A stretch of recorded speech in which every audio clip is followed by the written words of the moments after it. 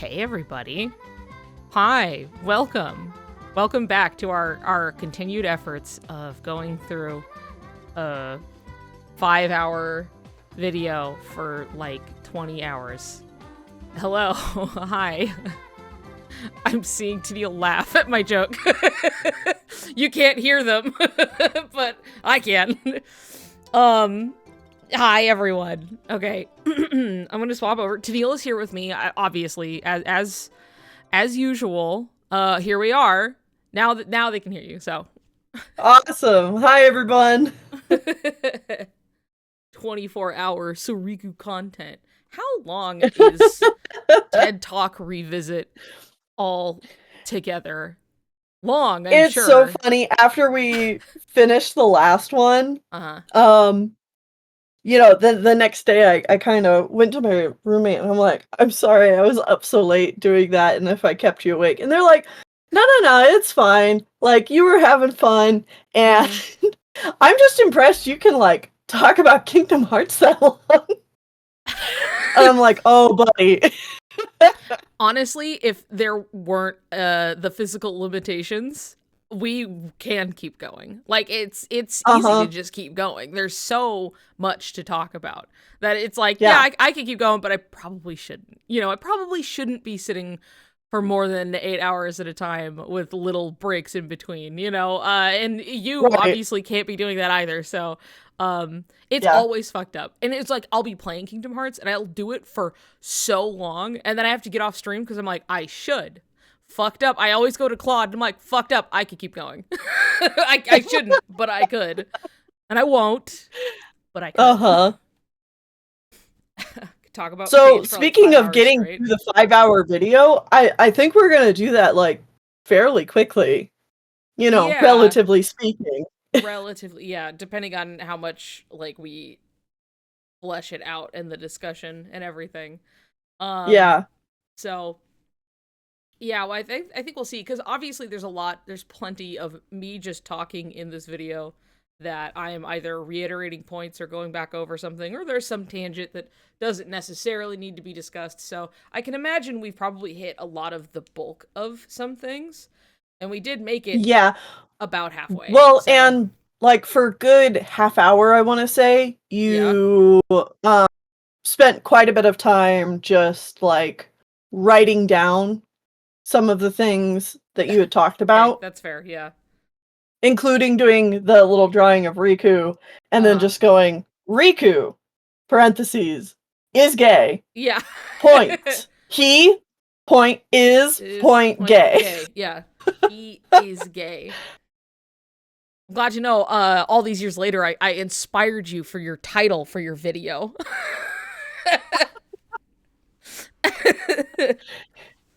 That was clearly all me, baby. He just is gay. What more is there to say? How many more points do you need? It's right there. I'm spelling it out for you. The fact that you can so often go up to a Kingdom Hearts fan and just be like, Riku is gay. And then they kind of like balk a little bit, and then they're like, think, oh. Yeah, like, I think it's funny that it's like, there's always some amount people are willing to concede for, like, Riku being gay. People will fight tooth and nail over Sora, but, like, Riku, people are either more willing to be like, sure, okay, whatever, or they're like, I don't know how to explain it otherwise, so they're like, well. And, like, I specifically remember a friend of mine, he was playing through the series for the first time, and I was kind of helping him out, right? I was just like, okay, do you have any confusion? I can explain stuff, yada yada, had been going through, and then was just like, damn, Riku's gay. And we were like, listen, most people will probably give you that. They'll fight over Sora, but they can't explain Riku. And right after we had this discussion, the next day he went out to meet up with a friend, and he was like, yeah, I'm playing through Kingdom Hearts, blah, blah, blah. And, like, he was like, no, it's gay, and a friend was like, no, it's not. And then he was like, okay, he's like, well, not sort of, like, what about Riku? And the friend was like, Well, I don't know about him. It was just so, and it was so immediate. It was like hilarious because then my friend came back and was like, I didn't think it would happen that fast. Like it was just so like, we literally just talked about it. How did it already happen? But they were like, I can't, no, Riku, well, okay, but like Sora's not though, and it was exactly that. He doesn't count. Riku, I don't fucking care anymore. I don't know about him. Yeah, I don't know about that guy. Sure, you can have him, I guess. I don't know how else to explain it. That's so funny. Well, see, that's the thing, too, is why it's not just, the title of the video isn't just Riku is gay. It's Riku is gay and why it matters. Yeah. Yeah. No, there's more than just like, he's gay, because, like, look at him, Right. Here it is how it's plot relevant through the entire series, drives his motivation as well as, plot developments, hence the plot relevant part, but Mm-hmm. Yeah, I feel like sometimes people are perfectly fine to buy into like, oh, this is just somebody's headcanon, this is how they can read it as queer, which I saw were complaints against your video being like, I thought it was just gonna talk about how you can read him as gay, but then like, now you're bringing Kairi into this, and it's like, well, yeah, she's his friend and part of the story and his journey with this particular subject matter. Yeah. This doesn't necessarily exist in a vacuum. Nothing really does, but like, yeah, the why it matters part, it's relevant to the plot. Guess who else is in the plot? Other characters. Yeah, Guess I'm sorry if you gay about. I'm sorry if you signed up for just a video that is like headcanon fodder. But this isn't about headcanon. It's like headcanon fodder for 6 hours. Right. Like, I love whenever I have a point in the video where I'm like, I think that maybe people misinterpret this and it's actually kind of like this. And, we're talking about either like Kairi's role at the end of KH2 or, like how Riku feels about Kairi during KH1 versus how he feels about Sora. And then I can like twist it and be like, oh, wait, actually, I don't just think that because it's my headcanon. Right. Here's proof. Yeah, here's textual evidence and or word of God. Right, exactly.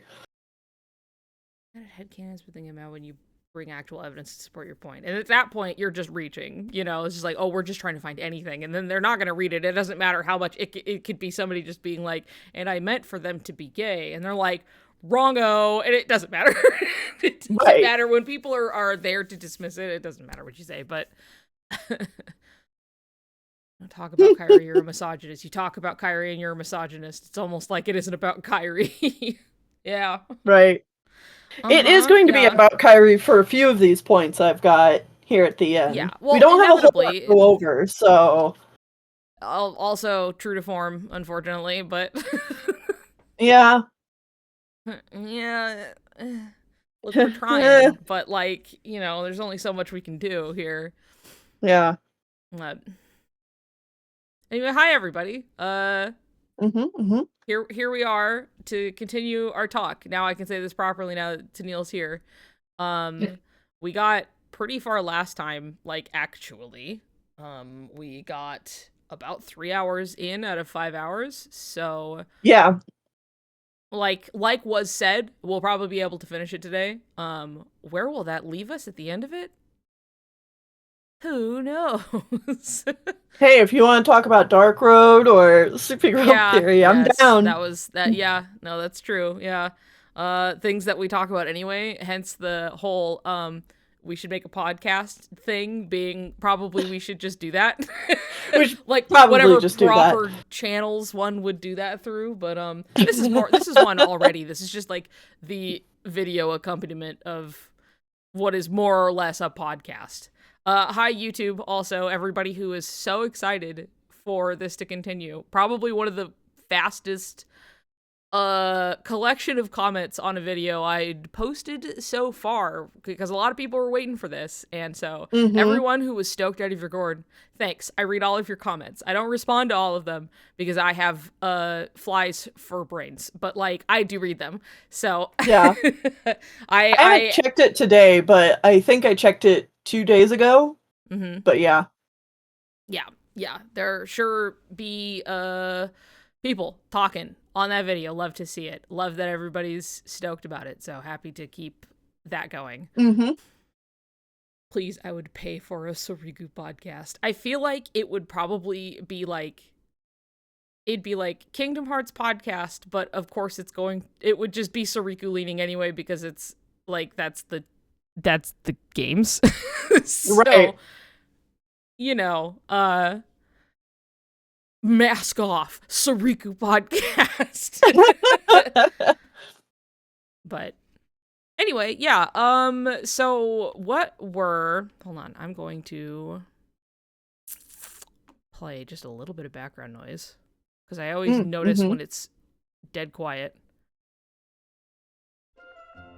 There. Man, you're playing so many licensed songs at the end of the TED Talk. Yeah, I know. So we'll do our best to skip around. Surprise, because the video is so, like, the audio is really quiet. I don't have as many issues with it as you would think on YouTube, but it is banned from some countries, so that's just the reality we're living in. But we'll be kind to me this time. Right. Just ramble for 1,000,000 hours, then you cut it up by topic or something like that. Maybe. Well, okay. Honestly. Anyway. If we are going to do a podcast, my thoughts were we should start maybe with something you've been talking about doing videos about, which is like what people should know after they finish a game. Yeah. Yeah. See, my first thought was just going game by game and trying to discuss things, so that kind of sits in the same vein anyway. Yeah. We trash taste podcast and just ramble about, but KH related. Yeah, that's kind of just how it would go anyway. Right. Podcast well, the trio's complete. I think it would also be a lot of fun to like go way back and look at interviews and like just kind of read the interviews. Yeah. As the games have come out too. And talking about that. So a lot more like, you know, production behind the scenes and like extra bonus stuff your average person wouldn't know going through the games. Right. Nowadays, like stuff that's been clarified and that kind of thing. Yeah. Things that we have hindsight on. Hindsight being 2020, 21, 13. 7, 13, 21, 7, 13. Anyway. Yeah, neither of our eyesight is 2020. No. Hence the glasses. No. Yeah, holy shit. My eyes are bad. I was literally just talking about this last night. Because somebody else I know is getting glasses, and I was like, haha, neat. My left eye's always been worse than my right, but then I was like, they're both dog shit. I can't tell anymore anyway. Like, it's really bad how much I can't fucking see. So. My eyes are equally bad, but, equally horseshit bad. Like, I also, like, I can only see, like, this far in front of me. Oh, yeah. No, like that. I think I've... Hold on. So, like, I always judge it by, like, how much I can read text. If I can read the text, then I can see, okay? And I'm doing this, like, without squinting, right? And, like, looking at my phone and just looking at, like, I'm seeing a tweet, and, like, I can read it, but it's blurry here. Now it's clear. Like, this is how, like, this, without squinting, like, now I can see it just fine and, like, read it. So, like, typically if I'm in bed and I'm just, like, you know, la la la going through and it's okay, right? But, like, it's really, like, same boat. I'm, right, like, here. Right here, and now I can read it okay. I had to, like, put my glasses on to see how far you were holding it, because I couldn't see. Terrible eyesight for the win. Woohoo! You know, they warned me when I first got my glasses in 3rd grade, and they were like, you know, take these off when you're looking at things up close. I'm 11. I'm not gonna do that. And then I didn't, and you know, my eyesight definitely got worse. But like, what are you gonna do? We're already here now. Right. When I was in 3rd grade and also got my first pair of glasses. Wow. I had them for about a week. And then I spent the night over at a friend's house, and I had taken my glasses off because we were jumping on the trampoline, and I didn't want them right to. Did they get stepped on? A pig came and ate them.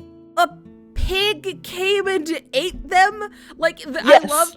I love this setup with the trampoline. Like, took my glasses, got on the trampoline, you know, you're like, oh no, what's gonna happen with the trampoline? It's like, drive-by pig, you know, pig just came by for a snack. A pig ate my glasses. Wow. And then, when I got home, my parents are like, well, you fucked up. We're not getting you another pair of glasses. And I was like, fucked up. Oh, okay. 11-year-old. You have to be responsible and wear them when you go on the trampoline, obviously. And if they had broken there, if it was 3rd grade, it would have been 9. Okay. Was it 9? Oh yeah, no, you're right.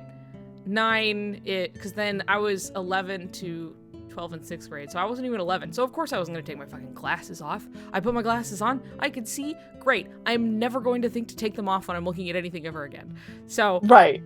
Anyway, so like 9. And anyway, then fuck you, 9-year-old. No glasses. And then in 6th grade, my teachers had a talk with my parents because I was constantly someone put at the back of the room because I was really well behaved, and my teachers were like, look, we need to put Tennille at the back of the room, but Tennille can't see what I'm writing on the board. I'm sorry, your punishment for the glasses isn't doing anything. It's making problems. You need to give your child glasses. I love that your teachers had to step in to be like, could you give your child the glasses they need? What's the deal? So I finally got glasses again, and I've worn glasses ever since. Although I also wore contacts too, because I don't mind contacts. I've never worn contacts, but not for any reason other than I was always poor, so I got like one pair of glasses, and then nothing better happened to them, you know? Yeah. That's about it. Yeah. My parents got me contacts the one time, and I made those contacts work for me until college. Wow. Even though I should not have. Right, aren't you supposed to, like, change those out for kind of on a regular basis, right? Like, yeah, like at least like once a month. If we're being like super liberal, or like using them to their fullest, and I would use them for like 6 months, a year. Just making it work. Making it work. God forbid you need replacements. Hell, fuck you. Is that's your fault. Pig, your fault. The absurdity of the pig coming and eating your glasses and you being punished for that. Insane. People are insane. The pig, I don't blame him. That was probably the best taste in glasses he's ever had. So, you know.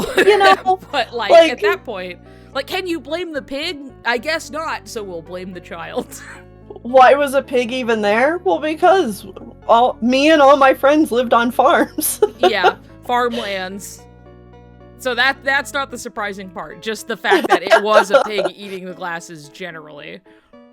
Yeah. Why was a pig even there? Oh, yeah. Farms.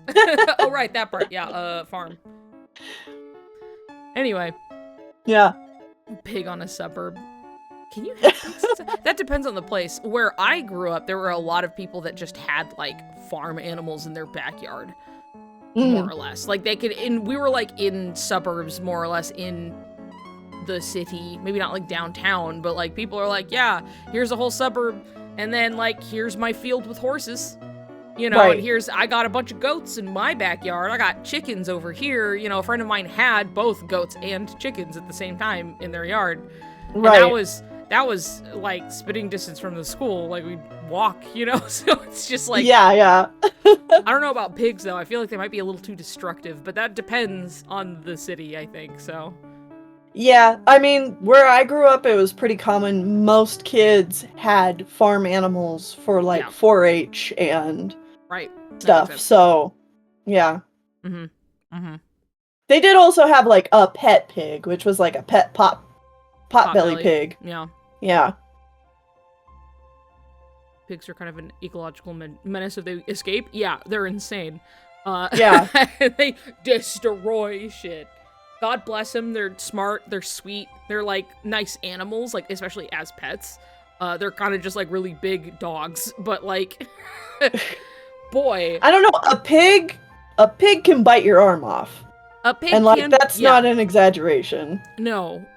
They are powerful and not to be, trifled with, I feel. Yeah.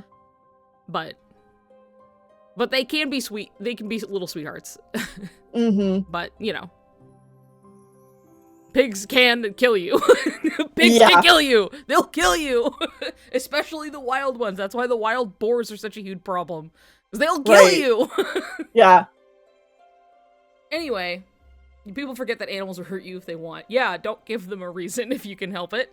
But even then, I'm like, baby cat, he's like 16 pounds. And I'm like, I'm so glad you love me and don't want to kill me because you could do it. If you really, probably not kill me outright, but you could fuck me up. That's for sure. And I don't want to do that. So, yeah. You know. Well, it's like whenever I had friends who weren't used to having farm animals around come over to my house, I basically, like, laid out the rule for them of, like, please do not just come to my house wearing flip-flops or sandals. Like, please wear shoes. Shoes. Yeah, because, like, you know, my grandpa also welded, and a lot of times, like, we would ride bikes back and forth to, like, the welding shop, so, like, you don't want to get any of that shit stuck in your feet. But also just having horses and being around horses. I had a friend who had their foot stepped on by one of our horses because she decided to just wear sandals, and I was like, I'm sorry, but also I told you. Have I told this story about the one time I rode a horse and then I almost fell off the horse and I almost got kicked in the head? Oh no, I don't think so. Okay, great story. So I was like 5. I was little, right? I was maybe even 4. This was, I can track the time. This was like before kindergarten. So like, I was probably like 4 years old, right? And my mom had a friend, he had horses, and I wanted to ride a horse. So we go to ride the horses and see, and he is, you know, he's being like real nice and taking it slow and everything, you know, just being like responsible with it. Like, I wouldn't say it was like any one person's fault. It was just that the horse got spooked. And then I was like, you know, I'm like 20 pounds on top of this horse. Right. But like, I remember, like, he purposely even put me on, like, an older horse that was, like, really chill and everything. He's like, you know, we're gonna take it easy, and we're gonna ride around. He's, like, guiding the horse around and stuff. And then, like, he was like, oh, shoot, I have to go inside really quick. Like, I'll be right back. I have to run inside really quick. And I was like, okay. And he, you know, trots off and whatever.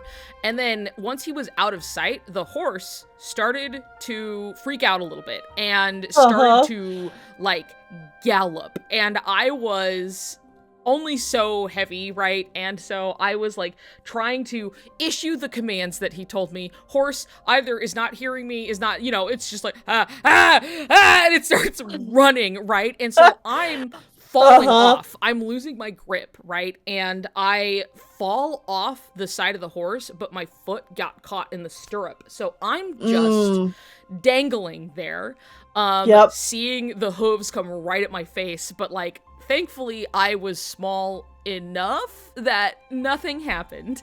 But it sure was terrifying because I was completely at the will of this giant fucking animal, and I'm like 4 years old. But my foot got caught in the stirrup, and I'm just hanging upside down by one leg with this horse galloping, and my mom's seeing this and like can't do anything about it. And then my shoe like pops off, flies off, and I land in the softest dirt imaginable. It was like a pillow. It was so strange. But I remember I like stood up and I was wearing overalls, and I stood up and realized I was like, I was unharmed, but I decided, I was like, do I want to cry? Yes. And then I started crying, and I remember, like, standing up, I felt the dirt fall out of the legs of my overalls. I remember just, like, just clocking the feeling of dirt just falling out of my pants, and I was like, am I gonna cry? Yeah, I'm gonna cry, and just... Like, thankfully, the horse was still like just you were running in places, shock but... for a little bit, and then you were like, yeah. cry. I was like, I've earned this. And so I just started crying. And I did get back on the horse, all things considered. I got back on that horse, and I continued to ride around, but I was a little jumpier because, reasonably so. Yeah. The guy was really apologetic. He's just like, I don't know why that even happened. Like, I don't know what was it, That's how horses are, man. Yeah, no, horses are insane.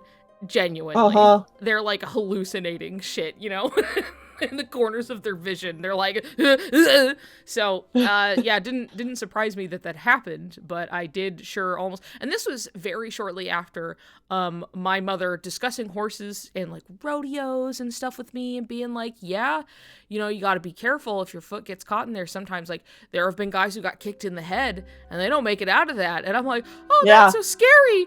And then guess what immediately happened to me? And thank God I was small. Like, Jesus Christ. Like, that's what you're 4 years old, and like the briefest of memories that you have are flashing before your eyes. Yeah, exactly. Like, my mom talking about guys getting kicked in the head by this exact thing that's happening to me right fucking now. Anyway, so that's my horse story. I was never terribly enamored with them afterwards, so yes. Oh yeah, I have a couple things to add to that. If you are ever around horses, yes, generally speaking to everyone, you never want to stand directly in front of a horse, and you want to be really careful when you walk behind a horse. If you walk behind a horse, it's best to have your hand on their back and slide your hand over their back. You want to be as close to them as possible. That is one of the things that guy told me, actually. He was like, when you walk around the horse, you keep your hand on him so he knows that you're there and you don't startle him. And I was like, okay. And, I did. And I remember being scared, though, so I, like, ran really fast, but I kept my hand on. Right, yeah. Anyway. And it's because, if a horse would rear up and kick you, a punch hurts a lot more if it's from here versus if it's from here, Yeah. Like, the closer you are, the less damage it's gonna do, unless, like, versus being right at, like, the range of taking a full forced, like, full snap punch with a hoof at the end of it, you know what I mean? So, like, being right there, at best, you're gonna be, like, knocked over. You might get stepped on, and that will suck really bad, but, like, it's probably better than getting kicked in the teeth, like, full frontal, Yes. So. And also, it's important to do that when you walk in front of or behind a horse, and that's because those are the horse's only blind spots. Horses have eyes on the sides of their head out here, and they basically can see, like, 360 around them, except for, like, right behind them and directly in front of them. Yeah. Makes sense. So, just important horse things to know. But I have a few stories based on, what you said with yours, because my older sister, Shiloh, when she was 11, she had an accident where her horse was stung by a bee and freaked out, and she was on top of the horse, ended up getting knocked off, and, like, basically it, like, pulled her bottom and upper lip, like, off of her face. Whoa! Wow! Yeah. Continue. Yeah, so, like, she had to get stitches and everything to fix that, but also, like, complete memory loss, basically, of, like, the first 11 years of her life. It's very, like, foggy. Shit. Oh my god, that's terrifying. I mean, and it can happen so easily. Like, just, I guess, you didn't start existing at this point until you were 11, so. Right. And then my dad has had that exact same kind of scenario happen where he got basically ripped off a horse, and his cowboy boot got stuck in the stirrup, but not just stuck in it. Literally, the leather of the boot and the sole split, and the stirrup like right in. Yeah, got like all snug right in there. And like he was practicing racing the horse, because that's what we did, is we raised race horses. And so this horse ran all the way around our mile-long horse track with my dad dragging along, and then the horse walked back to the barn. And like the track and the barn are not anywhere close. Like on one side of our property is the track, and probably like 30-40 acres away is the barn. Oh my god. Honestly? And so finally he got back there, and he's like, "Get me out of this damn thing!" Honestly, that is, physical danger aside, that's pretty funny. The horse was like, well, I'm just business as usual, I'm just like, I don't know. I don't know what he's doing. He's just fucking... But I got the guy with me, and I'm just doing the thing. I'm like, let's go, and he's just back there, like, to like complete the whole track and be like, all right, let's go back to the barn, and just walk all the way there. And like there was at no point like stop. Nobody saw or stopped the horse, and he's just like stuck. Just fucking dragging with it. Yeah. Oh my god. Tennille, your family seems to have bad luck health.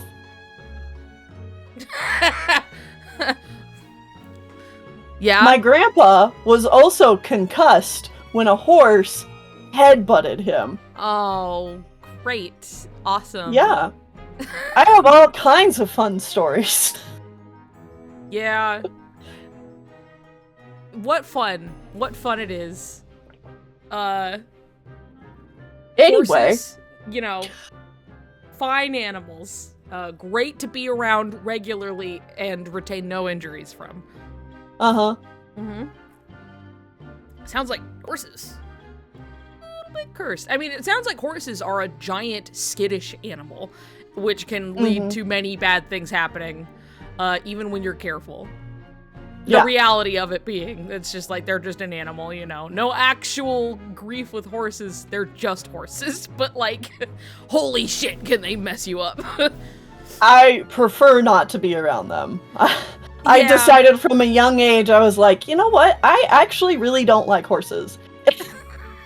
Yeah, I also came to a very similar conclusion at a young age, if you can believe it.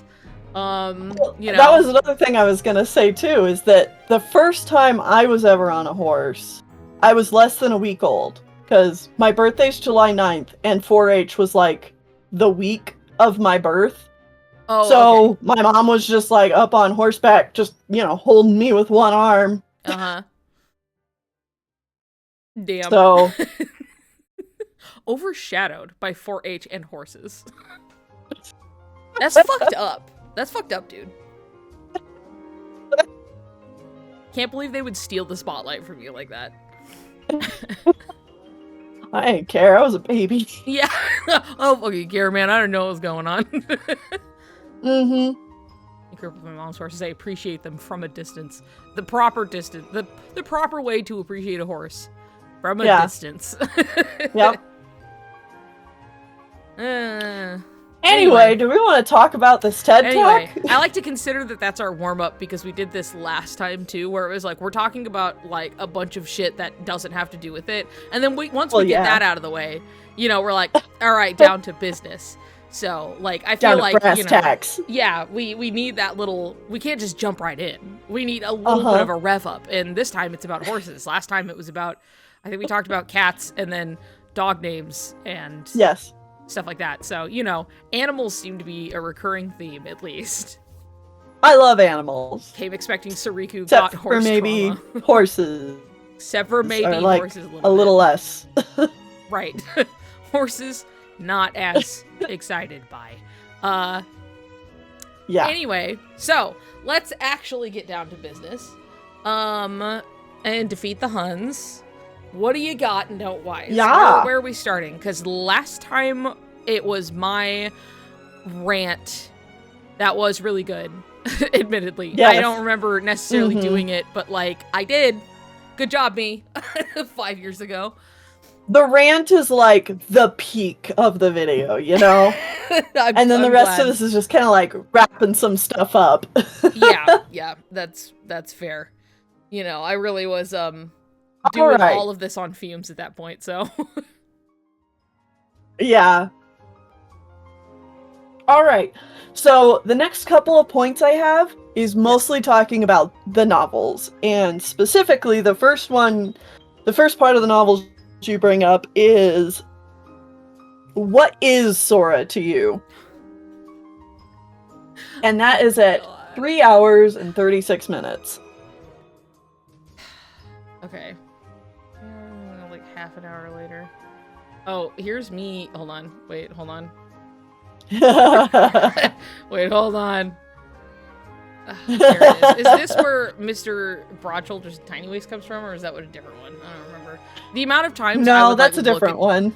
Okay, the amount of times I would look at this in stream, like, it was inevitable. I would always come back to looking at this and the secret movie and a bunch of other stuff. So, anyway, hold on. Let me pause the wonderful music for a moment and see what it is that I'm saying. Look at that go. Hold on. Whee! Show me the boy. Oh, I love him. Look, I'll go back into the novels. That's what I was talking about. I remembered. There, Look yep. at him. I love this guy. I love this his guy. nose. Right? Like, it's so good. I do love that shot. And to then, this day, you know, I still, there's something about, like, the angle of that shot that I'm just like, he just looks so cute. I just love to see it. It's a really good angle, because sometimes, the KH3 renders leave, like, a little bit to be desired, with the lighting and such, but, like, this one goes so hard. Yeah. It looks perfect. I think, like, his nose looks so sweet. You can really see that little flat of his nose. It's still a straight nose. Yeah. And just, like, his little expression, I think he just looks cute. It's a good his little confused expression is so, I know, it's so good. I love it. When this scene was leaked, this was my background. Not even the gameplay. This shot was my desktop background for a bit. That makes sense. Yeah, I just like to see him, you know? Isn't often we get to see Riku from above. He's too tall now. It's true. Anyway. Great shot. So Great. Good. Same exact sentiment. Like, let's just, like, but it's romantic. The immediate pause. Sora, and he looks, like, constipated when he's dealing with Kairi, but, like, we're gonna go out of our way and show, you know, Sora coming in, and, like, it's all beautiful, and he hands, and, you know, droplets, and then we slow-mo, and Riku's eyebrows shoot the fuck up into his hairline, and but, like, but it's, like, not gay, or even should be considered in the same ballpark as constipated Sora on a tree, huh? Right? I know, like, the state I'm in when I'm doing and this. Isn't even safe like, the way I am talking, like, I'll get to this, like, fever point where I'm just, like, it's all out. I'm throwing it all out the window. There's no real structure. I'm just fucking flying, just blazing through on whatever comes to my mind. And I'm just in, like, the state. And I'm just like, like, fuck this. Fuck you. Just, I've been here many times. I think that I'm not even here. I mean, of course, obviously, I'm making an example of people insist this somehow still. But, like, I'm saying this to you right now. The attention to detail. It must, if you need more, if you need more proof that even again within the Ultimania, they say they very, very specifically, particularly paid special attention to body language and those small little movements on the face. You know. Hold on. Okay, this is it's relevant. And I was speaking a little bit about this before we came in. And I'm just reminded because I'm bringing up the Ultimania to be like, please consider even a modicum of truth to the fact that maybe they did anything on purpose, right? But like, and I know why I'm saying that, though I feel less and less like I don't think you should have to, but like, two, I think, you know, enough time has passed that people aren't necessarily having that fight anymore. I mean, people are still, they're always going to be like, no, it's not gay, but it's just not in the zeitgeist. People aren't talking about like the nitty gritty details of Kingdom Hearts 3 as much anymore, right? Right.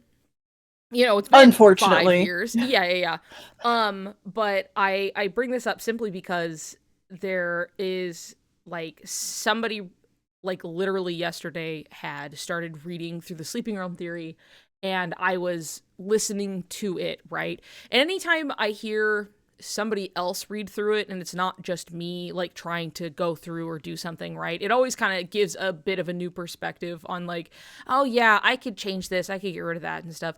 But there is a lot that is left in that document, the Sleeping Realm theory, right, that there's so much that I'm like, I forgot like we were even fighting this or that battle. There are so many points where we are like aggressively having to cover our ass because they are direct responses to things people were saying at the time. Like, these were like, we were so down to the nitty gritty detail of like, you please just believe what we're saying. If you don't believe us, they say it in the Ultimania over like tiny shit because everyone was so willing to be like, you don't know what you're fucking talking about. Look at these, a bunch of Fujos over here, fucking making stuff up, you know, and it's just like, not true.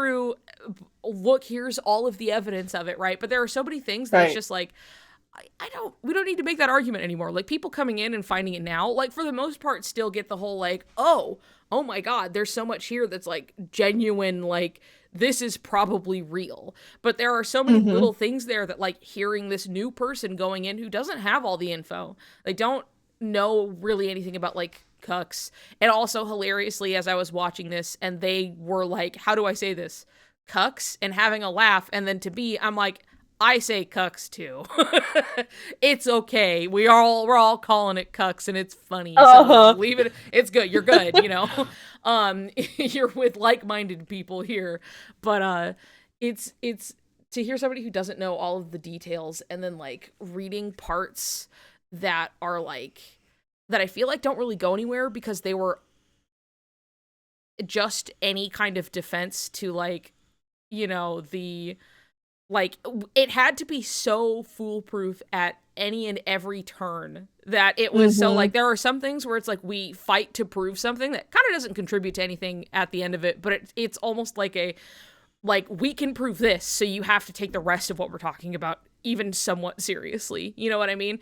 And there's just so much of that I'm like, oh, that just isn't relevant anymore, actually. Like, people aren't seeing this fight that we had to have. A lot of this information now people readily accept, where they didn't when we released it, which was a month after the game came out, right? So yeah, there's a lot of stuff in there that I feel I might go through and trim it up a little bit, which is crazy because I haven't touched it to edit anything in literally like years at this point. Like, the last time I did an update, the only time I've done anything since then was like, I think when I was reading it with Peachy, and there were some things where I'm like, oh, that's a typo. Oh, this is like a little extra sentence that accidentally got left over that like I can just, you know, but otherwise there hasn't been like any major updates. And now I'm like, I need to fix it. Like, there's so many things in there I need to fix so bad. Man, it's still fine if for the only most part, Cage 4 would come out, and then you would not have to worry about like the document anymore. Yeah. I mean, it's like something that it's like, it's still significant, you know, that it's like, oh, whether they confirm or do anything moving forward, you know, it's like, cool, it's still something that's like relatively maintained because people play Kingdom Hearts 3 and then they know about that crazy big document, so then they go to read it.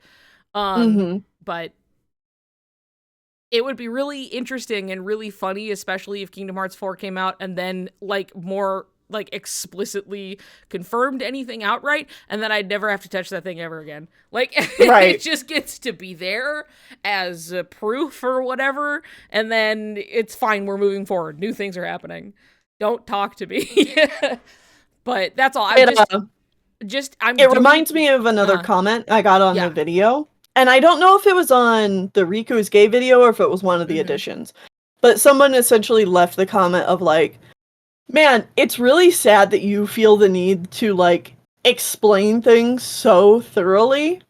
Yeah. And like I get that it's because people are this resistant to this idea, but like the fact that you like that you need to explain it so hard and like prove your points over and over again. And these people are still just, like, putting their head in the sand. Like, that sucks.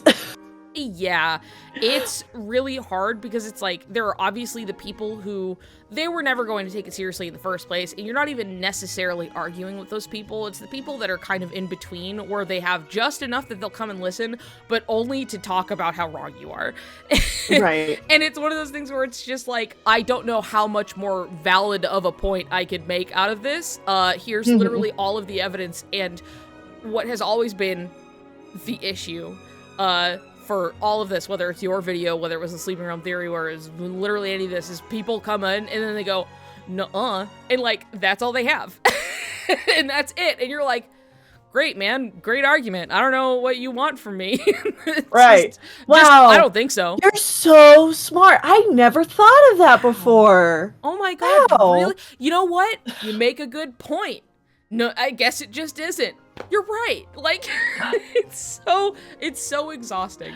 And so it's stuff like that where it's like, I can see, like, I'm doing that in the video right now, where it's like, I feel I have to, like, you can't just look at the scene and go like, look at the attention to detail they purposely put in. Look at this whole goofy ass scene that's very like romance trope again. Over and over, right? And like, we can't just take that for what it is. It has to be like, no, they did these things on purpose. No, they talked about pretty explicitly that they pay a lot of attention to the facial animations and like the little like the character acting. The character acting, just every little bit of that they like pay a lot of, and it's like, it's obvious just looking at it that they do that, right? And they have pretty much the entire series. But it's like, it was in such a state at the time that it was just like, everything was called into question. It did not matter. And if you tried to make a point out of anything, it was just like, oh, you hated KH3, so you're trying to rewrite it. Oh, no, you're reaching, it's not that deep. Oh, I hate KH3, so everything you say doesn't matter. Right. And also, everything you say doesn't matter because the Sleeping Room Theory was proven wrong. By what? By what? It was. Yeah. You know? And then people go, well, oh, really? Just this... Darn. And then they just walk away. It's just this idea so many people have where... And you see it everywhere. It's like, not just a Kingdom Hearts problem. Yeah. But it's this, like, media literacy problem, I want to say, where, like, people are like, well, this is the information we have. So how could you even, like, so this is the truth. Like, this is the only thing it could be. We can't conceptualize the idea of foreshadowing or, you know, like, it's only following character arcs. I always think to seeing people getting upset about Steven Universe when it was still actively coming out, and people were like, all of these, dropped plot lines that were like, you know, they set things up and then they come back to them later, right? Right. Like, they've already done several times now at the point of like this coming out, but it was just like another dropped plot thread, just, you know, Steven Universe doing it again, and it was like, it's not done, dude. It's not over. It's just like, it's like you're halfway through a book and you're like, why haven't they resolved these things yet? This is it's bad. And it's like, you're not finished. You're not done. Right. Finish the If story. they resolved all the plot points, where do you think Then they it could would be go over. from there? Yeah, then it would be over. Then it was, so maybe get to the end of it first.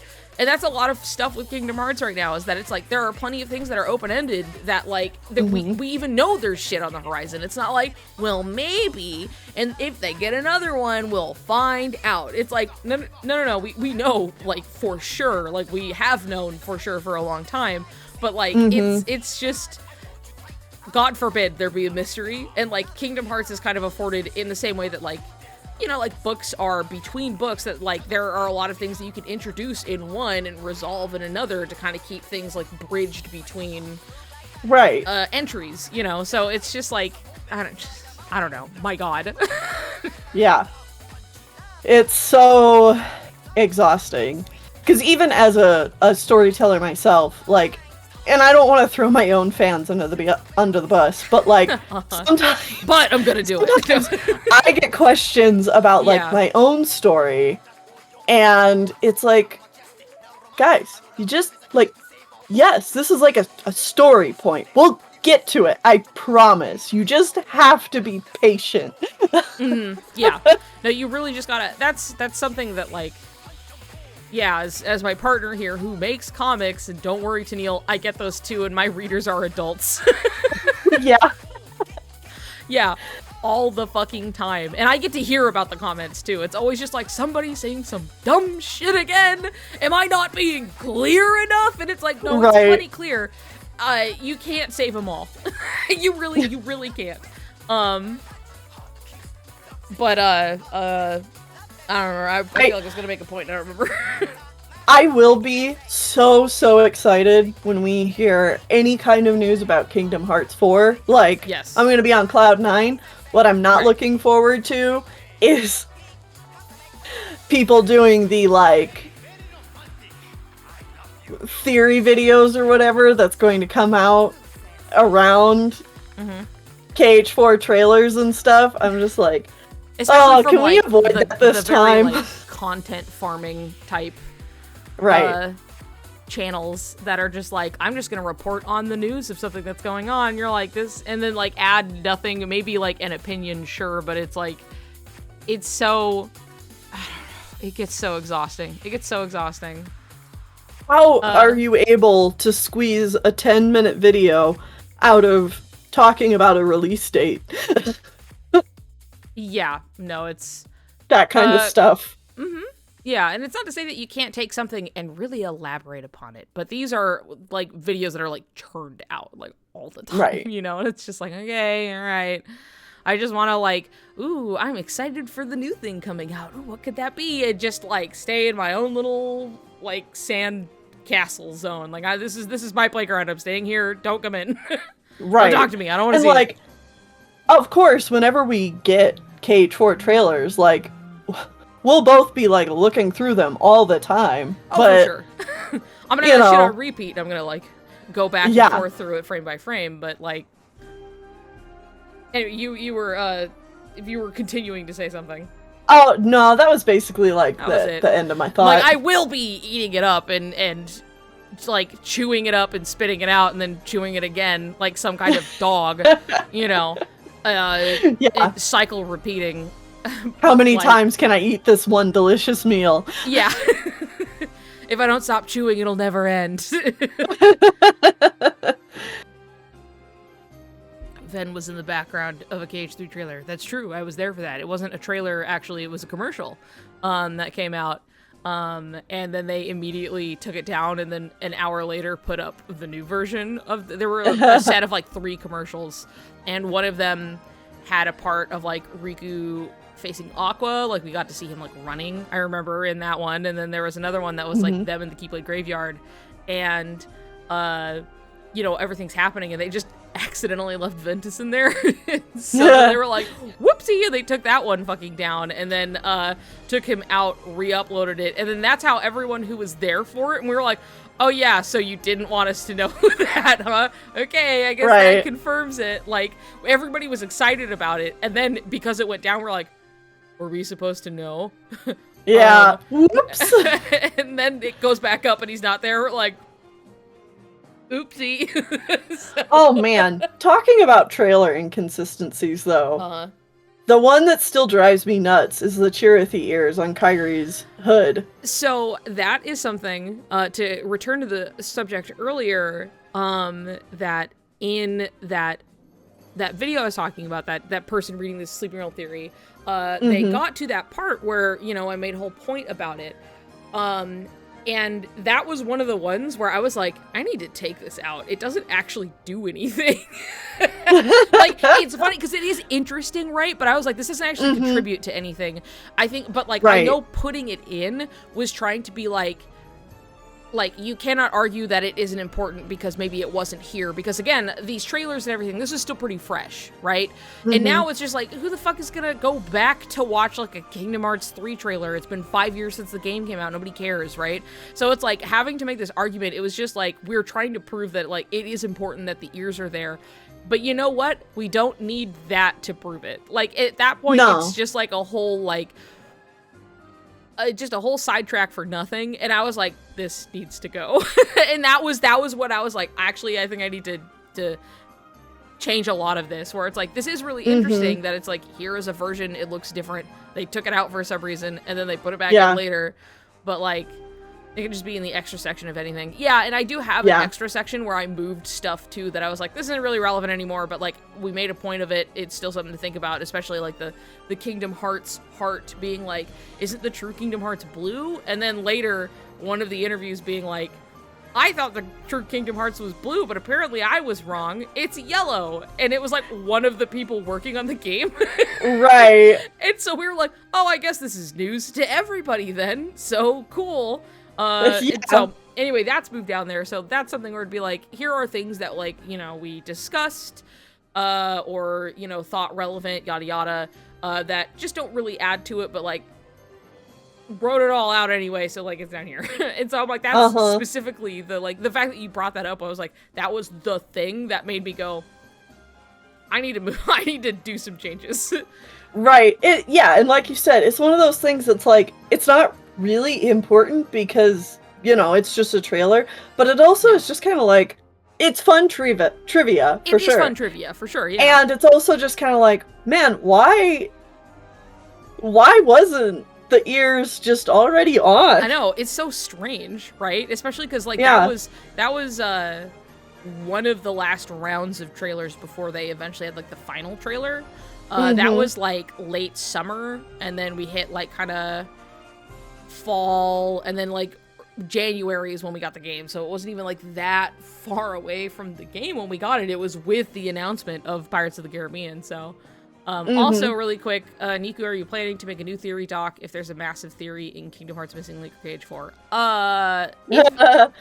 If like something facilitates the need, sure. It was kind of done out of the convenience of like, you know, we had a lot we were talking about. We needed to put it somewhere, especially because people were asking us about it. And we were like, we can't write this out every time. We're just going to put it in one place. So happened to make a really huge document that gained a lot of traction the whole world over, which is insane to think about. But like, it's only if like, I'm not necessarily somebody who's like, wow, I need to theory craft about stuff. It was just like the time and the place and the look, there is something going on. Dude, trust me. Source, dude, trust me. And so like, if for some reason lightning strikes again and there is some huge thing that I will feel the need, the turbo nerd need to like explain, then yeah, sure, I'll probably end up writing stuff out if I'm not just talking about it on stream. So it's always easier to fucking mouth word vomit than like write it out, because then I have to stop and think, and then I'll get lost in my thought while I'm trying to write. So it makes it kind of hard, but like I like it for the fact that I can make things more clear. I can take my time, etc., etc. But if I'm just I'll probably talk about it. You'll probably hear it from me first before it ever ends up being a document. But like, you know, no guarantees. It's not like I'm out here like trying to make that happen. It just happened to happen. Right. Force theories always feel so artificial. Yeah, I've never been like crazy about it, I guess. I'm not like, wow, I need to like, what's this new theory? I'm just like, let's discuss the text. And if that lends to discussion of some greater mystery or something like that, then, like, well, it's gonna happen, so... New Niku theory. New Niku theory. Yeah. Soriku kiss. That's my biggest working theory, is that they're gonna kiss on screen, and they're gonna have a whole, like, song, and it's gonna be great. That's my theory. I haven't been wrong yet. I mean, some things I wouldn't say have been right, they just haven't been wrong yet. So, like, you know, we have a really good track record so far. Yeah. Anyway. I want a love duet so much. I would love kissing that. realm theory! The kissing realm theory. Yes, thank God. That's so good. I'm gonna, like, try and lock that in the vault. In the brain. Wild theory. What's your evidence?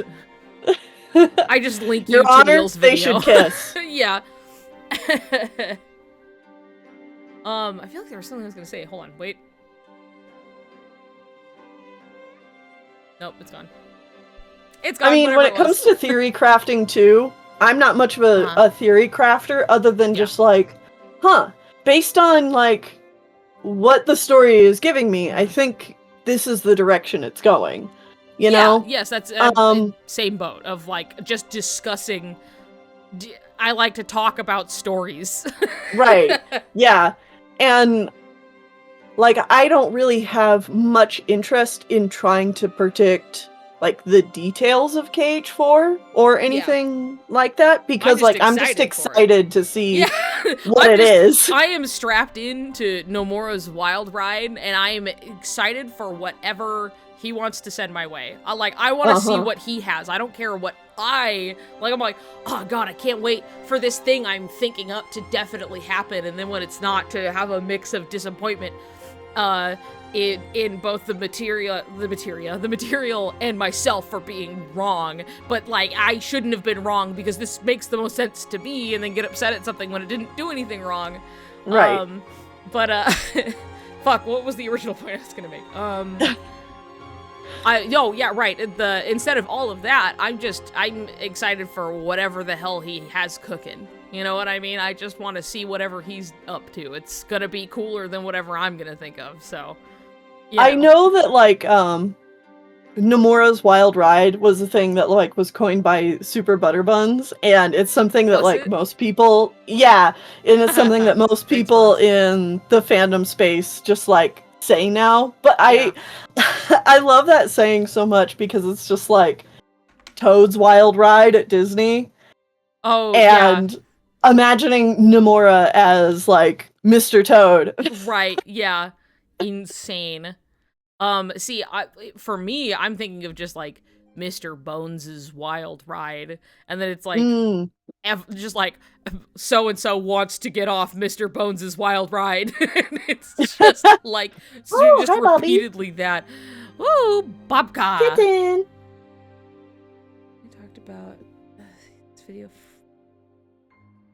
Hold on, off-topic question. A few days ago, we talked about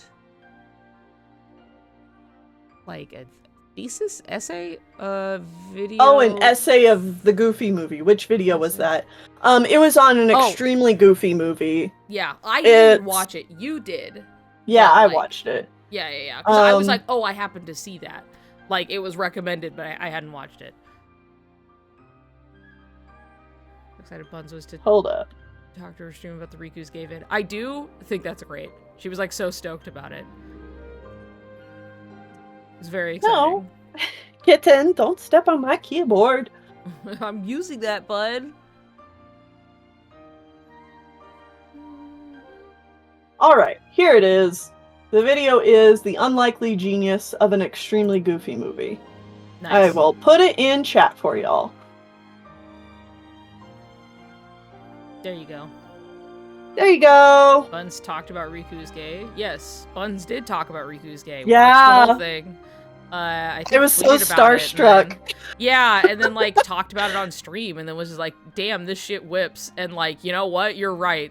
It was just like, it's so thorough, and like, yeah, you're right. Is there a VOD? Yeah, I don't know where Buns puts like her VODs or anything, but like at the time, it like when it happened, I happened to go see. because it was recent. So I was like, okay, here, let's go watch the little clip and everything. But yes, it does come up. And then she talks about Buns tweeted about it too. They took a screen cap of a couple of different moments and they're like, you know what? This video is pretty cool. Yeah, this pretty sick. So it was pretty good. I feel like notable people had been like, yeah, this is really cool. So that's all that matters. Yeah. That's all that matters. Super extra buns. That's what it is. Yeah, super extra buns. Waiting for one of the gaming announcement things. Oh yeah, that's right. It was like in between, and it was like, hey, I watched a cool video, by the way. Yeah. There's a lot of evidence to support it. It's honestly kind of absurd. Yeah, no shit, huh? You know, Kingdom Hearts, huh? Discussing the text, and that text, and I open up the book. Is gay. Is gay, yeah. Well, it's like that scene in Gravity Falls where Grunkle Stan opens the blinds and is just like, boom, pulverized by a rainbow. It's that. Yeah, yes, it is. Fun fact, I still haven't watched Gravity Falls. I've caught an episode here and there when it was airing, like way back when it was airing. And it's been something that like I have needed to just sit down and watch, and I haven't. Hell yeah, you do. I mean, yeah, I know it's like on the list of things I need to go watch, and like what I did, because I saw everybody like talk about, there's a lot of like knowledge I have of the series because everybody was watching it, and I remember when it was coming out, I was there for that, but like I just am bad at sitting down and like watching shit more than playing stuff. I'll play stuff more often than I will just watch something, so just hasn't happened yet. But Gravity Falls is great. Yeah, no, I know it is. Like I'm sure you know. You hear that from probably everybody. I'm absolutely aware. I mean, like I said, I have seen some of it and really just enjoyed what I watched. It just was something I hadn't gone out of my way to do, and it's something that both me and my partner were like, "Yeah, we gotta go watch Gravity Falls." Like, why we just haven't yet? It just somehow has escaped this whole time.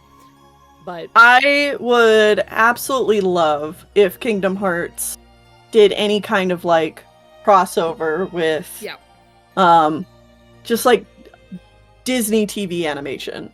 Like it'd be so cool to have like maybe a Kim Possible summon, or just you know, like Goliath like from that. Gargoyles. Yeah, that would be so cool. Because like Cucks, coming back to Cucks, had medals that were various shit. Like they had, it was mostly what was promotional at the time. So we're a little past these things, but it did have specifically DuckTales 2017 medals in the game. Yeah, I had some, and it's funny because I had them before I ever ended up watching it.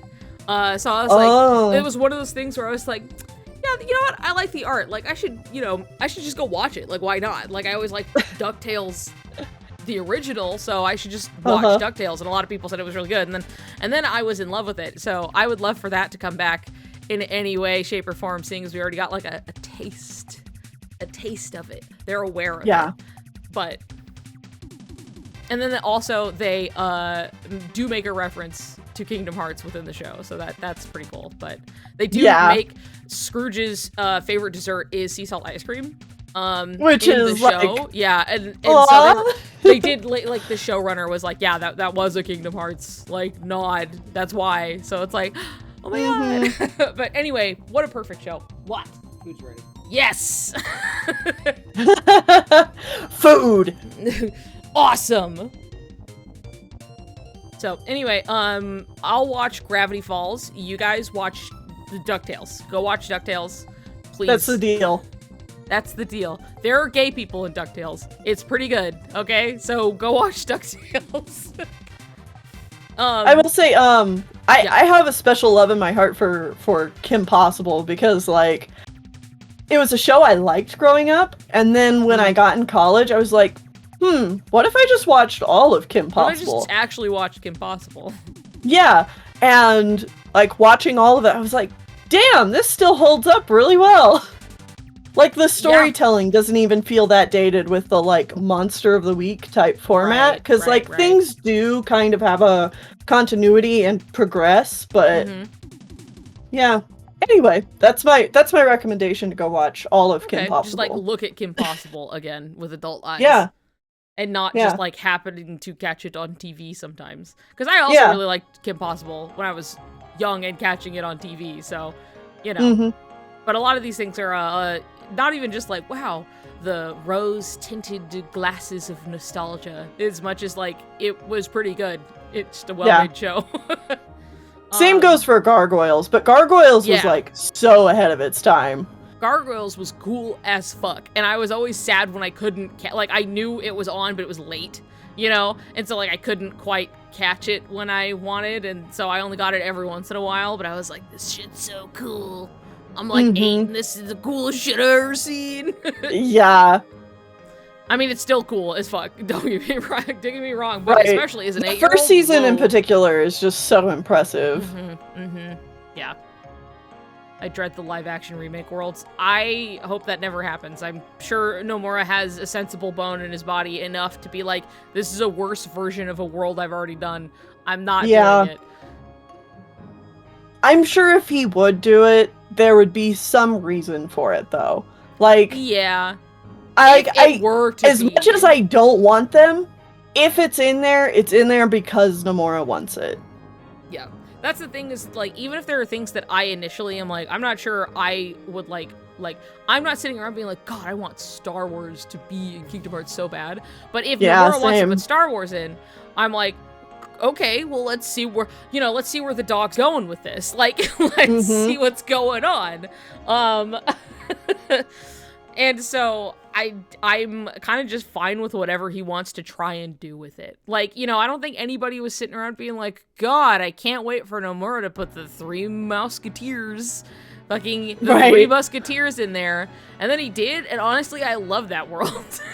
Well, I'm so glad he did it, because so few people know about that movie, and that movie is hilarious.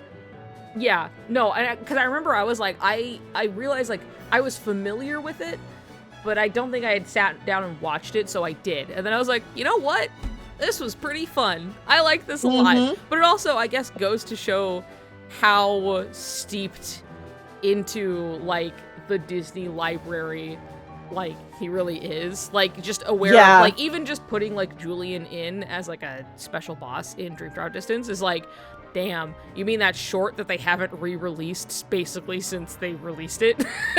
Yeah, Nomura understands the deep cuts. Yeah, really. And I'm over here loving it. Yeah, it's just really cool.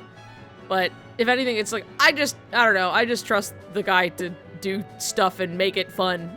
I don't care what it is. The Black Cauldron world, it'll never happen. Never say never. It could. And here's the thing.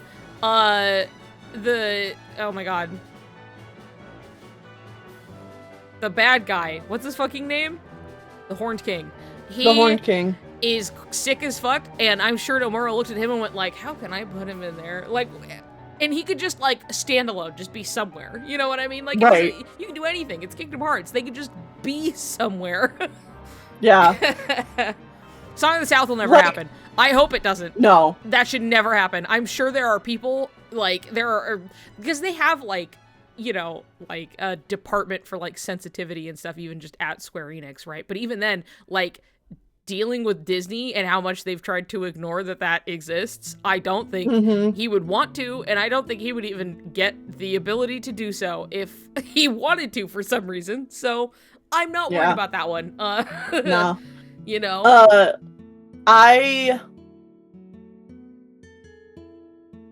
Wow. Uh-huh. My thought just left me. No idea. Never mind. I was gonna say about Black Cauldron that I think the possibility for Black Cauldron is fairly low, not just because of its, like, reputation, but because it is also one of those that is based on a book, and I don't know how much Disney necessarily has the rights to it. Yeah. So, like, I think Nomura would want to avoid it for the extra legalities that you have to fucking deal with. The extra legalities and not taking a chance that something like Tarzan happens again. Right. Seeing as Tarzan has never come back, I don't think they are going to risk anything. It's not happening. But if they were able to work in like a small something, then yeah, I'd probably be the Horn King. Like he'd probably show up and be like a cool little side boss or something, you know what I mean? But like the way Chernobog is at the end of Kingdom Hearts 1. Exactly. Vividly remember how fucking boring Black Cauldron is. Boy, is it. That's a movie where some stuff happens and then the movie's over. Insane. I watched it for the first time as an adult, and it's wild how much that you're like, wow, this is animated really well, and then nothing happens, and then they go to some place, and then they go to another place, and then the movie is over. And Gurgi sacrifices himself. And I lost Don't forget my mind. that. I lost my fucking mind. I was like, die for us. And then he did.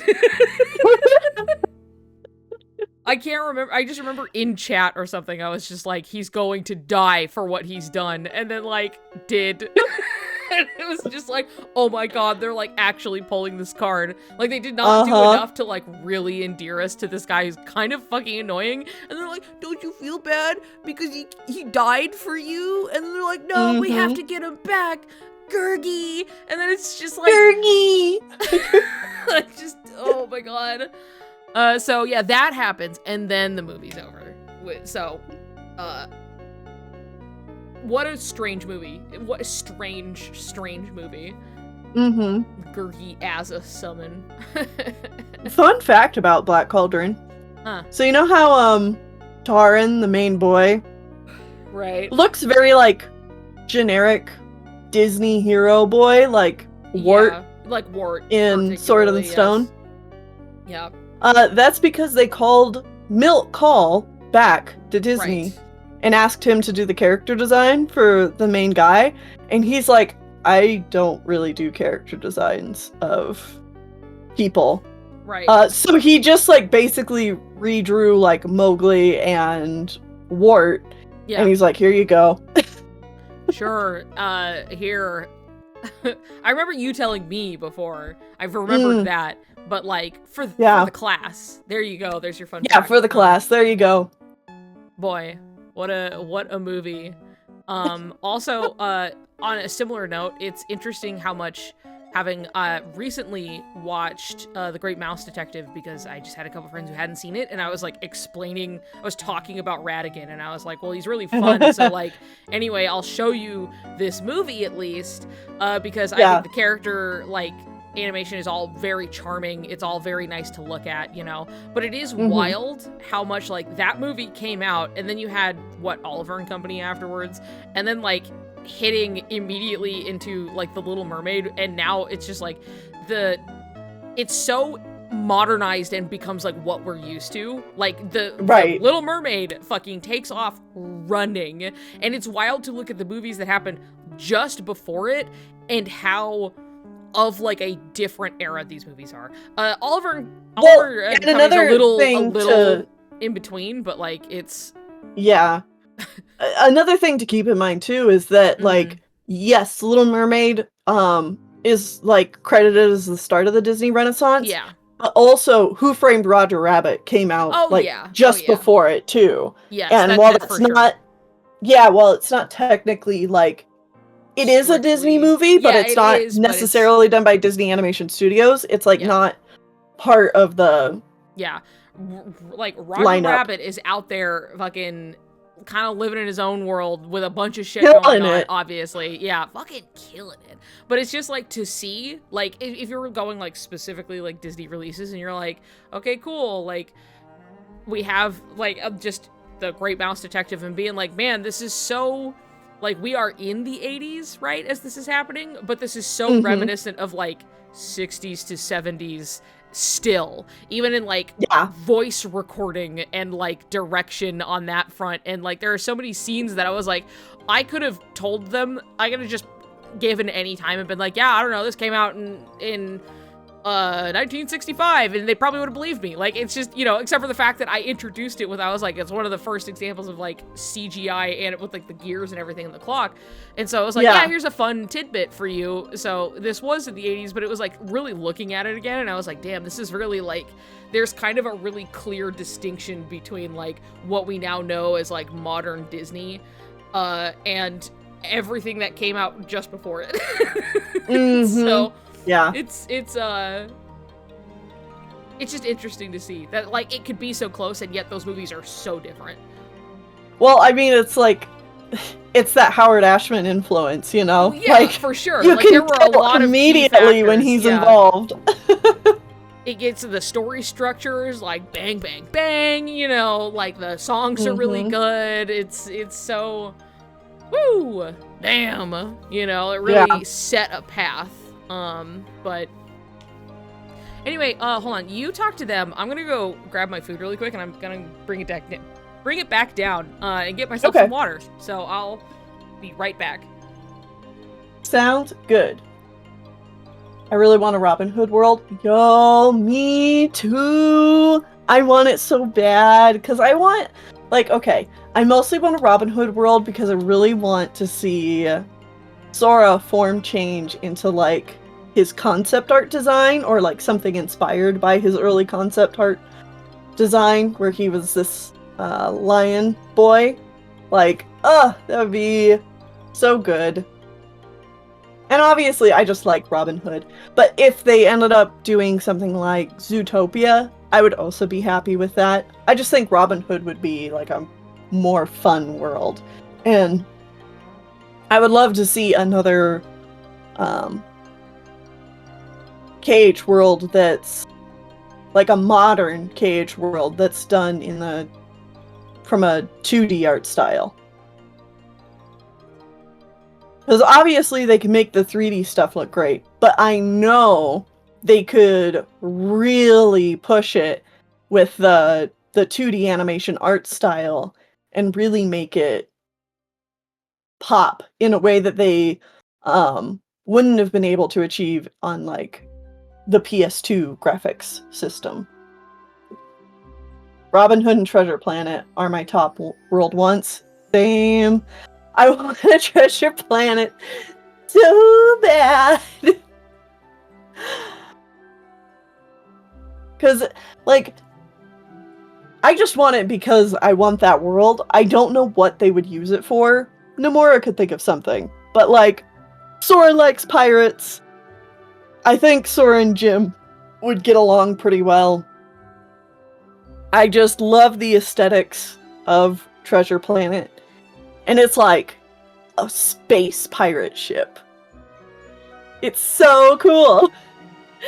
Like, the world could just be on the Enterprise. And just be kind of like a smallish world. Like, the original Neverland ship was.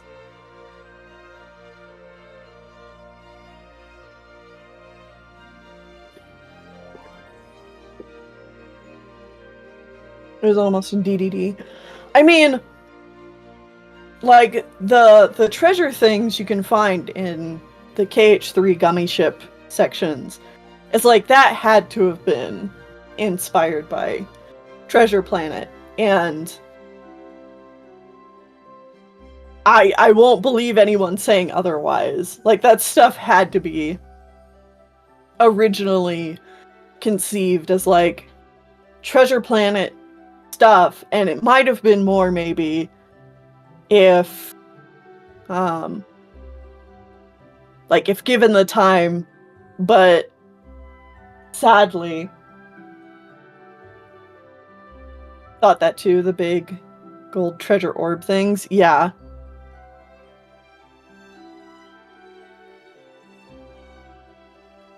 I really hope for a Lion King 2 or High School Musical 3.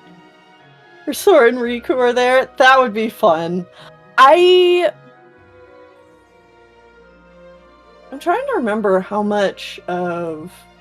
Well, okay, yeah. They've used a little bit of sequel material before in the games. Like, they kind of did the Return of Jafar plotline in Kingdom Hearts 2.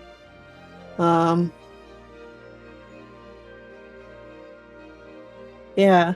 Yeah. So, like, it's definitely a possibility. Loosely, yeah. It's not off the table. It's just a matter of, like, are we ever going to go back to the Lion King world again?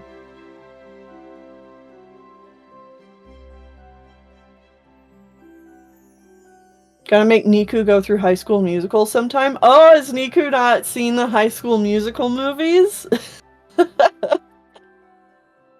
They're a good time. Dude, for being, like, DCOMs, they're fun. They're definitely at least worth a watch. I haven't seen High School Musical, it's true. I haven't watched a single fucking one. Wow! Yeah. It's like Grease for millennials, but right, yeah. better. Better.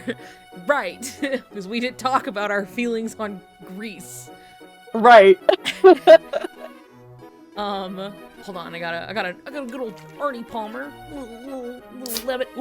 Little lemonade and tea. Nice. And I've got steak salad with chimichurri on it, so. That sounds tasty. I mean, I'm not a salad guy, but like everything going with the salad sounds pretty it's just good. a bunch of leaves and then like steak on top and then stuff on top of the steak. So. It's good for you. I've wanted Max Goof to appear for so long. It's like wishing on a star. I know. I feel like it's something that Nomura would just be like, he's worked himself into a corner of like, well, how would I address Max having existed when Goofy's off fucking running around doing stuff the whole time? Like, I can't paint him as a bad father. Like, what am I supposed to do? Maybe he'll just exist, like, it'll be some kind of epilogue type stuff at the end of the series, and then, like, Max is born. Honestly, that'd be really cute. Aw, that would be really cute. But Uncle also, Sora. You know, you could excuse it as, like, Max is just an adult. And... You can do that, too, but I want to see a baby, so. Yeah. My idea is better. You know what? I'll give you that one. Fair. But no, you are right though, in that it could just be like he'd show up as an adult, basically. And then Goofy'd be like, Maxie, you know? And he's like, what do you mean Maxie? Who's this? Well, that's my son. You're like, you're a dad? You do anything. Anyway. Sora's brother.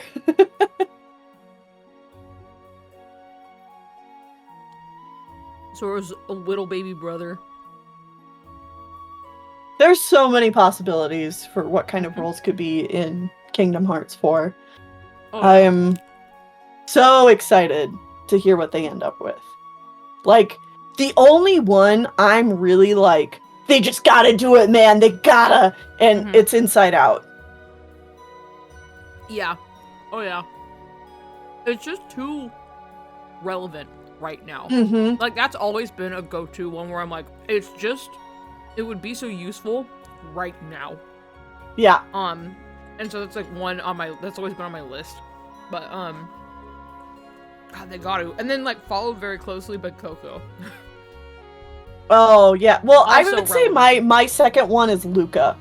I'm like, but the parallels... Luca came out, to be fair. It was always, yeah, I was always Inside Out, and then I was like, and then they gotta do Coco, and now I'm like, I want Luca. Me, personal, like, in the same vein of just, like, I don't care if it's... I mean, I think it's incredibly relevant. But I don't care if it's relevant or not. I want it for me, and one of those is Roger Rabbit, which won't happen. And then Luca. Yeah. And I'm like, and also it's relevant, but, like, do this for me. I want Luca. Yeah.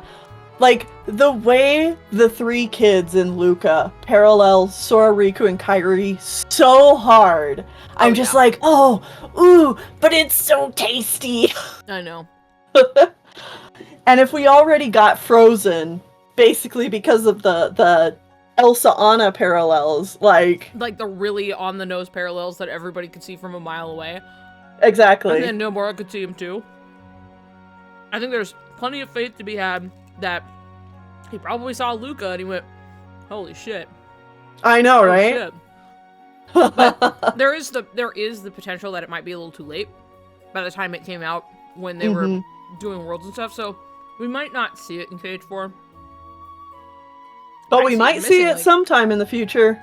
Yeah, we might see it in Missing Link, because some people were figuring, because when we had news on Missing Link, that there was a shot of, like, a village by the sea, there's a big moon, and that was something that people were like, is that Luca? Because it fits all of these descriptions, you know. Mm-hmm. That, like, we haven't seen. It was at, like, a closed event, but people described it, and that's something that they saw. So, always potential there. Yeah. That would be awesome. Sure would. Maybe Nomura previewed it, like he did with Frozen. Yes, probably. I would think. I don't know. I don't know if Nomura gets the same kind of, like, preview privileges for Pixar stuff. But, I mean, hopefully Fair he does. point. That's a fair point, actually. Yeah. See, that's the thing, too, is that, like, a lot of the worlds I really want to see are Pixar films.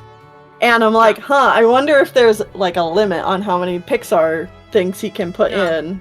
I mean, Nomura obviously was in the same boat, because he was like, I dream of putting Pixar in at some point. Right. He was, like, fighting to have it since, like, the beginning, basically. Yeah.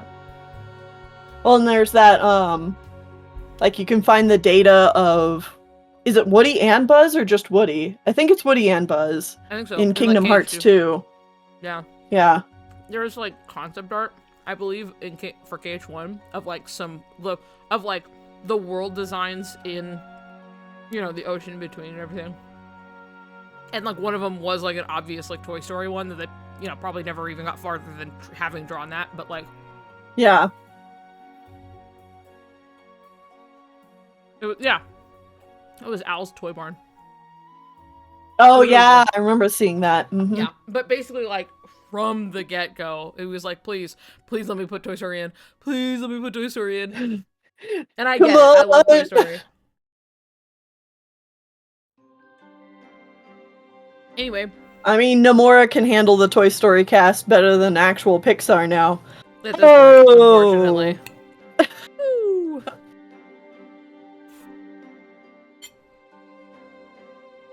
Anyway. Yeah, Maylin summon as her red panda form would be so cute. I love Turning Red. I love Turning Red.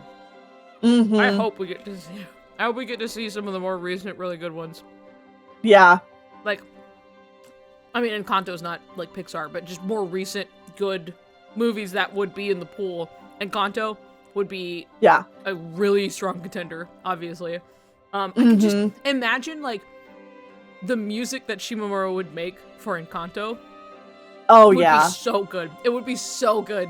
I'd be... good. How would Encanto fit? Especially if it can, like, call back to, like, the kind of, like, theme song that it has, like, da da dun dun Encanto. Yeah, there's a lot that you can, like, because she's really good with that too, in a way that's like, it's not like beating you over the head with like, you know this song, right? You know, it's like very like wonderfully adapted, and like you never get tired of hearing it. Like I can listen to Atlantica, and it's just like a portion of Under the Sea over and over again, you know. So it's like, I think she does a good job, and I'm sure she could do a really cool one with Encanto. Yeah. And then Coco would be really good too. And even though, like, the themes of Coco are, like, familial bonds and, like, generational trauma and stuff like that, I think there's plenty there to use story-wise of, like, though, we don't talk about Bruno, like, we don't talk about these bad things, you know? I think that fits in with Kingdom Hearts really well. I think there's also plenty between Mirabelle and Sora in general as being like normal. A not chosen. Exactly. Yeah, there's plenty to explore there, and being like Sora can really understand how she feels, despite the fact that he can, you know, do magic and do all these summoning magical keyblade and like, you know, yada yada yada. But it's like something like in his context of being like, I am just some guy, and I'm kind of nothing without the people around me. And I think, you know, I look around and I see so many people who are, like, talented and wonderful, and, like, what am I doing? You know, my best. But, you know, he's so willing to just kind of throw himself away to do it, and there's just something about, like, obviously, like, Mirabelle's struggle of, like, trying to be seen as important and useful and valued in the same way as the rest of her family, and, like, you know, just, I think there's plenty, like, to dig into with that. Like, even if it's like just with their relation and everything, but like I think also anything that's just like a bunch of like characters having emotional problems, I think Sora will probably be pretty good to like toss into the mix, and like you'll get good results out of it. So yeah, Sora excels at those situations. Well, and then of course there's the the latest movie that we're like, damn, it wasn't that good, but boy, would it be a good Kingdom Hearts world, and that's Wish. And that's Wish. It would be one hell of a Kingdom Hearts world. Not a good movie, though. But, you know, here's the thing. I don't think Frozen was the best movie either. But it has a lot of potential for Kingdom Hearts, so I was stoked to have it in. Exactly. Frozen has, like, so many odd fucking problems that, like, it's a point where you're like, what's the point in complaining about it anymore? We've moved so far past it. You gotta... like, Frozen's best experienced if you're just in it for the bond between Anna and Elsa, and you kind of turn your brain off to the rest of it. Yeah. Oh, yeah. Yeah, I think it was it Steam's first time watching it? I think so. I had watched it with Steam because I was like, well, I'd seen it. Because I saw it when it came out, because I was also like in college at the time. And so we're like, we're here at art college, like of course we're gonna go see the animated movie, right? So anyway, we went and saw it and everything, so it's like, yeah, I'd seen it long ago, because I'm almost like an obligation, right? Because it's like art. Yeah. But, I was like, well, now that we know it's relevant, I'll sit down and watch it with you, but like I'm gonna tell you like there are all of this and this problem and stuff. And then going through and really like seeing the problems with this movie, and Steve was like, what the fuck? What is wrong with it? Like, there were so many little things where, like, after we watched it, I was like, okay, so you see all of this part where it's like, especially if they were like setting up, you know, they're gonna set up a twist villain that they didn't obviously do it very well, in that it came out of nowhere, and it was like, there was like particularly both of us at the same time when we were going through, and it's like, oh, Hans like falls into the water and stuff, and he like, and Anna's like left at this point, and it's like he's like looking up from under the boat, and like that was a time because nobody else was around to do anything, to be like, even to be like, if you didn't want to make him look comedically evil, like something that he's like, and he's like thinking, right? That you could be like, okay, he's thinking about something. What does that mean? We don't know yet, you know, but it's just like, they never convey it to the audience at any point. And it was like seeing this and like both of us typing in like huge paragraphs at the same time of being like, you see right here, this would have been the time to blah, blah, blah. And we did it like at the same time. So it was just really funny, but yeah. Anyway, Frozen, not the best movie. Usage in Kingdom Hearts, unfortunately, also totally kneecapped. But it got in there for the reasons we wanted it to, which is the direct character parallels of Elsa and Anna, and then, you know, Riku and Sora. Yeah. So. And hey, you know what Frozen does have? A good song. Yes, but also being better than Frozen 2. Like, oh my god, Frozen 2. I'll at least give it that, like, it feels more consistent tonally throughout the movie. Yeah. But what the first movie has going for it, even though it's kind of messy, it's got some really high highs that really stand out. Like, Let It Go is still, it's a good song. No matter no matter how tired you are of the song or how many times you heard it, it's a good song. It's a banger. You don't have to like it. It's just a classic for the ages. Yeah. It's a good time, right? But it's like, it really has like, you really fucking, yeah, you like, it's a really high point of the movie that really basically sold the whole movie. And Frozen 2 does not have that at any point. It has some good songs that I really like, but nothing hits the same. And because it's all over the place and it doesn't know what it's trying to do up until the very end of it, and even then you can tell it was not trying to do that the whole time. What a mess. That movie is a mess, but it is more like... It almost has commentary on, like, colonialism, and then it just, like, doesn't. It kind of just a little bit. What a... I do, like, unironically, love Kirstoff's song, Lost in the Woods. I think that shit is so funny. Yeah. No, it was like there are a lot of songs in that movie that I like, but they don't hit anything that carries it in the same way. And I know they're like, we're gonna make this more grown up. All the kids who like Frozen, they're grown up now. And then they just went and made a worse movie. Yeah.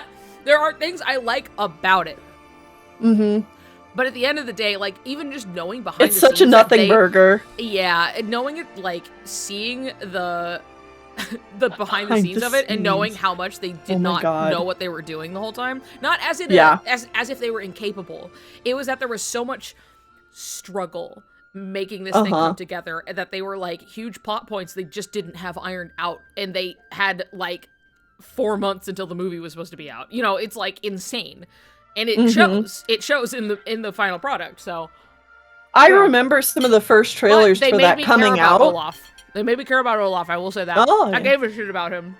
I was like, this is an interesting direction that they're going with the mortality of like this thing that has been given life, and he's like really thinking about it, and he's goofy. But like, I was like, oh, I actually like give a shit now. So I will give it that. Quite a feat. I genuinely turned around and ended up liking Olaf. You were saying something and I interrupted you, I'm sorry. Yeah, I remember when the first few trailers came out for Frozen 2, and I was kind of taken aback by them, because they were, like, very simple trailers, but they were often showing, like, I remember one of the first ones was, like, them going into the fog, and then, like, we hear a bunch of noises or whatever, and I was like, hello? Yeah. Does this mean... Because with the vibe of that trailer, it was almost like, are they gonna take, like, a more serious approach to this movie? Is this gonna be, like, sure, it'll still be mostly family-friendly, but is it going to be, like, slightly more adult? Because if you could do that with any franchise, you could do that with Frozen. Yeah, for sure. You could bring a more mature side to animation here in the West. Through Disney, through Frozen. And so I was just like, ooh, oh, okay, what are we cooking? And then I found out we were cooking nothing. Yeah. There were a bunch of shots in those trailers that just didn't even make it into the movie. Yeah. Because as you find out behind the scenes, that they animated the trailers, and that was all they had. They hadn't been animating the movie. They weren't like taking bits and pieces. They had just animated a trailer and put it out, and then they're like, all right, time to make a movie. It's like, yikes. Yeah. Very, very strange. Very strange choices. I don't envy anybody who is in the position of trying to make the corporate mandated Frozen sequel. So no. Well, and there's gonna be another one too. Oh yeah. Frozen 3 is coming out at some point. Yay. Well, who knows? You know, depending on who's at the helm, you can always make something out of it, but like, right. I'm not gonna keep my hopes up or anything, but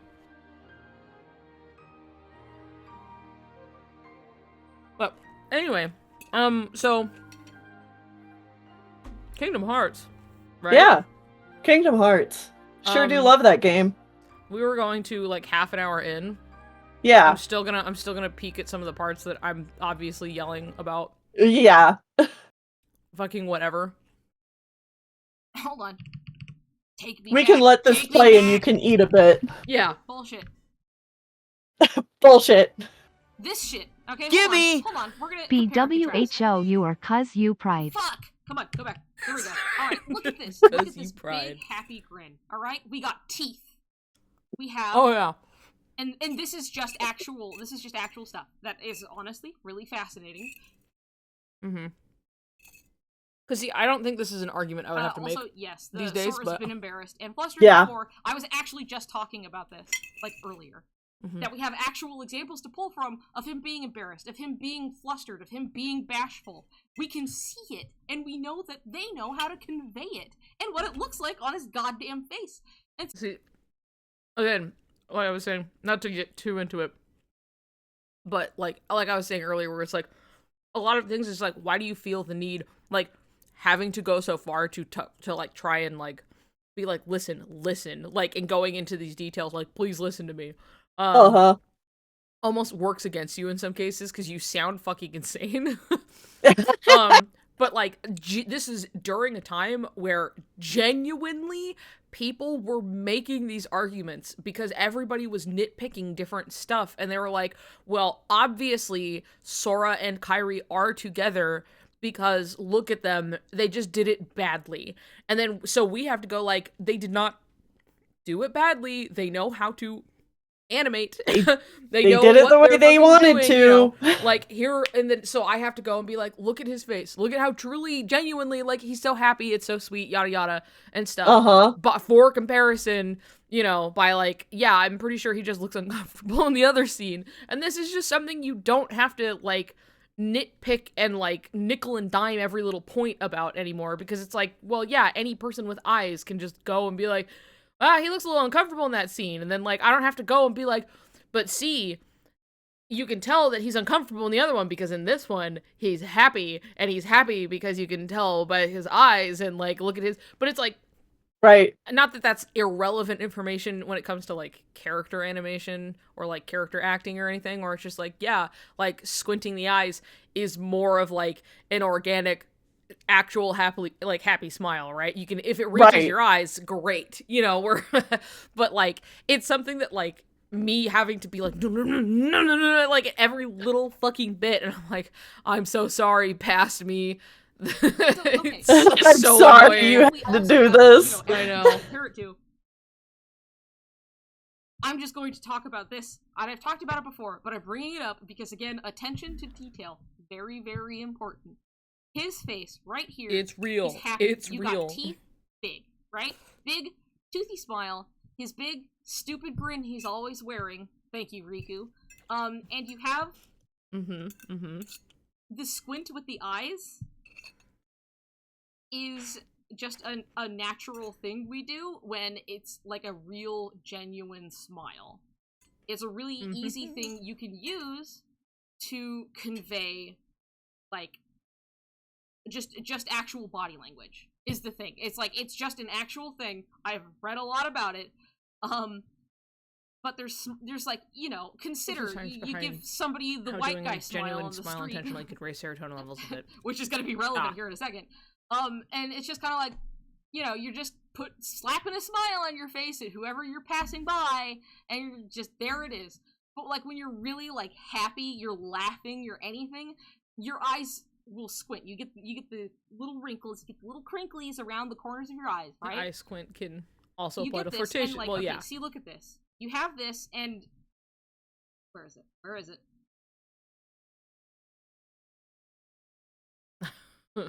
Because I was looking at this last night.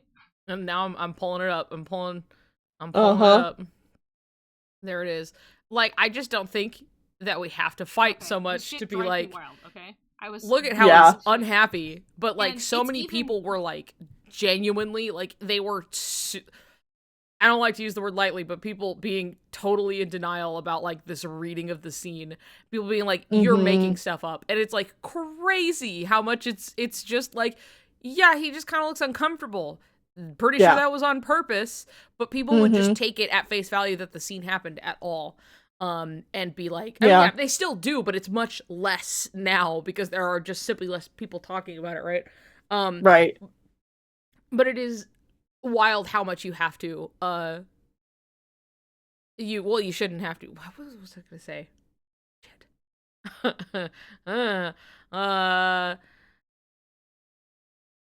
Many people are gonna over that scene is wild, truly indicative of the content involved. And I was saying that it happened at all, so the face value of the fact that it had happened had people like rationalizing it basically every which way, and people going, I'm pretty sure it's just like he's not happy about it.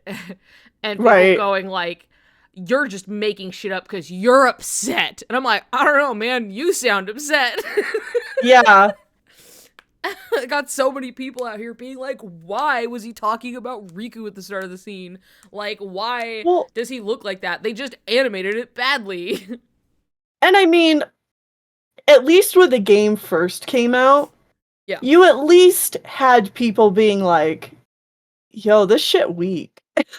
Yeah, yes. So many people. And then People when you're talk like, to yes, me. it is weak, and this is what I think we're actually supposed to be getting from it, that's when people are like, no, and digging their Yeah. heels in and being like, absolutely not, actually, this is the most romantic thing I've ever seen. Yep. Yeah. Actually, they're married now, okay? So shut up. Shut up. Mhm. First, I saw it as Sora not feeling good enough, and that's why he looked uncomfy at the prospect, but that was before diving into all the other stuff. Interesting. I think that's an interesting read of like, thinking that he thinks, like a self-confidence thing, which, I mean, there's plenty of room for, right? Mhm. But, like, I feel like if that were the case, too, that there would be, you could definitely convey that a lot more clearly, in a number of ways, but if I was Kyrie and he reacted like that, I'd crawl into a hole. I've said that like a million times, but it's just like, God, if that's the reaction I got when I tried to be like, start something, like, ooh, I'm kind of, hey, like, a little romantic thing, and then like my crush was like, I would be like, oh, I'm Yeah. just gonna wither up and die, actually. I hope the floor swallows me, Yeah. So I don't know. And that's when, like, it gets really interesting that you see people who are, like, very in the camp of, like, yeah, Sokai, I love them, I want this. And then being, like, actually upset that this is how it went. Like, they're assuming that they're like, oh, yeah, they're together and everything, but, like, why was it so bad? And I'm like, I don't know what Right. you thought, like, you were getting. Were you not paying attention the whole time? Like, you can recognize that you're like, this isn't very good.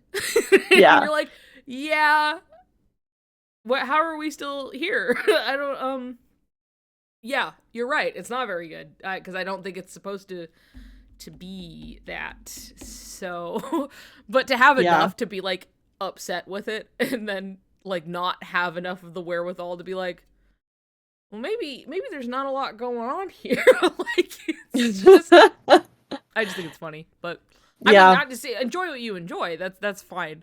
It is just funny when it's just like they're so upset about, like, how it was executed, and then I'm like, what like credit were you giving it beforehand? Right. I'm kind of surprised that. For those who argue that it's like, oh, he's nervous at first, and then he has the palpu. Okay, then he takes a little off that thing.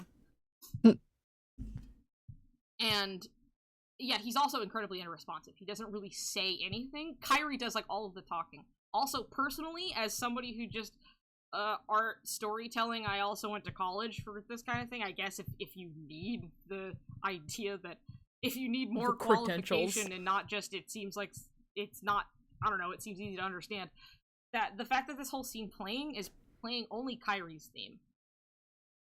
Wrong. Mm-hmm. Which, actually, not as Kyrie's a theme. It's choice- Friend in Your Heart, and I just misremembered the title. But Yeah. it is I remember I said this, and then, like, later I was like, no, that wasn't Kyrie's theme, but it's played in, like, a similarly melancholic way. So, like, wires crossed, but I mean, that's just something that, like, going through the series again really stood out to me, is that whenever it is these romantic moments, like, quote unquote romantic moments from Sora and Kyrie, it is, like, either Kyrie's theme or, something kind of, like, it is adjacent true. to It is it. so often, like, Kyrie's theme, because it's usually about Kyrie in some way. And so, and Right. thus, like, what little they do have, is typically, like, about her in some way. Right. Even if it's just Which take is one. Yeah, which is, again, kind of like a weird way to convey it if they're supposed to be romantic, because you would think that they would have some kind of theme together. Right. Like Dearly Beloved. Haha. So funny about that. Right. Always on My Mind, I think. I get the names all mixed up. Always on My Mind is, like, particular, and it has, like, a build up to it. I always recognize Always on My Mind. Friends in My Heart, similarly, like, it's, I believe Friends in My Heart is technically what plays as well when it's, like, Sora and Riku's KH2 reunion. when they get Yeah. music and Kyrie doesn't. Yeah. Because it goes into a Dearly Beloved, right? But like it is Friends Yeah. in My Heart. But makes it about her. And you can't say that people don't do this shit on purpose because they do. This is treasured they memories. Do. Oh, they Am think I about fucking the music, the themes, the anything. Jesus Christ! I apparently can't remember anything. I From thought it was people Friends in My who Heart, but work I on think that soundtracks maybe there's for something anything else like I that. was mixing And up. there's a lot of thought put into this, and yeah, it is treasured memories. Or no, isn't it? During the privacy? Yeah. See, I Friends in think Your Heart? treasure. Isn't it? See, look, No, I'm right here. Nobody knows what they're talking about. I don't know what I'm talking about. Then or now, apparently, treasured memories is the theme. Yes, no, you're right, because it makes sense, because it's treasured memories, right? It's about a memory. And I was trying to be like, what's the other one? And I was like, Friends in My Heart. And I know Friends in My Heart plays during their reunion, but I always mix up treasured memories and Always on My Mind. Well, one of them, I always know Always on My Mind. Like, that's one I can always, like, pinpoint when it starts. But, like...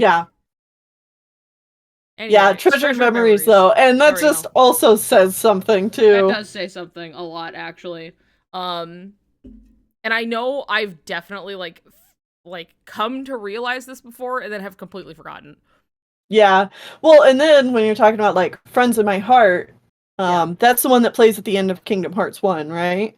Where it is... Always on My Mind is what plays at the end of Kingdom Hearts 1. Okay, yeah, Always on My Mind.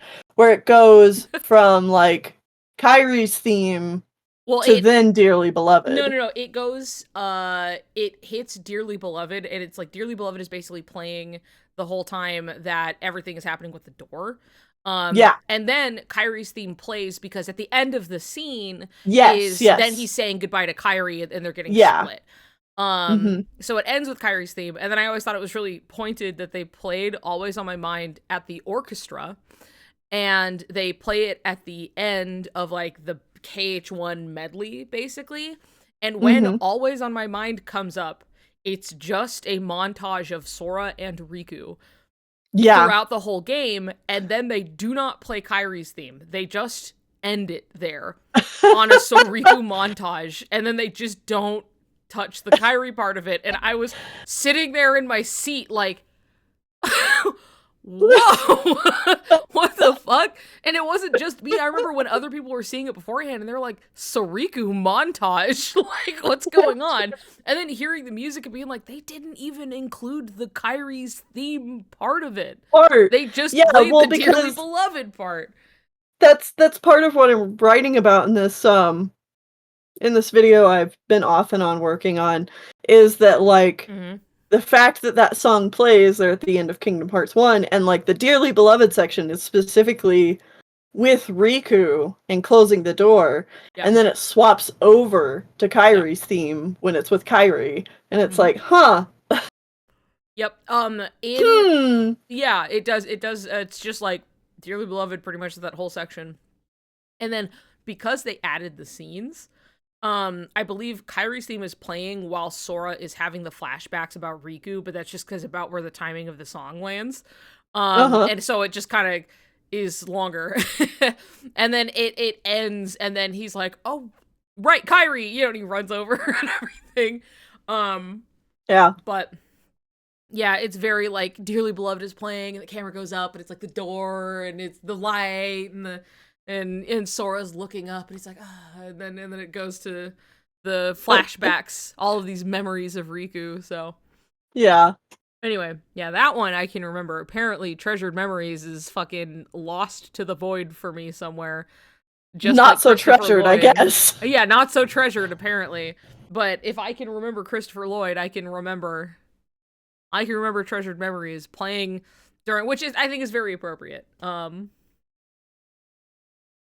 was a Sokai montage too, but wasn't that made last minute? It's not that it was, okay, there is a, like, Sokai montage in that it plays during the orchestration of Chikai at the very end of the show. And it's very, like, oh god, how did the video go? Because I talked about it at one point. I don't, if people can't remember, I probably didn't say it here. I probably said it somewhere else that is now gone forever. Because I remember talking about it at the time. Because then I had gone to the concert myself and was like, can confirm. The last minute aspect was that all of the videos were made up kind of to the last minute, and Nomura was like, I'm just glad that they match up with the music. So yeah. that part was last minute, not like that, and that was the whole of it, not just that part, but like let's see, it starts with, I believe, I'm trying to remember, because they bookend it is what they do. And I thought it was really interesting because it was very much framed as like, this is like all of our time we spent together and then goodbye. Because I believe it starts with like them on the tree before, like, in Cage 3, they're on the tree, and then it's like, here's a montage of all of the time they spent together, which admittedly wasn't a whole lot, but like we're going through it, right? Yeah. And then at the end of it, it comes back, and then it's Sora disappearing. And so it's like, oh, so like it's like just perfectly bookended, and now he's gone. Yeah. And that's how you're playing that. Yeah, it definitely seems like a good buy. Yeah. But yeah, it was there was a huge jump between like, here's all their stuff and like up to Cage 2 kind of, and then we fucking launched to Cage 3 like over all of these titles. Yeah. It was pretty funny. But yeah, that's about where that was sitting. We have Always on My Mind Soriku montage, and then we have Chikai Sokai Goodbye. Ba ba ba at the end of it. But anyway, there you go. The orchestras. And the usage of the music, and me having a fit trying to remember what fucking song plays in the scene. Life no matter what. That's all. And I wasn't living in a world where they had put the actual translations in the Kingstagram posts, opening up Remind and being like, yeah, this is the first thing you have to see, which is like the correct translations of this scene of this is a good luck charm, so we do not get separated. And the vindication I sure felt reading that. Holy shit. Because it was so stupid how much it was like, people are so willing to just turn a blind eye to that kind of thing because they're like, well, I translations and stuff. Yeah. They're like, I can't speak it, and so I can't confirm whether you're just making shit up or not, even if it's like a million people going like, no, it actually says this, you know? Right. And so bringing up even the discussion point of like, yeah, this seems very final in the English, but like in Japanese, it's much less so. Even so, I still think you can glean from the scene itself, even in English, that you're like, well, nothing really came of it at the end anyway. Right. But there are just things where it's like, it could be a lot easier going down if like the translations were a little more to what the original text was. Well, and obviously Kingdom Hearts 3 ends on a bittersweet note with Sora disappearing and everything. Yeah. And this scene makes way more sense if you have the original translation, because it's setting up that bittersweet scene. It's setting up the, a little charm in the hopes we won't be separated again. Yeah. Because you're going to be separated again. Yeah, like, funny that. That's the setup. That's the dramatic irony. Yeah. Instead, they like, I get why they were like, this is how they said it in the first game, so we're like making that callback, and it's not like, sure, it's not exact, but like, same sentiment of being together, right? So like, we just use this again, and it's like, unfortunately, there is a nuance here that gets kind of lost, that like, it's not like, there is just a lot of nuance to this scene in general that I think will be that much more clear the more, like, in the future we can once we move forward. We can look back at it with like great clarity.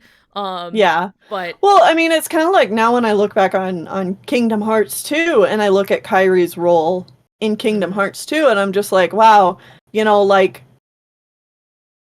it really is obvious that she's feeling left behind. Yeah, and 100%. Like, you just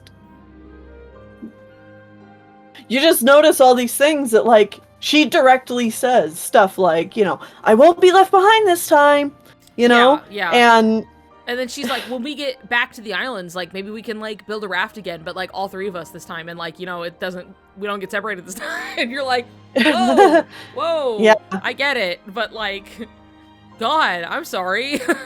Like, Yeah. she's both, like, she's probably both just, like, excited to see her good friends again, but also, like, imagine, like, a whole year has gone by, and you're there, and you suddenly remember that you're like, oh my God, my 2 close friends are, like, out there in the universe, and, like, particularly Sora, obviously, but, like, just suddenly being like, oh my God, what have I been doing here this whole time? Yeah. Like, I get it, you know, but it's very just, like, she's feeling left behind, and that never really stops, unfortunately. And, like, that's what that whole scene at the end of Blank Points is about anyway, where it's, like, leading into Dream Drop Distance, and we get to see everything, and she's, like, obviously, visibly, like, upset about it. Like, not, like, mad at them, but she's, like, a little crestfallen, you know, that, like, yeah, she's Sora's like, oh. Yeah, like, you're leaving me again, kind of a thing, and then she gives him the charm, which we still don't know where the hell that went. So, where is it? I don't know. But, like, she gives it to him, and it's like... It's in his big dumpy pants. Yeah, somewhere. He sat on it, and it broke, and he won't... He's like... but, no! Like, he feels so bad about it. But it's something where it's just like, this is just like a character beat for her, where it's like, yeah, she's obviously being left behind all the time, and she kind of feels bad about it, and like they've been living kind of this whole life without her, and she really wants to be a part of it. And even when she like really makes that effort to try, it doesn't always not much comes of it, unfortunately. Right. She gets canned really hard, like multiple times, even though she's here with a Keyblade in hand. So I don't know. Poor Kairi. Or Kairi. But instead, we can't have that, though. We can't have Kairi feeling left behind and feeling bad about it. Right. Because that's obviously us projecting and wanting her to be out of the way. And not just what the games have been showing. Evil. Yeah, I think that she's evil, and I hate her. She's such a bitch. Obviously, get out of here. You're stinky. God. Almost like she just wants to be a part of Sora's life, no matter what. And you know what? True. You know, it's true. That's what she couldn't have wants. said it better myself. I hope she makes new friends. Let's remember you can still be on good terms. Yeah, that would be the best turnout. Whoa, that's a huge bag. That is a huge bag. We ordered some desserts. Oh, look at this thing. Desserts? What is it? It's like a waffle. Oh my god. It's like a waffle? It's like a waffle stick. Ooh, oh. Oh. Hell yeah. Ooh, that smells good. Where's my brownie shit? Damn. That looks amazing. I think this is it. Oh, Ooh, yeah. it's like warm. He's like hot, Oh, well, yeah, because I was like, Yeah. this food can I have, travel like- in the heat, you know? Yeah. The this is, like, waffle all- thing looks like funnel cake. Tennille says the waffle thing looks like funnel cake. That looks like a salad. It's not. It's like a pistachio. Something. The other one's like a fucked up crepe. It's in like a box. I have like crumbs all over me. Let's get. Wait. Can somebody take this for me? Thank you. Okay. Anyway, and God forbid we talk about Kairi in relation to Sora and Riku, because obviously that just means these are like little toothpicks. They're just in here to just. It's so. Warm. It's just so aggravating and kind of sad, because I think this is a really interesting read on Kairi's character as well. Yeah. And me too. If the fandom would just kind of like accept it, like maybe they would not feel so bad about Kairi. Like, yeah, I still think there's plenty to feel bad about it. It's not like Kairi has like this great character arc or anything. It is sad, and it's supposed to be, but like you just have so many people who are so obstinate against reading it this they way. Got skin in the game, you know? Yeah, and so like instead they headcanon a lot of like things to make Kairi either is going to have to come back into the story, or like headcanoning more of a personality for her than what's shown. And it's like, yeah, but like, can we talk about like what's actually here? Because this is interesting. It's super interesting, yeah. It's genuinely super interesting to be like, oh, like Nomura literally saying that she has anxiety about like things changing. Yeah. And then he was like, yeah, I hope I painted that like clearly. Like, he's like, I think that I showed it pretty clearly in the scene where she's just like, you know, Sora, don't ever change. And she's like, you know, they're gonna go out, but she's like obviously like a little nervous about it, but like kind of excited. You know, they're gonna do new stuff, but like she doesn't want things to change, but she can already tell that like some things are a little bit. And that kind of scares her. Can I hold on? Hi, welcome back. Okay. Stash. All right. Oh shit, yours looks fucked up. Ooh, that was good. Yours look fucked up. Here's the thing, the brownies and shit are hard to get because they crumble on the stick. What are you doing, Colby? Ours is better. A little fried ball. With chocolate. It's still pretty good though. There you go. It's so many too. I know. You gotta know that this is a whole bowl of brownie and sludge, and underneath are little fried balls. Ooh. And it's fucking hell yeah. It's good. Canary's is pistachio, and honestly, it was really good. So. Oh, amazing. Anyway, while you figure out your desserts, I'm actually gonna go to the bathroom, so I will be back. It's time for me to entertain the class. In a second. Let me... see a little fried ball with chocolate on it and a bug. Get out of here.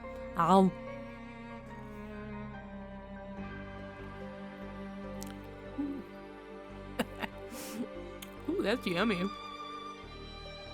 This is fucked up.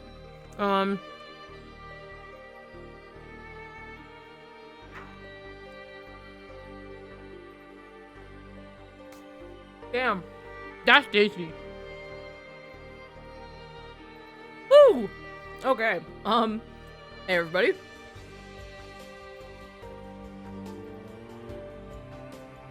I like to take solace in the fact that time heals all wounds, for the most part. And, in the future, this is not gonna matter at all. Not gonna matter one lick. There will be people who come into Kingdom Hearts and find out that people were really, really upset. And they were, like, so insistent that they're like, Kairi, she's gonna be a big player. And, like, they're gonna get past Cage 3 and they're gonna go, like, they really thought that, like, they're, like, playing Cage 4 and they're finding out that everybody thought Kairi was gonna come in and have her moment. And they're gonna be like, oh, okay. And stuff like that, where it's just like people are gonna be like, you know, I don't have to defend my, like, we aren't gonna have to fight tooth and nail to be like, yeah, obviously Sora's kind of uncomfortable in the scene because he doesn't know what to make of this. And people are gonna be like, yeah, that's super cool. I mean, that's all that's gonna happen.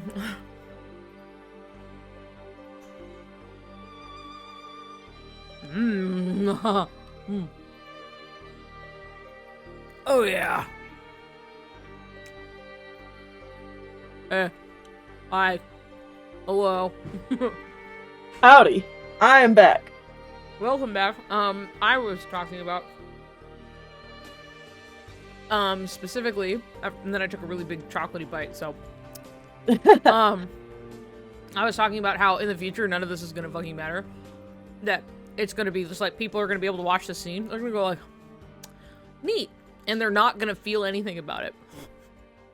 There are already people who, like, watch stuff that people had a problem with 5 years ago, and they don't care, because they don't have it's not the same anymore.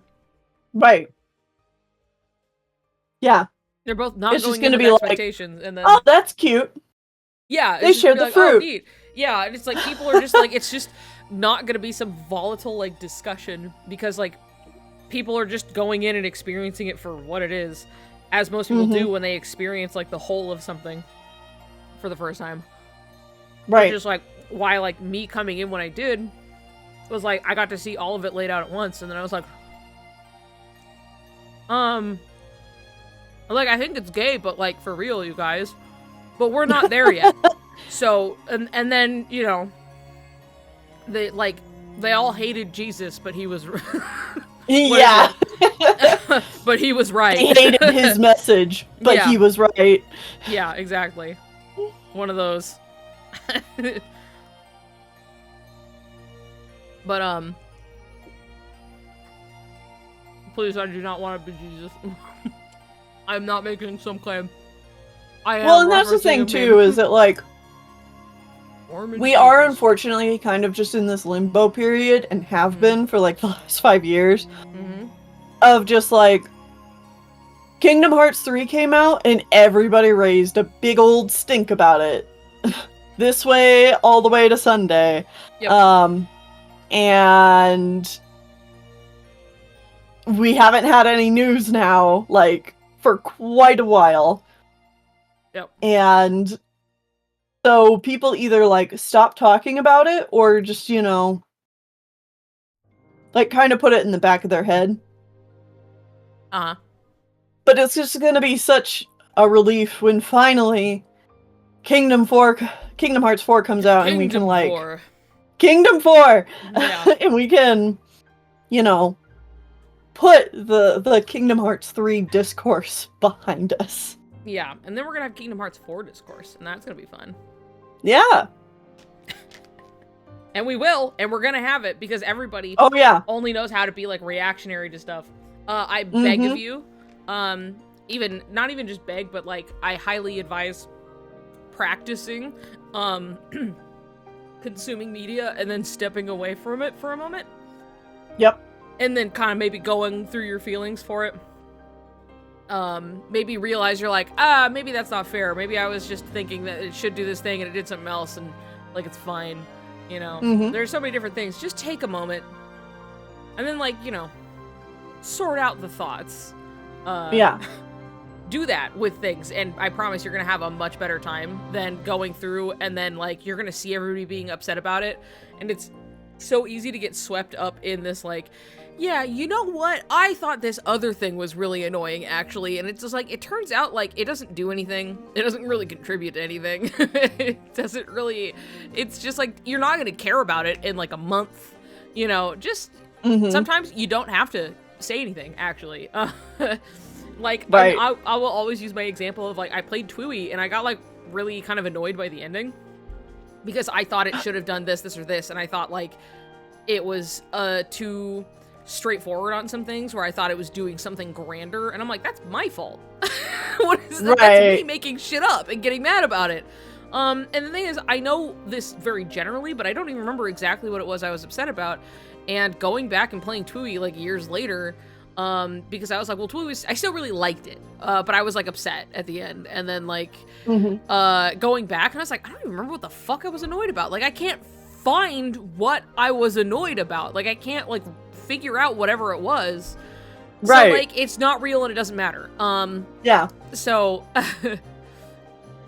I don't know, Kingdom Hearts 4 is gonna come out, take your time, and then don't listen to, because everyone loves to be a hater.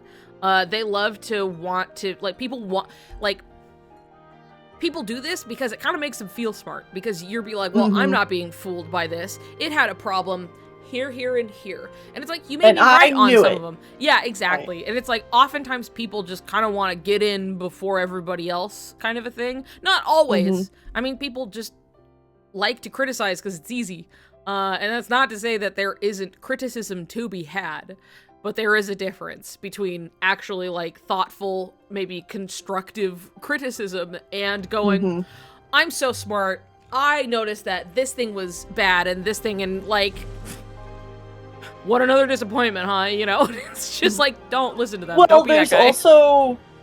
There's also that it's such a common thing people go through, and you kind of have to just work through it, where you're like, well, this didn't have the same magic it had when I was 12. Yeah.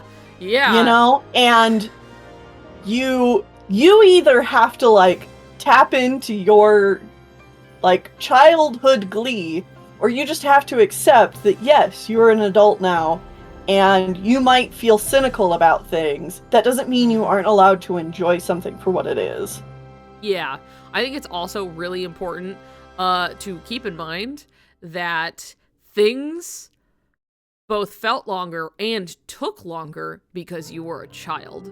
All of that time you spent fucking around in like KH2 because you were like a kid at the time. Right. You know, You were just having fun, you know, super gliding across Beast Castle for the 100th time. You know, yeah, running around and fighting this or doing that and stuff. And it's just like, whether it was because your own skill level, because you're a child and you're struggling to get past things, your own schedule of you have to go to school so you can't play a game all day, every day. And also just the tendency as a child to take your time because you're exploring something so new to you. So, you know, you're going to want to spend time just kind of sitting somewhere and looking at everything. And, you know, it makes something that honestly doesn't actually take that long as an adult feel that much longer. And I think a lot of people fail to recognize that sometimes when they're like, I need a game that's like 80 hours long. I need a game that's 100 hours long. And like, right. I'm not saying that there's no place for that, but like, I feel like people want the feeling of having to spend a long time in a world and not realizing that a lot of that was created by them when they played it as a kid. And this applies to many things, but Kingdom Hearts included. That, like, honestly, you can get through KH1 pretty fast. You can get through KH2 pretty fast. You can do a lot of things really fast. And then people getting to KH3 and feeling like it wasn't that substantial when they just fucking trailblazed through every world, all of the worlds, which were actually pretty lengthy and well-paced for the most part, you know? And, like, they just blast through it and they're like, this sucks and is bad. Why am I wasting my time here? And it's like, oh, this is the same as all of the other ones. And those ones aren't suddenly better. Like, this is like, I don't know. That's one of those things where it's like, I think it's also important to recognize that, like, taking your own time with something, you're owed that much in general.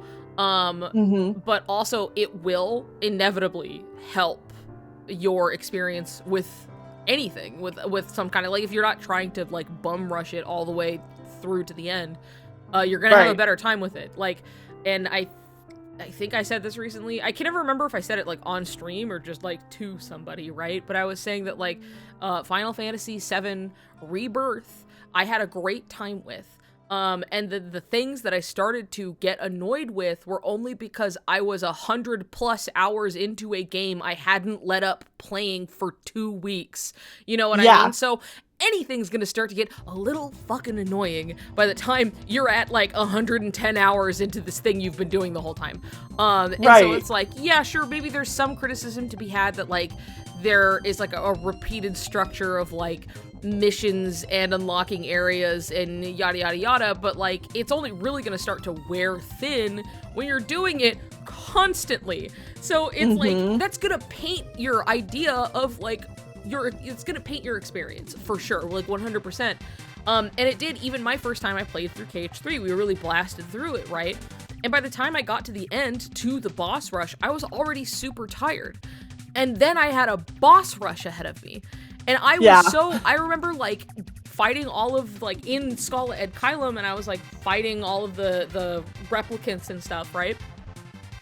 And then I defeat them, and then you have this like multiple different stages for the Xehanort fight, which all have cool different stuff going on. But at that point, it felt fucking endless, and I was like, this is killing me. And everybody else was like so tired they had just kind of walked away, and they're like in the kitchen. They could still see what we were doing, right? But it was like the engagement had disengaged, and it was and I was like, yeah, we'd been playing it for like 3 days straight, like dawn till dusk, right? So it was like, yeah, anybody's gonna get a little tired. And guess what, nowadays I don't think it's that bad. I do think it's still cramped at the end of the game, and that I think some of them is just like, you know, a little lackluster, but like it's really not that bad, and it's not any of the problems I had with it at the time, which was, why is this never ending? I am so tired, I want to stop.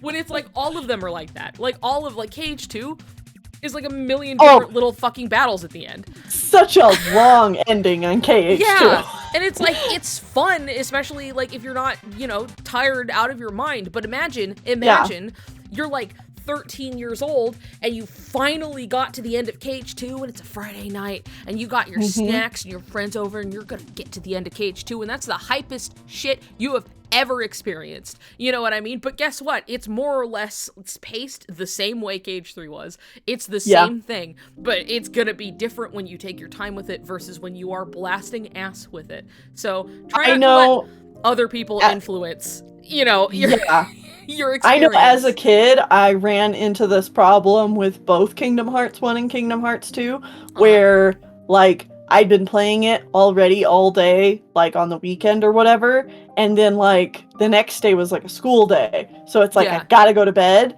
but I've hit the end of the game, so, like, we should just finish it, right? Yeah. Like, we gotta finish it. Timing. And, the first Kingdom Hearts, Ansem gave me quite a bit of trouble, especially in that second fight where you're in the base of the tree. Yeah. And then you got a whole other bunch of shit after that. Right. You got a whole bunch after that, too. So much shit after that. And, it was probably a good hour and a half to 2 hours before I finished. And then it was like, shit, it's really late. And then we got to Kingdom Hearts 2, and, second verse, same as the first, did not learn a goddamn thing. Went into that one when it was already super late, and it's like, well, it can't be that long, right? Like, maybe an hour. Like, we'll get this. And no, like, 2.5 hours later... And now you're fighting Xemnas as a dragon, and you're not even done, Yeah, and it's like, watching the credits, and it's like, wow, these credits are also really long. Yeah, they are, aren't they? They're really long, and then there's a bunch of stuff after that, like, Anyway, yeah, the whole thing being, they're all very much the same in that regard, and, you should take your time a little bit playing these things. Yeah. On my experience with Rebirth, admittedly, I was just really excited and wanted to see more, but I should have let myself take some more time and did a little something in between, especially as I got to the end of it. So, because once I finally did beat it, like, I haven't gone back, and there were, like, extra things I wanted to do, and I was tired at the end of it, so, like, just try and, you can be an adult and give yourself the best environment to give whatever it is you're consuming its fairest shot. I think that's something that, like, is to be considered when you're getting upset at a game that you were really excited about, that it might not actually be something you're really upset about. You might just be making it up and getting fussy, because, everybody has those times. Everybody has those moments where you're like, you're fucking pissed and just, you're hangry. It doesn't matter, whatever it is. And it's just like stupid little shit that's, it's stupid, but you want to fucking, so it's just like, look, it happens to everything, okay?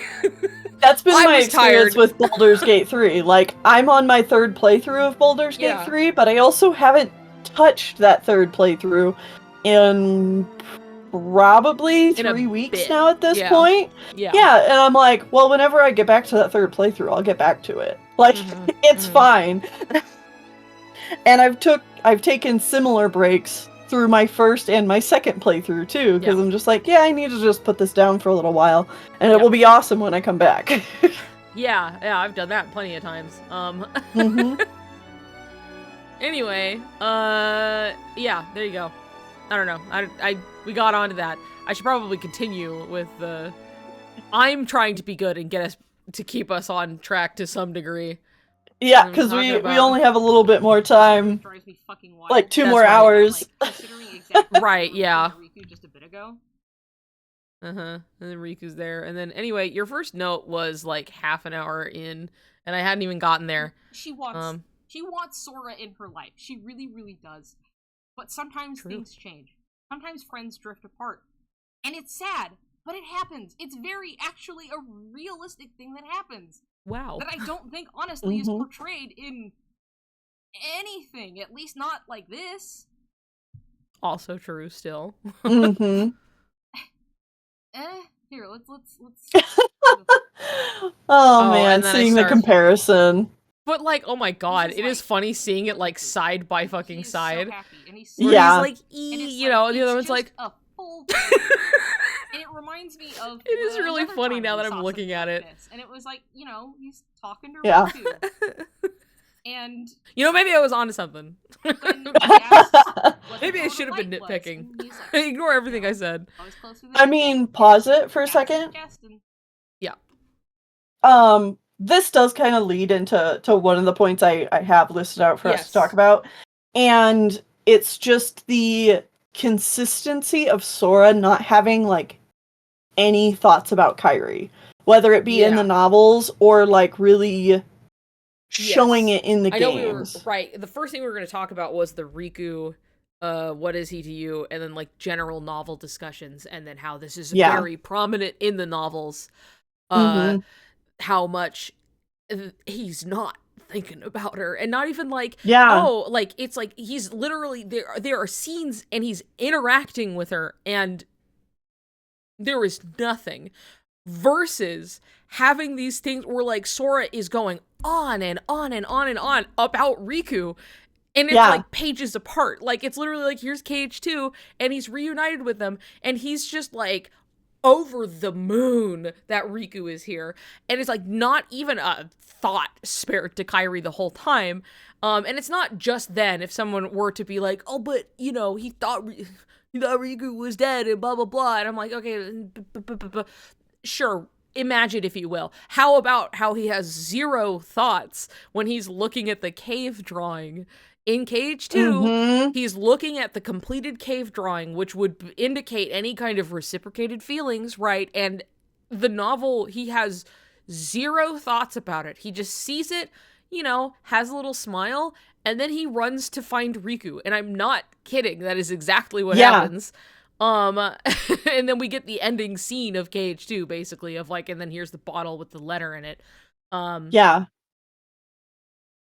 It's so crazy. It's like it's just yet again another one of those like, why wouldn't you just have him thinking about Kairi? It's easy. It's free. You're writing Yeah. text. You can do anything here. This is like where they really get to take liberties and explore stuff that they haven't in the game.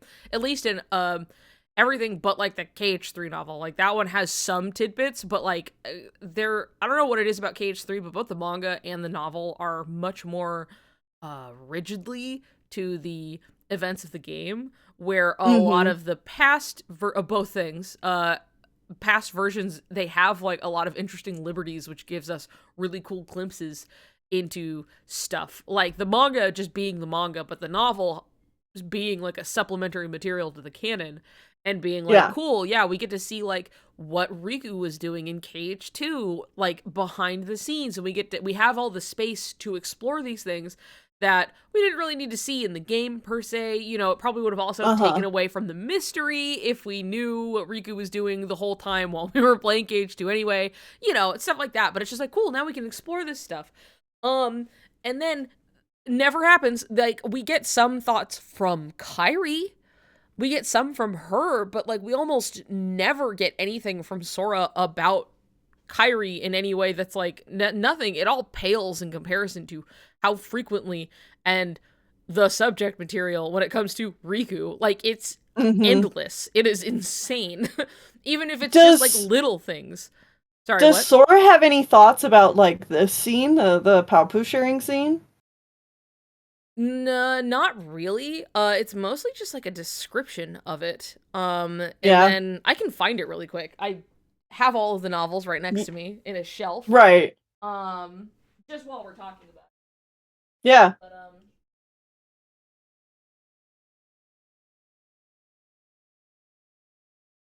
Yay, novels.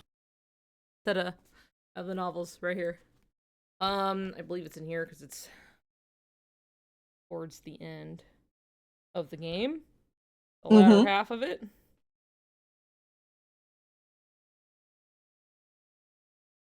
Who's thinking this?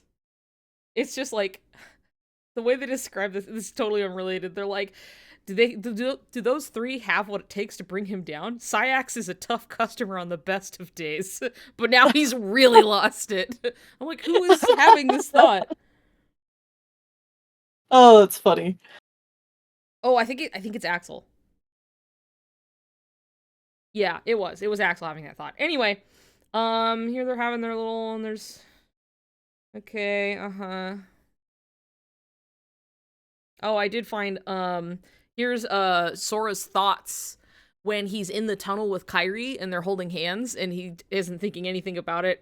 He just thinks about, you know, those flashes of like, oh, True love sacrifice. Yeah, yes, exactly. Yeah. And then he just thinks, let's see, you know, he's remembering their scenes and everything. They all possessed a very special power to protect those they cared about. And then Sora thinks, I want to keep my friends safe too. But if it weren't for Kairi, I wouldn't have been able to make it all back at all. And then that's it. It's just like, oh, they had a special power. I want to do that too. Thank God Kairi's here. And then end scene. Well, I know that too when it covers Remind, it does also bring up when Sora basically has the like 6 hearts, no sacrifice moment. He's like, my friend told me that. Who was it or whatever? Like lending right into the theory of like, uh-oh. Yeah. Something's happening. Sure can't. Oh, I found it. Let's see here. Suddenly something appeared in Sora's face. Paupu fruit. It said that if two people be truly separate. There's something also to be said about like the translations of the novels that like I believe there was also a switching in translators. Not necessarily a problem, but like you can just see habits and things. And I think the one that was doing stuff recently, if I remember, I just remember my friend Kit, who also does a lot of translations on their own time. And was just like, yeah, this person typically like will just take lines from the game, like if it comes up, instead of like translating, say, the text that's right there, it'll be like, okay, this is where they said in the game, so we're just gonna put that line in, which makes sense for consistency's sake, right? But you know, it's something where it's just like, oh, maybe because of the novel is saying it differently, because the novel, you know, it's saying the whole like, you know, I want to be a part of your life no matter what, that's all. And we know for a fact that that's not what the line is, right? But that's what got put in here. And it's, yeah, he doesn't have any, he has no thoughts about it. It's just a description that is just like, I want to be a part of your life no matter what, that's all. And then it's like, the legend of the Paupu fruit. It said that if two people gave each other the fruit to eat, their lives would never be truly separate again. No matter how far apart they may go, they would always find their way back to each other. Typically, when it's a thought, it's like indicated because it'll be like italicized. This is just regular text. Just this is just exposition. Yeah, about it. No matter how far apart they go, they would always find their way back to each other. Sora accepted the Paupu fruit from Kairi. She held another of the fruits in her other hand. Kairi, I'll keep you safe. Kairi shook her head and answered, let me keep you safe. The two of them offered the Paupu fruit to each other, took a bite, then shared a smile.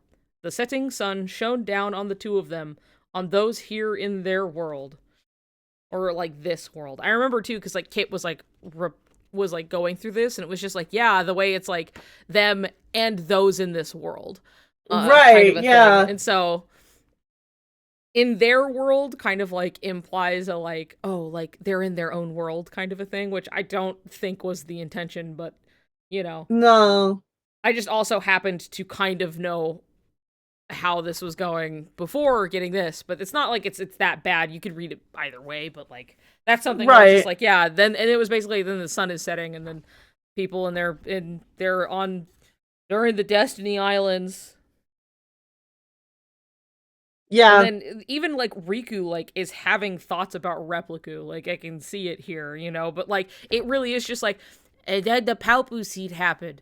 They did this, and then they did this. Right. The end. And then in this very same thanks, novel, novels. I know, and in this very same novel, when they're doing their one heart attack, and they're holding hands, and they're doing their thing, and it's like, oh yeah, doing the whole big special thing, and then it's just like, Kyrie's hand was a little sweaty, and then they did a cool attack, and you're like, oh, okay. Thanks, Sora. And then, let's see, she flew toward him, her arms open wide. Sora reached out for her too, and the two pulled each other into an embrace beneath the stars. I finally found you. Now let's end this battle once and for all. That's it. That's it. That's all it says. Nice. Man. We did it. Now let's do it. Let's have this fight and fight him to death. This time for realsies. Oh, man. So, you know, I gotta... Where is it? I'm trying to find... Let's do this fight once and for all. Their hands linked, and they rose into the sky together. Light, Sora and Kairi shouted as one, and their wishes were manifested as great glowing wings. Blah, blah, blah. Hands still clasped, they flew at Armor Xehanort. Kairi's hand was warm and just a little sweaty. Sora looked into her eyes and they both smiled. The two let go of each other and raised their keyblades overhead. Okay. Like, there's no thoughts. There's nothing. There's no, like, personal, like, thoughts from him on any of it. It's not just, even like, worded romantically, you know? Not particularly.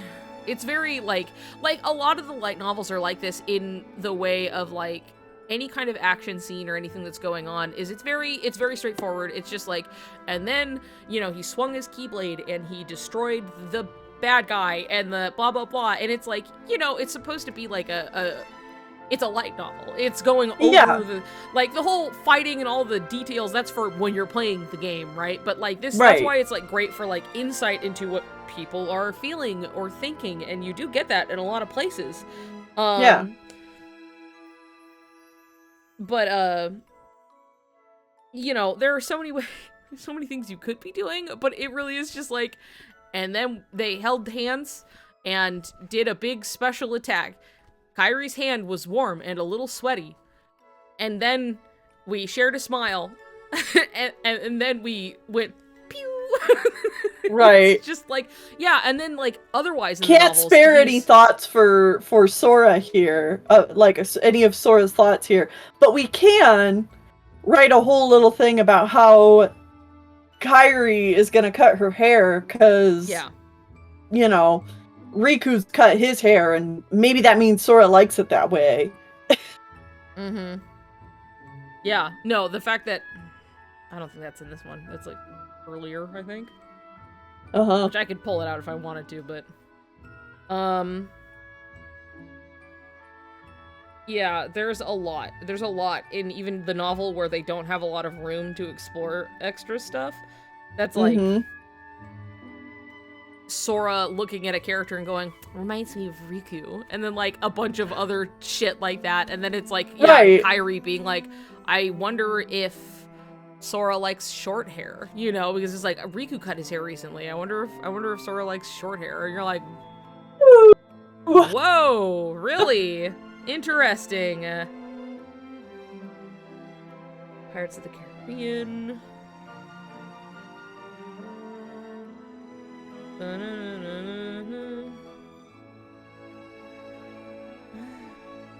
Every page I turn to, I see Riku. I just see Riku. You know, so does Sora. Yeah. Yep. It's them fighting everywhere he turns.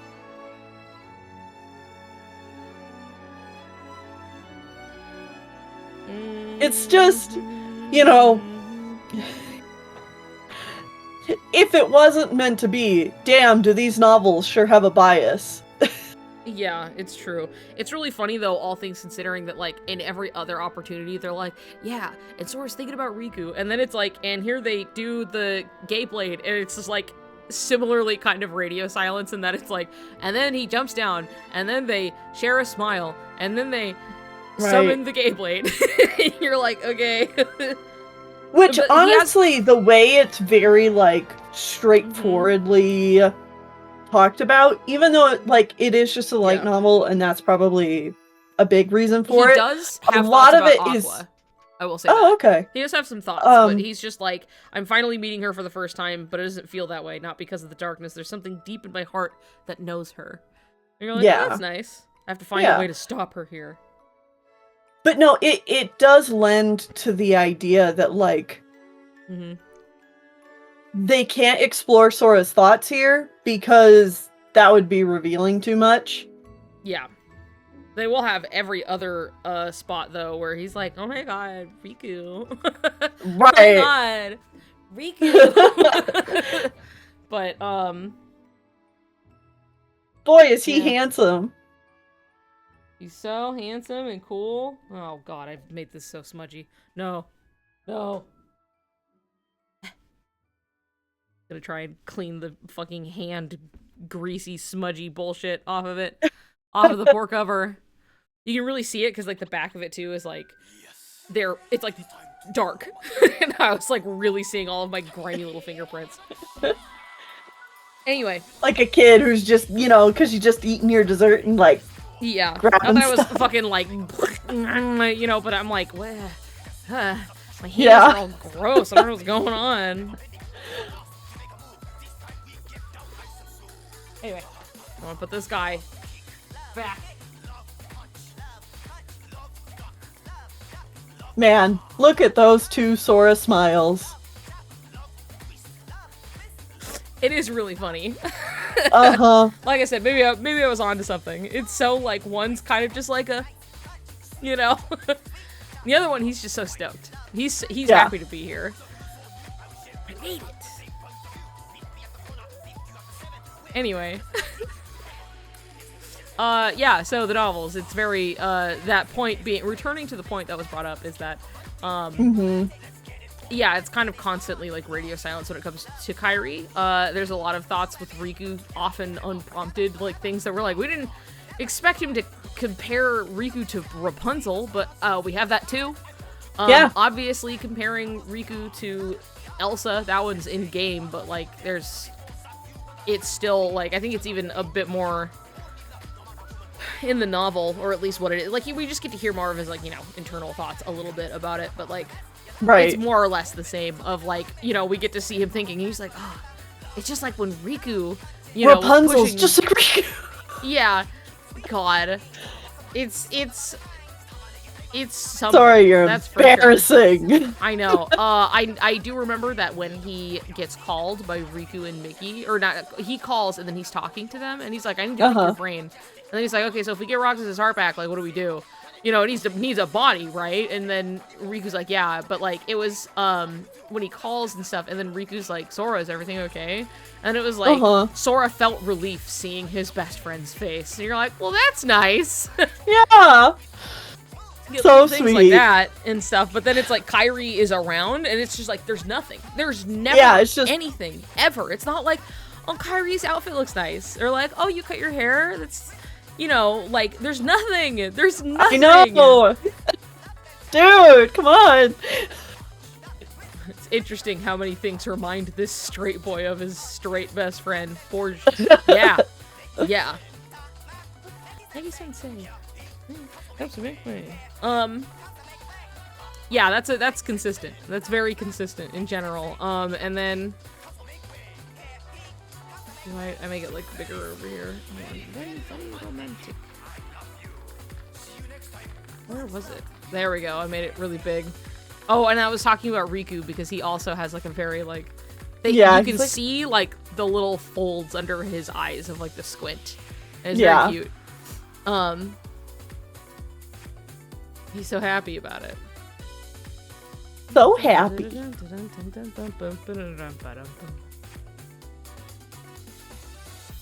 Yep, and then here we go. Yahoo! The gay blade! The gay blade. Shown to be for the both of them.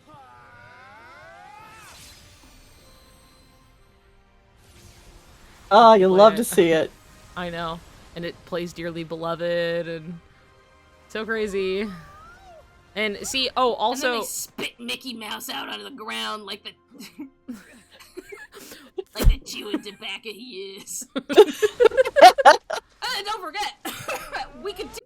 Okay, hold on a second.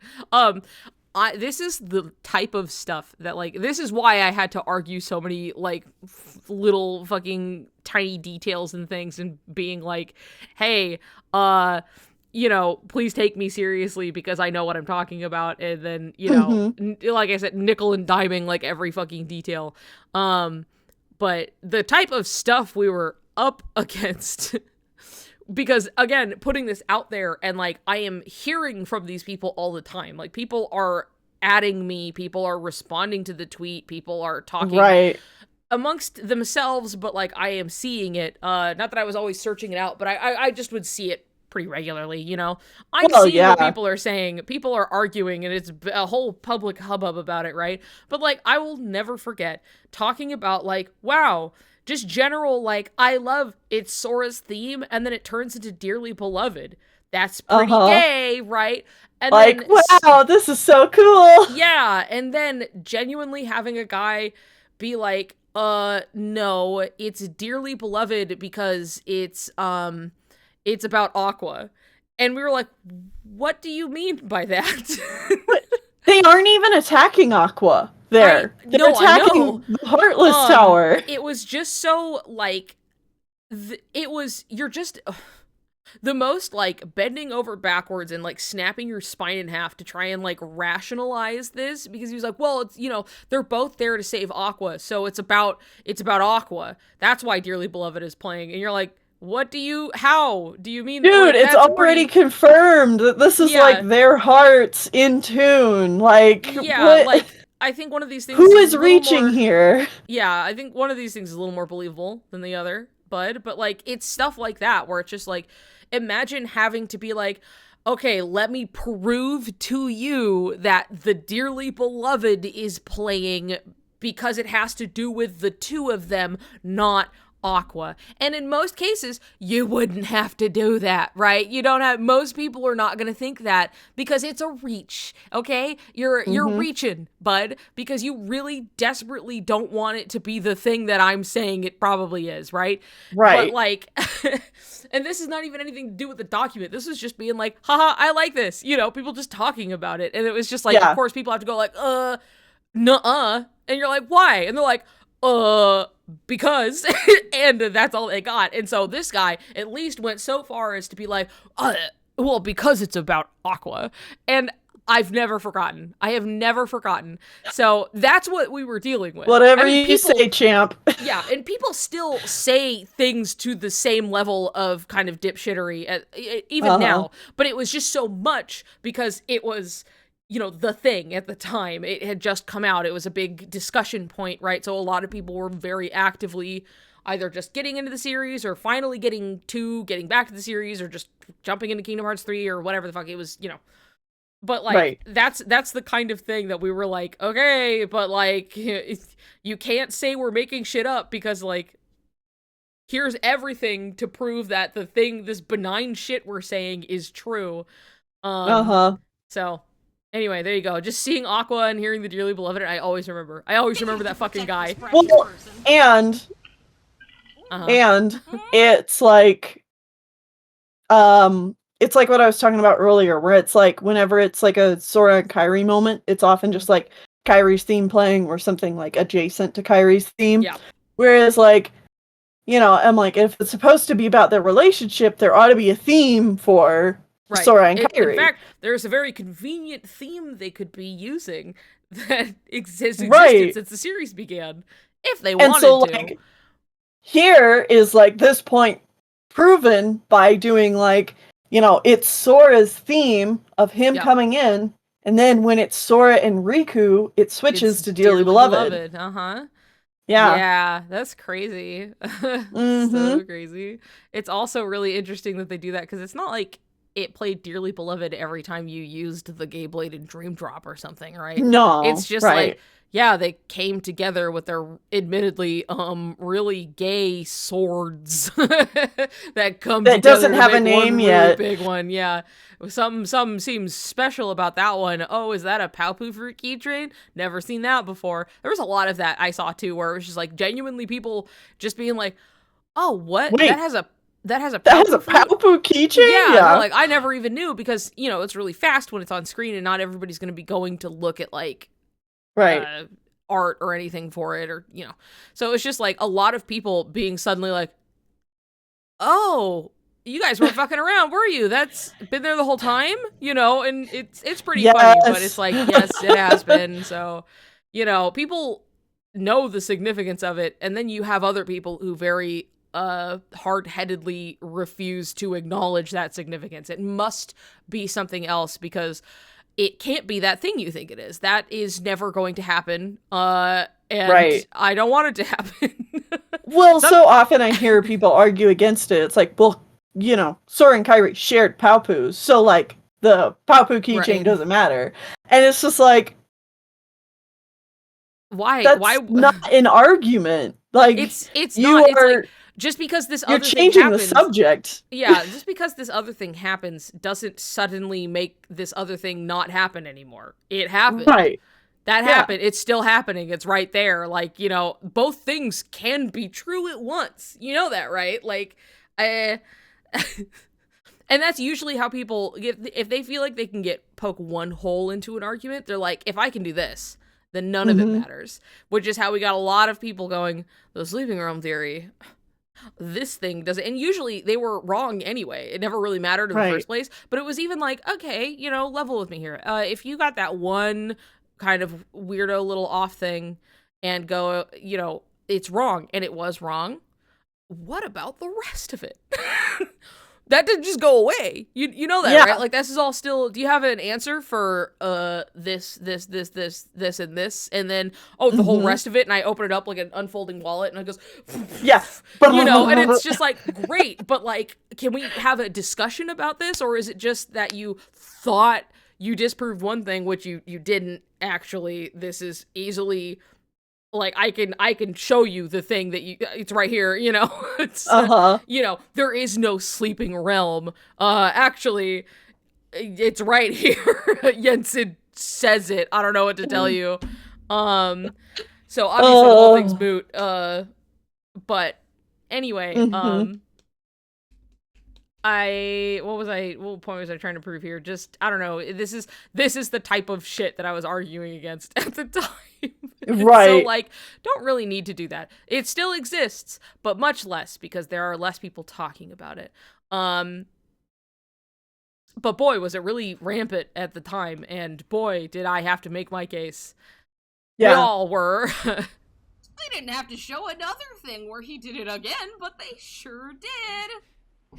Man. And then they sure do have this follow-up right afterwards. And Rika This. is baffled, stunned into gay silence once again. And he looks, and Sora has to turn, and he gives him a smile. And then, how, Sora? And then he's still the whole time. He's just like the whole last time. It's squinty, happy eyes. How, Sora? There you go. Love it. Love it. And Watch for the king. I've got this. What were you gonna say? I love the link block connection. Yes. Like, yeah. Whoever one of you, like, saw that and figured that out, that was brilliant.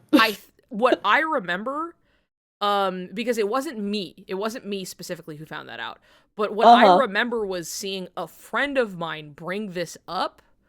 My friend, like, I swear to God, it was my friend Tharinia who brought this up and was like, oh ha, wouldn't this be weird?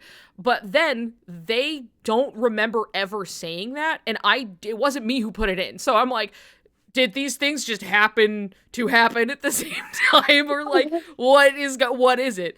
Because that one, I can say came that down one, from God and inserted itself in the document. Just put it in there. Because even if they didn't have that in mind, they're like, oh, link block, that's really convenient, but no, we didn't plan for that, which I could buy, right? The point is, absolutely. at the end of the day, is that they were like, yeah, we have him teleport and block, like, Aqua in this big dramatic moment because, like, we're writing a romance, so of course we are.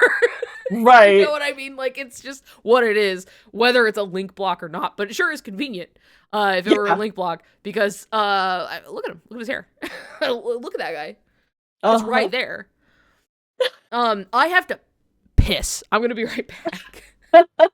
You entertain the kids. I'll be back. Yep.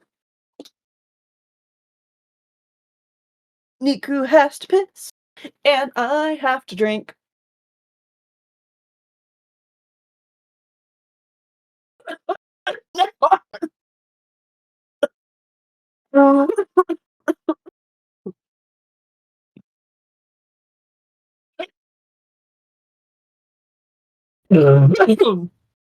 God. Ow. Are you okay? No, I'm an idiot. Gimme! Does Riku Kingdom Hearts is gay? I'm an idiot who can't drink fucking water. God.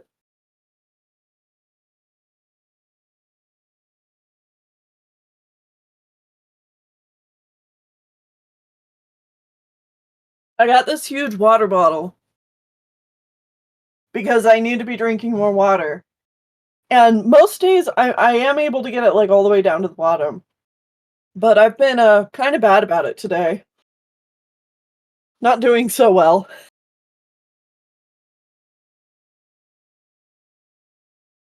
I leave the room and you die. Yeah. You just come back and I'm dead.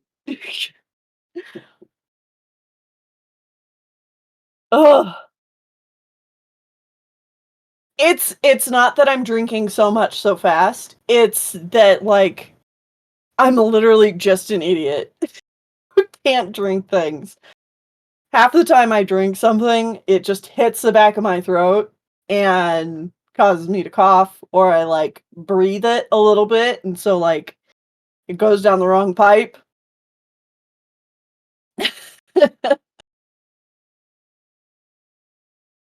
I'm obsessed how they chose this massive important scene to remind us of Dream Drop Distance.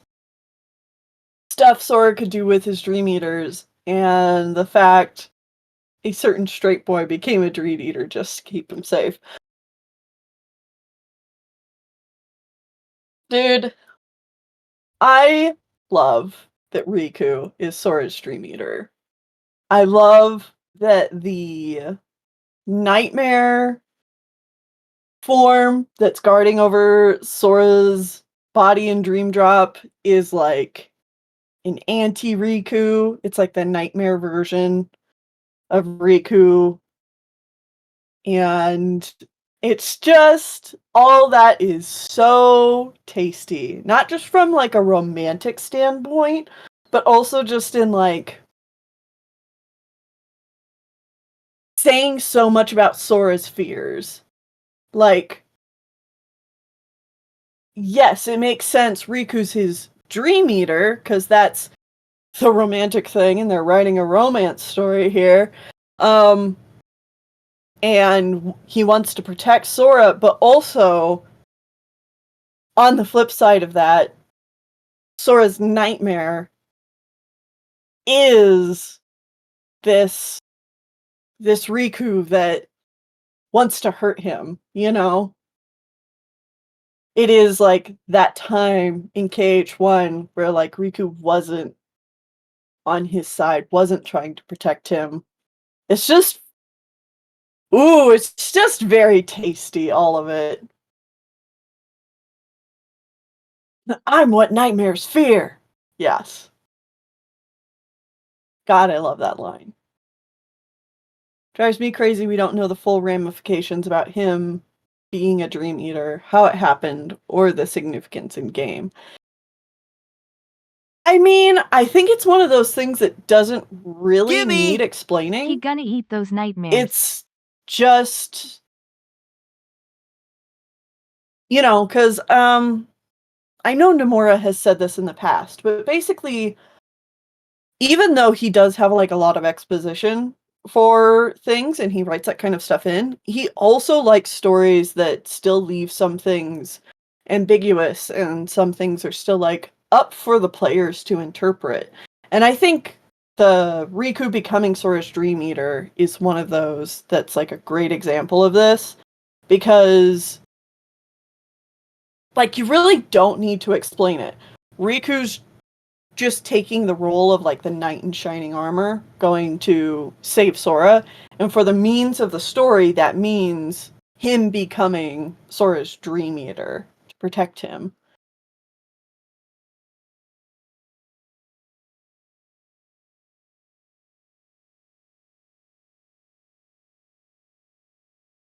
The Japanese version of that line, I'm what nightmares fear. And if you're a nightmare, I'll devour you! So good.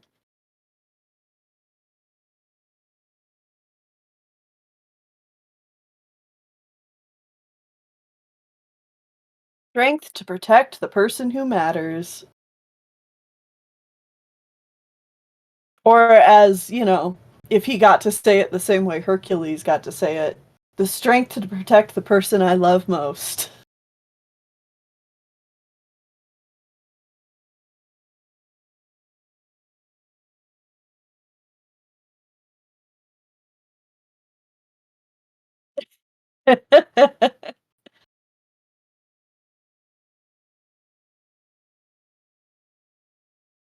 Gimme! Insane. Aren't Yes. you my knight in shining armor? What foreshading.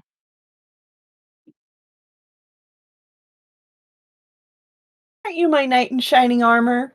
What foreshadowing.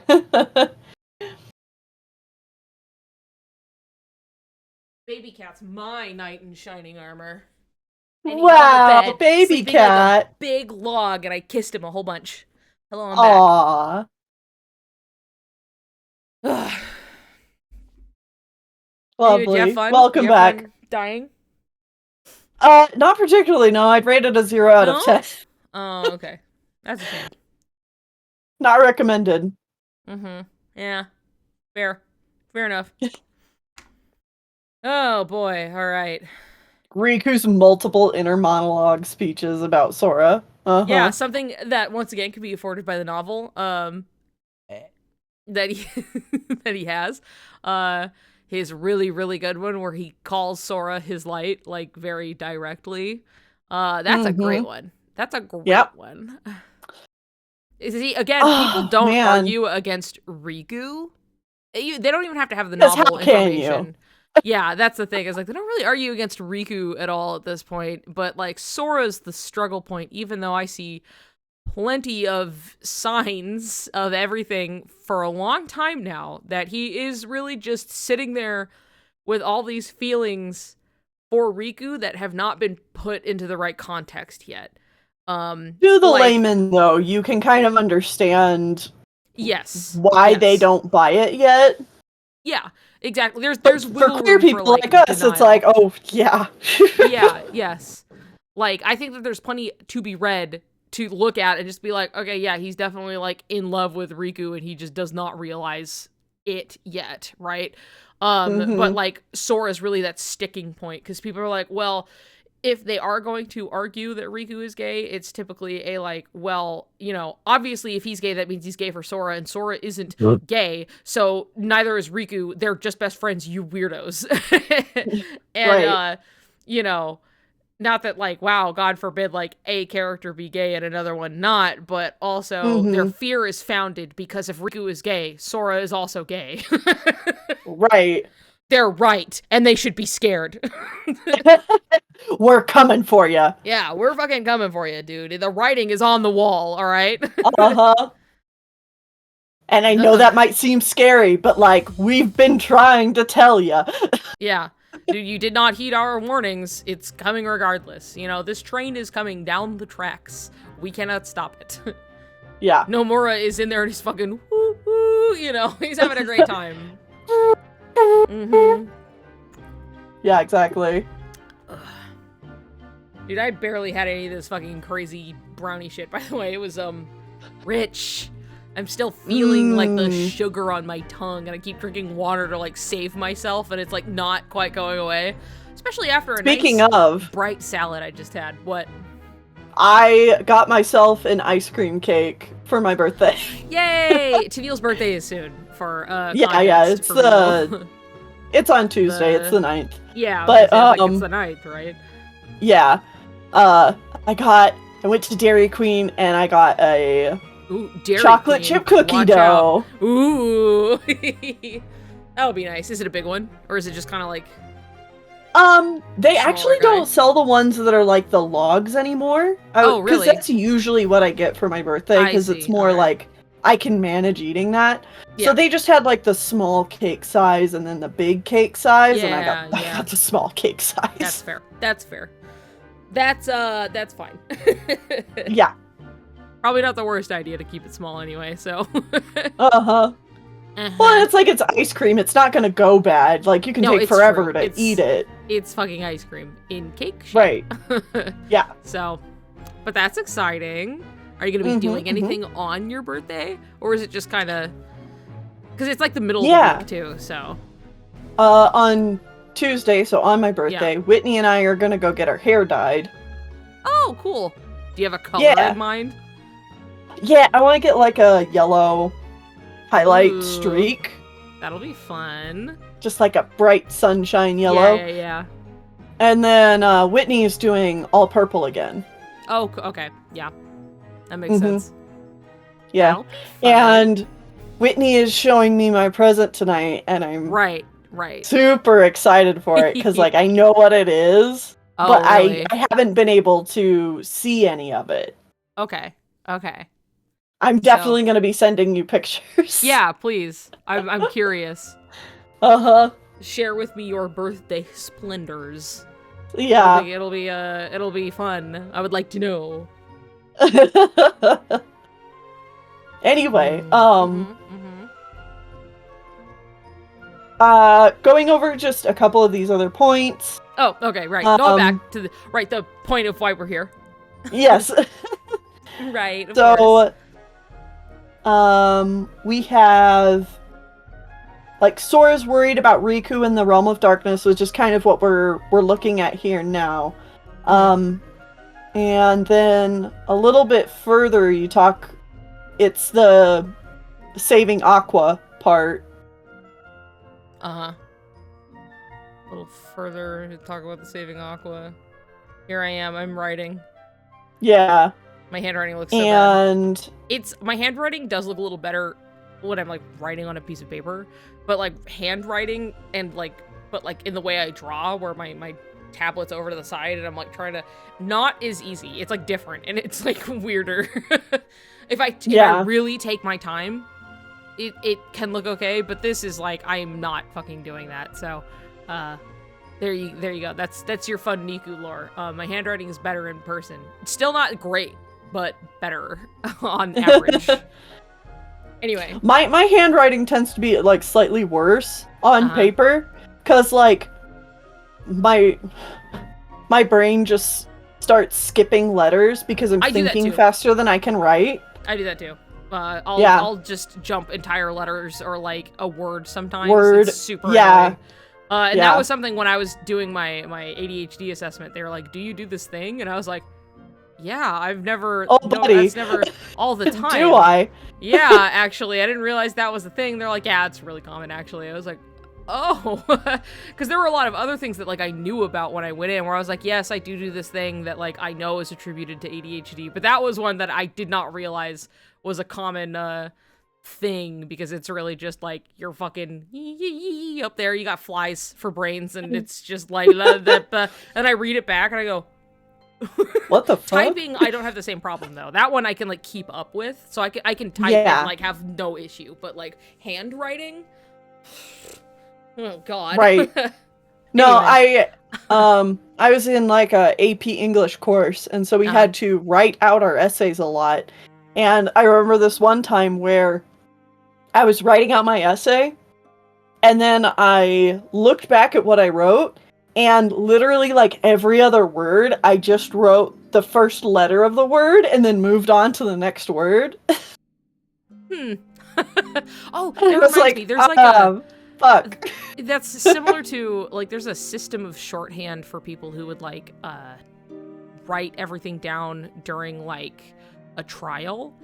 And there's like, it's like a shorthand that you can learn that's like, because you have to keep up with like what's being said, right? And you're like typing it down. Now it's a little less of a thing because you can just like, you can record something and write it down. You can do whatever, you know. But it was like, it was something where it was like, there was shorthand for all of these words or even like basic phrases so they could just jot it out as things went. And it's just interesting. That's all. It's just a really fascinating little thing. Yeah. That's about it. Well, pretty often, at least when it comes to like the English language, if you have all the consonants in a letter, your brain can usually fill out the vowels. Yep. So. Stenography. Yes.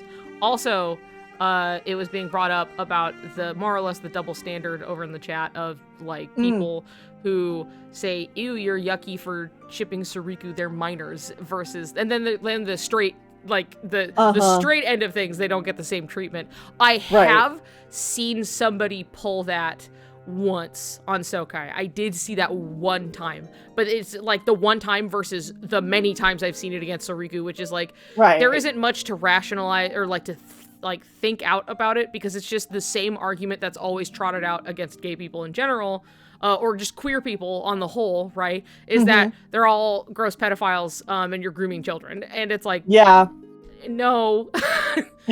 And also, like, queer teenagers exist, and thus stories about queer teenagers would also exist. You know, something that a lot of us went through. That's the point of the story existing. So, no. A lot of it is that old,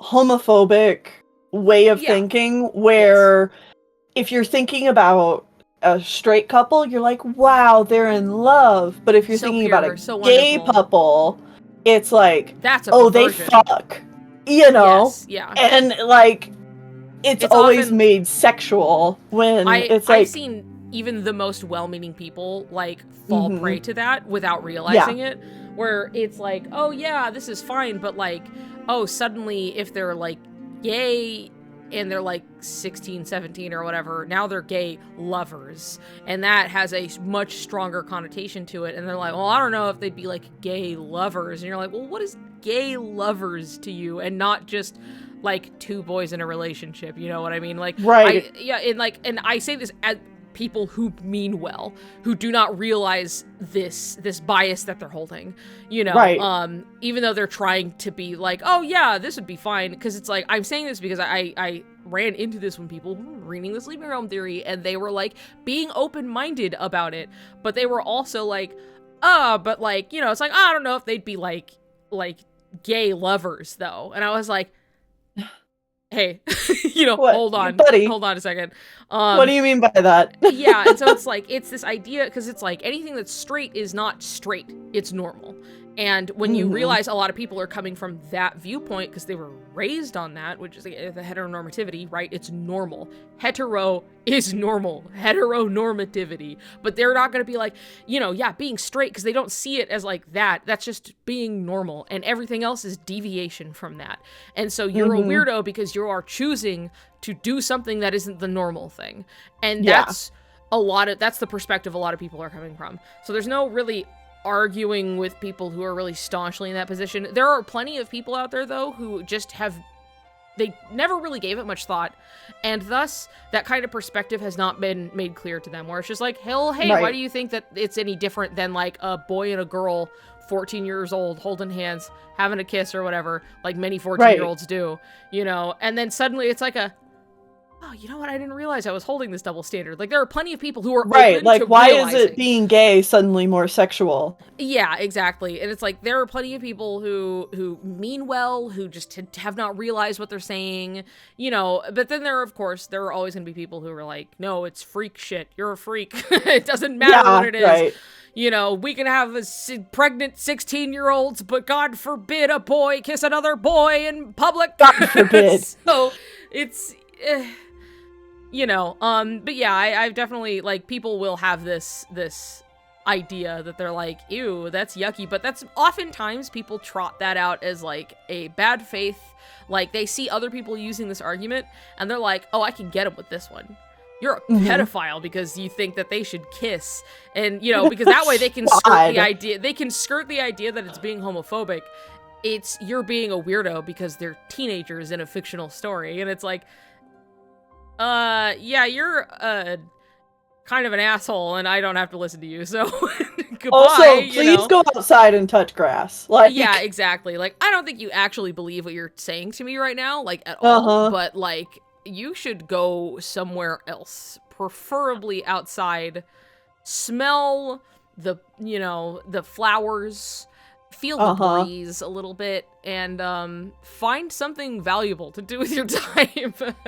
In general, the accusation of pedophile gets, like, thrown around way too much on the internet nowadays. Oh yeah, no, it's pretty bad, and it's like people will use that for a lot of things that I absolutely do not like require that at all. But it's important to, you know, be aware of when that also slips into the most traditional of homophobia, which is calling every gay person a pedophile because they're a sexual deviant groomer and a freak of nature. So it's just, you know, that sure exists. And now, obviously, that's being very actively slung at trans people because that's now more of the hot button topic since, you know, gay people are okay now, which not entirely that, you know, the fight, it never ends, right? But, like, it's something where it's just like, okay, the shift has focused on very specifically trans people. And it's just the same stuff over and over again. Of just, I know, like the arguments against trans people. The arguments against trans people are just like copy-pasted the arguments of people against just gay queer people. general, gay people specifically. Yeah. You know, it's the same thing. It's just over and over again. So it's like, I think it's important to be able to identify when that's happening. And it's very silly to see it about a goofy game of that has, you know, a lot of emotional depth and like wonderful storytelling and a great cast of characters and also Mickey Mouse. And, you know, you like Mickey Mouse somehow. Like, you find you're best friends with Donald Duck and you're having a great time.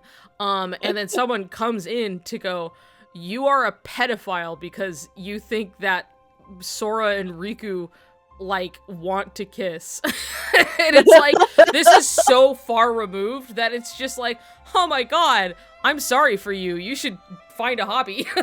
Yes. Just do something else. Yeah, get out of here, man. Get out of here. Dude, find something better to do with your time. You should try origami. That would be really cool for you, I think. Cut it out. Yeah, do something with your hands or something. Like, knit. I don't know.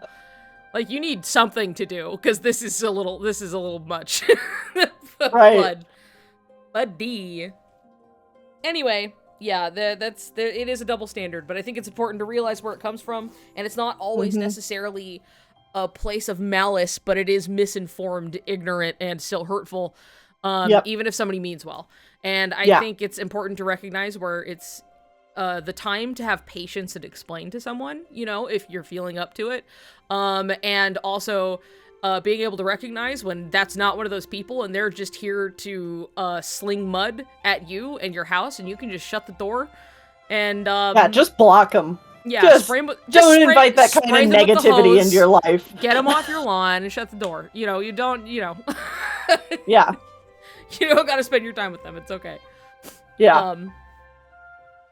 But anyway, I mean, that's still always relevant to the discussion because it's just like, queer things in general.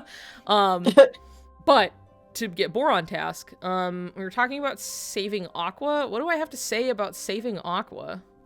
I mean, I think it's just the going over, like, after they save Aqua, you know, there's that that scene. Sorry, I was more focused on, like, the act of saving Aqua, and I was like, well, what do I have to say other than maybe bringing up that annoying guy that was like, the dearly beloved is about Aqua.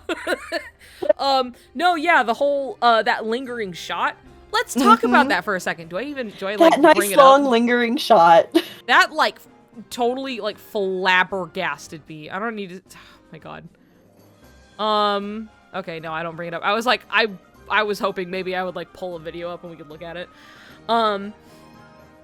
Anyway, that scene was, like, ridiculous. Because one, we're hot off the heels of, like, Sora just fucking coming in from the sky, landing, you know, romance trope, slow-mo, the droplets, you know, Riku's like, the whole 9 yards, right? And even like, blocking at the last second, you know, it's got it all. It's got it all. And then afterwards, we get, like, this shot that could have so easily been just trim it up, you know, it's just like, okay, and then they have a nice little group hug, and you have the camera pulling away, and they're all kind of there. And then, it lingers. Does it linger. It lingers, and it's even kind of long, considering that they show, like, you could have cut it at Riku coming up, and then, like, putting his hand on Sora's shoulder, and just like, okay, cool, and then we fade to black. You know what I mean? It'd be like, oh, haha, Riku, you know, he's being a little awkward or whatever, you know, and even then I'd be like, why did they show us that? But then they show more. It keeps going, and it's just like, okay, Riku, haha, and he's like there, and he's like, you know, and Sora's like, woo! And he snakes that arm around his waist and pulls him in, because that's not enough. Riku touching his shoulder, that's not enough. So he has to, like, do that. And it's like, why? Well, why? And you can just why did they show us that? You can just tell from the body language, too, that it's, like, this moment where Sora and Riku are, like, they're acknowledging Aqua, but they're also, like, we did this together kind of thing. Like, they're sharing this happy moment. Yes. Yeah. Yeah, they do make a point of, like, hey, they both did it. Even if, like, Riku did it, and then the game was like, you didn't do it, actually. Sora's coming in. Right. You're like, oh, okay. Yeah. It is the both of us. Also, just the Sora grabbing Kairi's hand. Cut that shit out. Sora bringing Riku inside a side hug. Drag that shit out, baby! For any context, for those of you who do not know, at the end of KH2, the final shot where, you know, Sora's like, I'm back, and Kairi's like, you're home, wow. yeah. And then, like, Sora, like, grabs her hand and stuff, and then it cuts to black really fast. On a really good note, it's, like, right with the music, you know? You're like, oh, yeah. But, like, in the interviews in the Ultimania, that, like, Nomura was like, oh, yeah, you know, people were like, isn't that a little cold? Like, everybody's been waiting for, like, their reunion and all of this stuff. And he was like, cut it. And they were like, you're evil. And he just laughed about it. You know? Like, he was like, haha. Like, he was like, no, you cut it off right here, right now. And it's like, admittedly, I think that's just stronger. I think it's a stronger end, because it is like, you see it, and then, like, it just cuts, and it's not that it, like, cuts it short as much as it really, like, leaves the image in your mind, and it's just, like, boom, right into, like, black, and then, like, credits and stuff like that. And it's like, I think that's a better editing choice, but it's also really funny. And the fact that they were like, but, like, Sora and Kairi and, like, their whole thing, and he's like, no. Nuh-uh. I don't care. I want it this way. And they're just like, okay. You're so cold. And he's like, I can only imagine that at the time, you know, they're making Kingdom Hearts 2. And probably a lot of the staff are like, yo, why are we putting so much attention on, like, Sora and Riku's reunion? Like, yeah, it's important and stuff, but, like, Kairi's here too. Nomura? And he's just like, no. No. It ain't about her.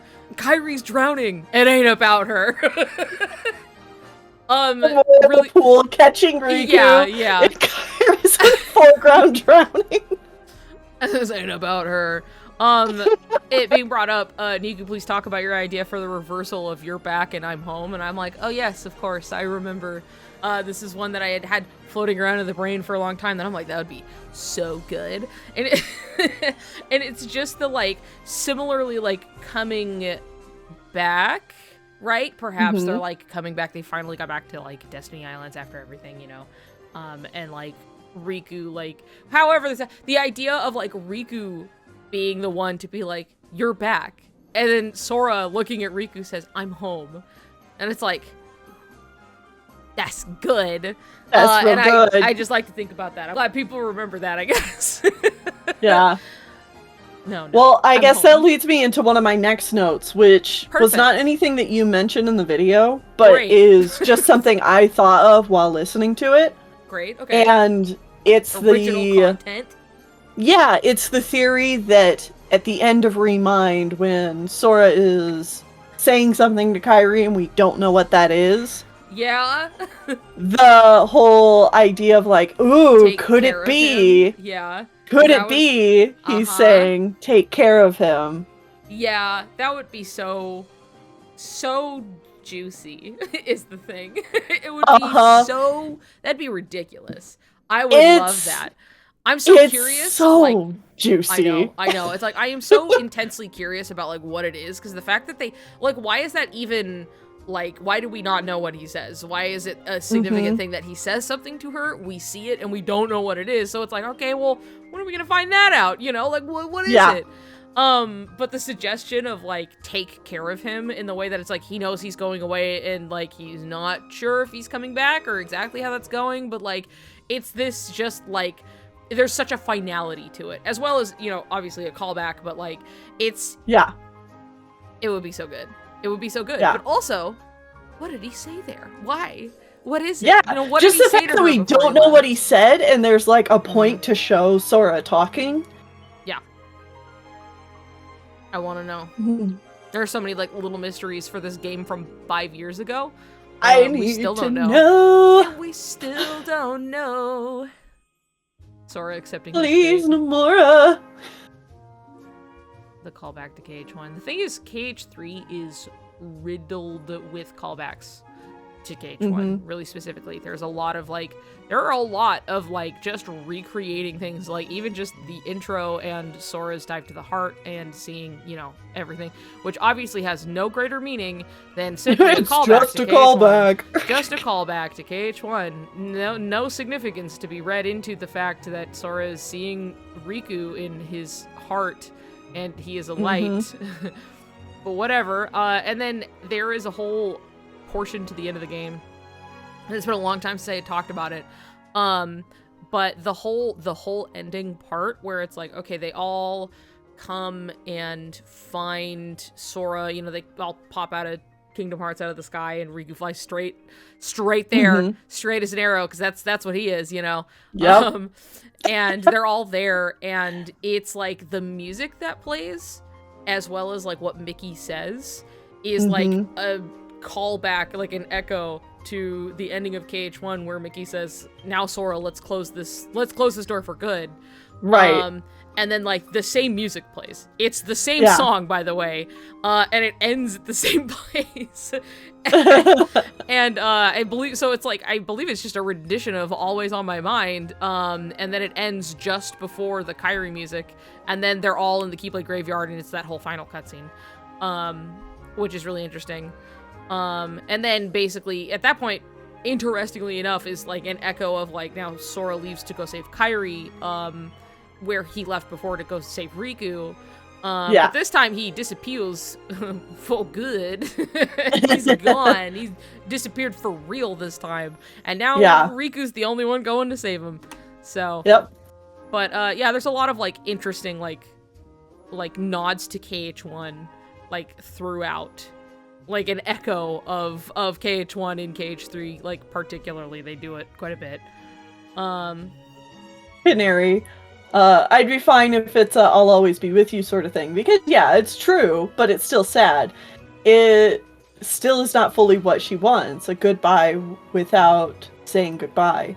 But ooh, take care of him. Bites it off of a squeaky toy. Yeah. GIF of Nintendog shaking ball. He's like, yeah. Yeah, exactly. That'll be me. Yes, that'll be all of us. Lots of squeaky toys going off all at the same time. It's gonna be loud. KH4 has the same callbacks to KH2 when we get Sora's Here I Look For You. That would be really cool. I would like to introduce the idea, let's remember, the fact that they brought back very specifically the "I've been having these strange thoughts lately, is any of this for real or not," only opens the door to have a follow-up with "I want to line the pieces up, yours and mine." And mine. Yeah. And I can't wait for that to show up, because boy, is that already, like, particularly, like, who else could this be about? Right. He's looking for Riku. You could read it as, like, it has to do with Roxas, because there's a lot of, like, you know, stuff going on there, which is also very interesting. But I definitely read it as the Riku part, because he's, like, trying to find him specifically, but there's also a lot of, there's just so much mystery to the statement, what's going on, you know, and now we're just actually coming back with the, like, is any of this for real or not? And I'm like, oh my god. Oh god. God, could you imagine if they brought back, like, the calm poems? I would shit my pants on stream. You'll see me do it. I'll turn around and you'll watch me shit my pants, and I'll do it for money, and also, I'm very emotional, that's why. I'm gonna play an ad right as it happens. But, like, you know, whoever sees it, they're the lucky chosen few, but they're gonna bring the Chain of Memories poems back, and I'm just gonna stop what I'm doing, and I'm gonna start stream, and I'm just gonna let it rip, so, get that coin. I'll remain true to my word. If I don't got anything in the chamber, I'll make it happen. I'll make something happen.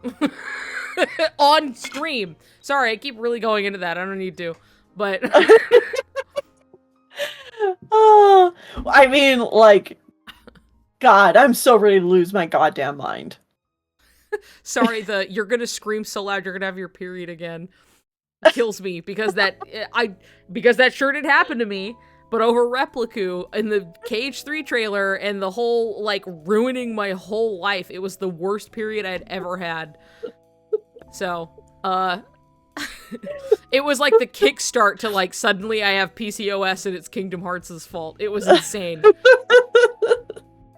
I hope it happens again, so it, like, reverses the effect. I want it to fix me. I want to scream so bad that I don't have a hormone imbalance anymore. So you just, like, you had to give your 5 years penance. Yeah, exactly. I screamed so hard I, like, jump-started some weird puberty, and now I'm hoping it would stop. I want that to end now, please. It's been 5 years, I should be past this, okay? God. Anyway, I sure hope that comes back. Those Chain of Memories, like, poems, insane. Yeah. Insane. All of that stuff is, like, so loaded and, like, rife with potential of, like, however you want to apply it. But even then, it's like Chain of Memories poems sure is, like, Sora and Riku. That's interesting. It's almost like Chain of Memories is about Sora and Riku. Thinking about that. And then we immediately follow it up with, like, everything that happens in Chain of Memories of all fucking things. And it's all like, wow, Riku, huh? Riku. And then we're going into Cage 2, and it's just, I want to line the pieces up, yours and mine. What, after you just had the most memory-shattering fucking shit-your-pants event of your life, you, like, blacked out an entire year? You're a year older now, suddenly? And, like, I feel like it's significant enough to find that, like, I want to line the pieces up, yours and mine may have to do, in some way, with Chain of Memories. Yeah, or even just Sora and Riku. I just feel that that's not a big reach, you know? I just feel like that's on the table. Given everything else is very of that ilk in the first place. And the fact that Naminé still is expressively not concluded. Yeah, there's just too much in the future to be like, yeah, I'm sure this is all gonna be coming up Millhouse real soon, so. Yeah. Alright, I basically have 2 notes left for the video. Excellent, okay. One of them we've kind of already covered, which is the Kingdom Hearts 2 specific novel. And just how much is in the Kingdom Hearts 2 novel, particularly at the end, and how it, like, highlights the fact that the end of Kingdom Hearts 2 is about Sora and Riku's reunion, and Kairi is unfortunately kind of just an afterthought.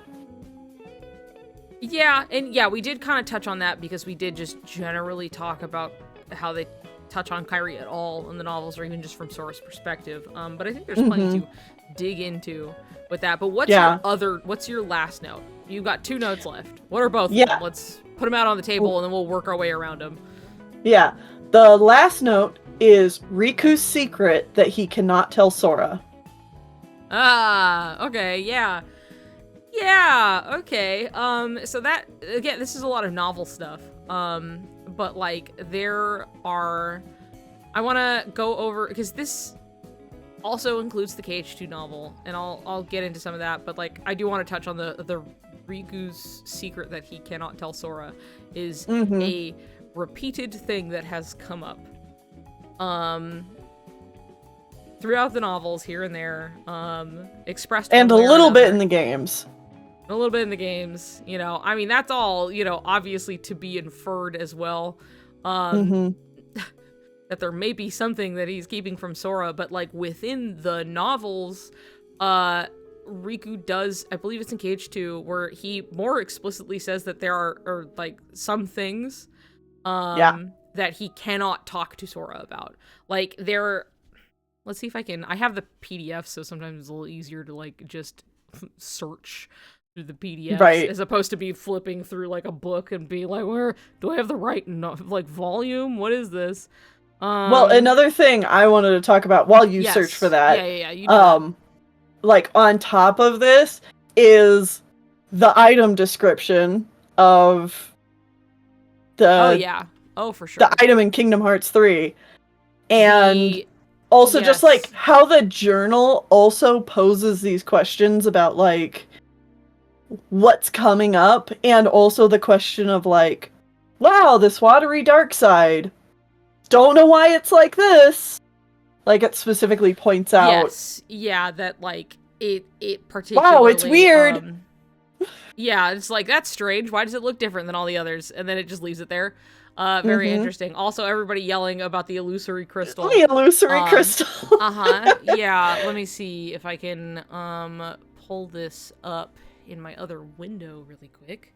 I have a screenshot of it on my phone, but, like, KH3 illusory crystal, because there we go, illusory parts wiki, there it is. I can put it over. Nomura names all the items and writes the descriptions for him himself. Yes, he does. This is a very bad... How should I... Maybe if I make it small? Okay, I'm kind of... Oh, there you go. A little better, but, like... So, should I just move me? Can I just... Hold on. Where's my camera? I'm just gonna move over here real quick. Hey, how's it going? Snuggling right up next to you. So, this is the illusory crystal. It is an item you can get in KH3, you know, it's for crafting and other stuff like that. But Nomura does write all of the item descriptions, and all the names and everything, and he admits this in an interview at one point, because he was like, I just don't get listed for everything I work on because, like, that would just be excessive, and he kind of has his hands in every single pie in the production, so, like, you know, he just gets credited as, like, he's the guy who made the story, and he's the director, and, you know, so, yeah, are you seeing Unspeakable Thoughts? So this is the illusory I'm crystal. laughing at Gay Nights. yeah, and the description for this crystal that is Riku's symbol right here that you can see, is a miraculous crystal formed of unspeakable thoughts.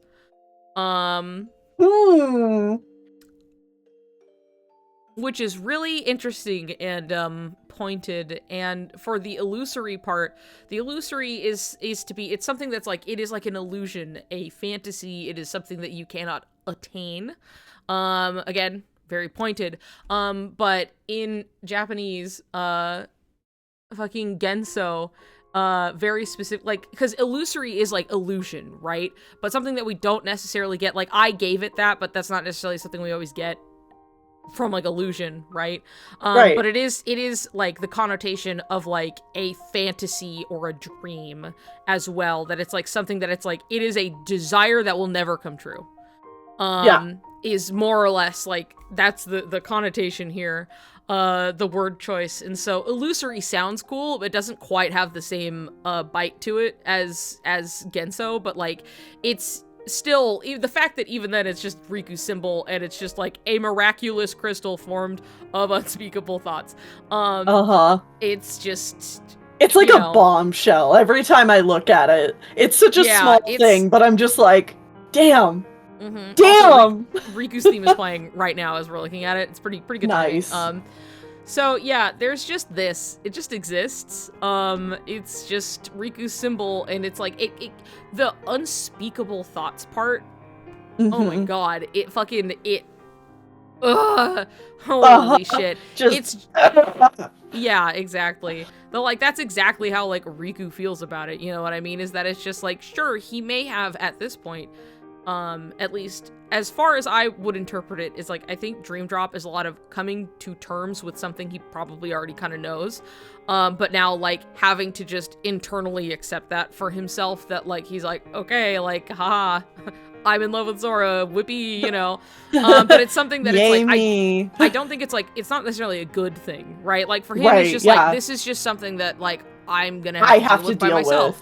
Yeah, this is. He's like, he has no reason to believe that anybody else is like him, you know what I mean? And that's a familiar experience for a lot of queer people, is that like, you know, they're just out here and feeling really isolated because you're not normal, you know what I mean? And so it's you know, a very realistic portrayal, you know, given everything is going the way that we think it is. But it's just like, this really just like adds to it so much so that it's just like, it's something that's like, God, like a dream you desperately wish but can never have. Something that's unspeakable. Something that he'll go to the grave with if he had the choice. You know, like there's no way that he would volunteer that information. It would either have to be, you know, dragged out of him by force, or somebody else is gonna say it, kind of a thing. Like, he'll just go to the grave. But it sure is just really pointed. Like, this could have been fucking anything. But it is just, you know, it's basically like the yearning crystal of wanting to kiss a boy. It's kind of silly. It's a little ridiculous. I mean, just knowing Nomura wrote it too, it's like, wow, okay, Nomura is like aware of the concept of like this fantasy of like unspeakable thoughts. And like that's part of Kingdom Hearts' narrative. That's not like us reaching for trying to make sense of Riku's character arc or anything like that. It's like, text, here is the thing, it's Riku's symbol, and bam, it's thoughts. About like, unspeakable is so loaded. You know what I mean? But it's just like, it really is just like the crystal of yearning. You know, yearning no crystal, Des. It's like... It's like, it's so funny. I guess I'll leave a little bit of wiggle room in that, like, he said that he writes all of the item descriptions. And item versus, like, crafting materials, because there's, like, a million of them.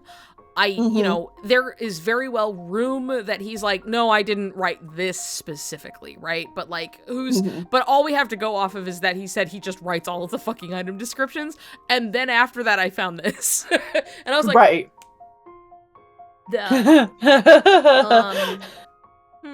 okay. Yeah, the form of a heartless emblem. Untrue. It does not have the thorns. Yeah, it doesn't have the... Wrong page, Wiki. Yeah. That is a little Riku symbol. Anyway, there you go. That's a real fun one. And then Riku's theme ends with a little flourish. Love the illusory crystal. Love to remember it, and I go fucking insane. Oh, more Riku's theme? Fantastic. Can't get enough of that guy. It's always unspeakable thoughts devour, and that light is you, Sora, with this fucking guy. Sora was dazzling. Sora was dazzling. all that, like, I didn't even see what was going on around me. All that mattered was Sora was at the end, like, was at the end of my outstretched hand, or however that line goes. What was I looking for in here? Oh, right. Of course, Kairi could only think of Sora, but I was the same way. I was the same way. I did open the PDF, by the way, and it was on a page of Ansem the Wise, like, took out ice cream pops. Here, have some ice cream first. And Riku's, are you making fun of me? And it was like, Riku was clearly offended. Just like, the fact that it's just like, you want some ice cream, kiddo? And he's like, are you making fun of me? Like, what does that mean? And it's like, it's ice cream, yummy. And he's like, okay. All right, fine. Riku said nothing and glared at him. Fuck you and your ice cream. Anyway, let's see. I've just about had enough of your shit, old man. Yeah. Don't, sorry. Come on. What are you doing? Ah, there it is. I found it. When was this? Oh. Interesting when this fucking happens, too. Okay, so... Back on the topic of Riku having secrets that he can't tell Sora. Mm-hmm. There's something, and it's a consistency in that there are some things that he's unable to talk to Sora about. But this happens when everything happens in Hollow Bastion in KH2, and they get sucked into, like, they're, like, in the darkness, like, Maleficent kind of sends them away, and then they find the box with the photo and the ice cream and everything, right? And it was, shocker, it was Riku who left it there for them, right? Right. And, as this happened, it follows up in the novel, and it was like, okay, and then they left, basically, and then it's like Riku keeping his breath quiet in the inky dark. Riku watched Sora and the others from a distance. He couldn't simply tell them the answer outright, but he could give them a hint. He really did want to see Sora and talk, but that was impossible with this appearance. The things that mattered the most were what he couldn't tell Sora. It had always been that way. So, you know. Yeah. Well, and there's just so much to at the end of the novel where it's like, Sora felt bashful for some reason. And broke into a run. Yeah. Yeah. That whole thing? Yeah. Uh-huh. It's a lot. But to keep in mind the Riku having a secret, we have this specifically, right? Where it's like him and you know, the things that mattered the most were what he couldn't tell Sora.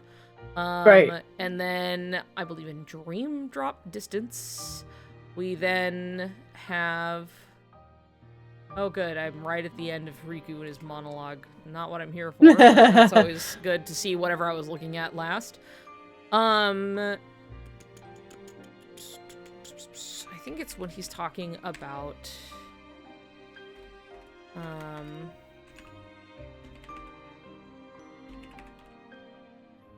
I believe it's during the, let's see, conscious, maybe? Consciousness, no. Consciousness, no.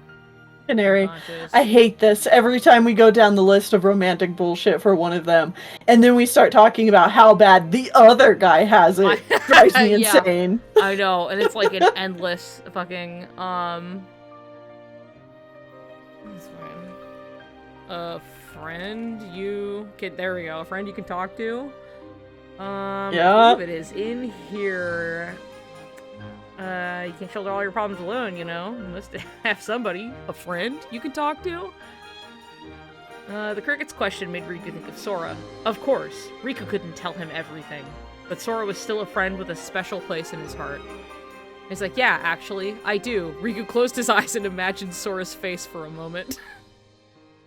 That stupid grin he's always wearing. He's the best teacher I could ever have.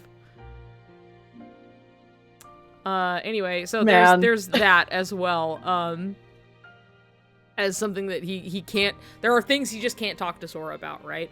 Well, And then there's But- the scene in Kingdom Hearts 3 where Riku's talking with Aqua, Yes. and Aqua's like, "You'll never understand or it's just like, what oh, I've been through." It's just like, I'll share with you,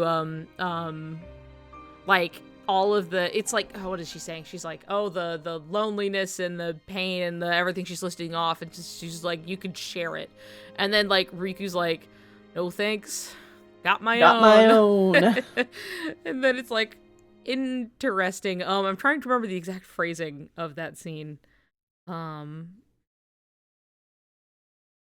But it definitely implies, like, yeah, Riku's holding something in him that he's not gonna share, and it's like a source of pain. It's a source of which is likely loneliness. something I'm going to talk about in here. I'm just trying to remember, because it's like, I know it's like it's due in part to the way it's like phrased too. It's just like what she says, and then he's like and then he's like, yeah, I got that, you know. And it's just like, at this point, most people's reading of the situation is that Riku is all better now. He's all better, and in fact so primed and ready for to die. to die and pay for everything he's ever done, and that will complete his arc. And he's, you know, he's still sitting here with like, yeah, he's doing better. You know, he understands at the core of it, like, what had very much caused this this fucking descent into darkness that he had so badly crashed and tumbled his way down into. And that it has to do with, he's taking antidepressants now. He's feeling really good. He's stable, right? He's learned and he's grown, but he's not like happy per se. It's like, you know, he can be fine.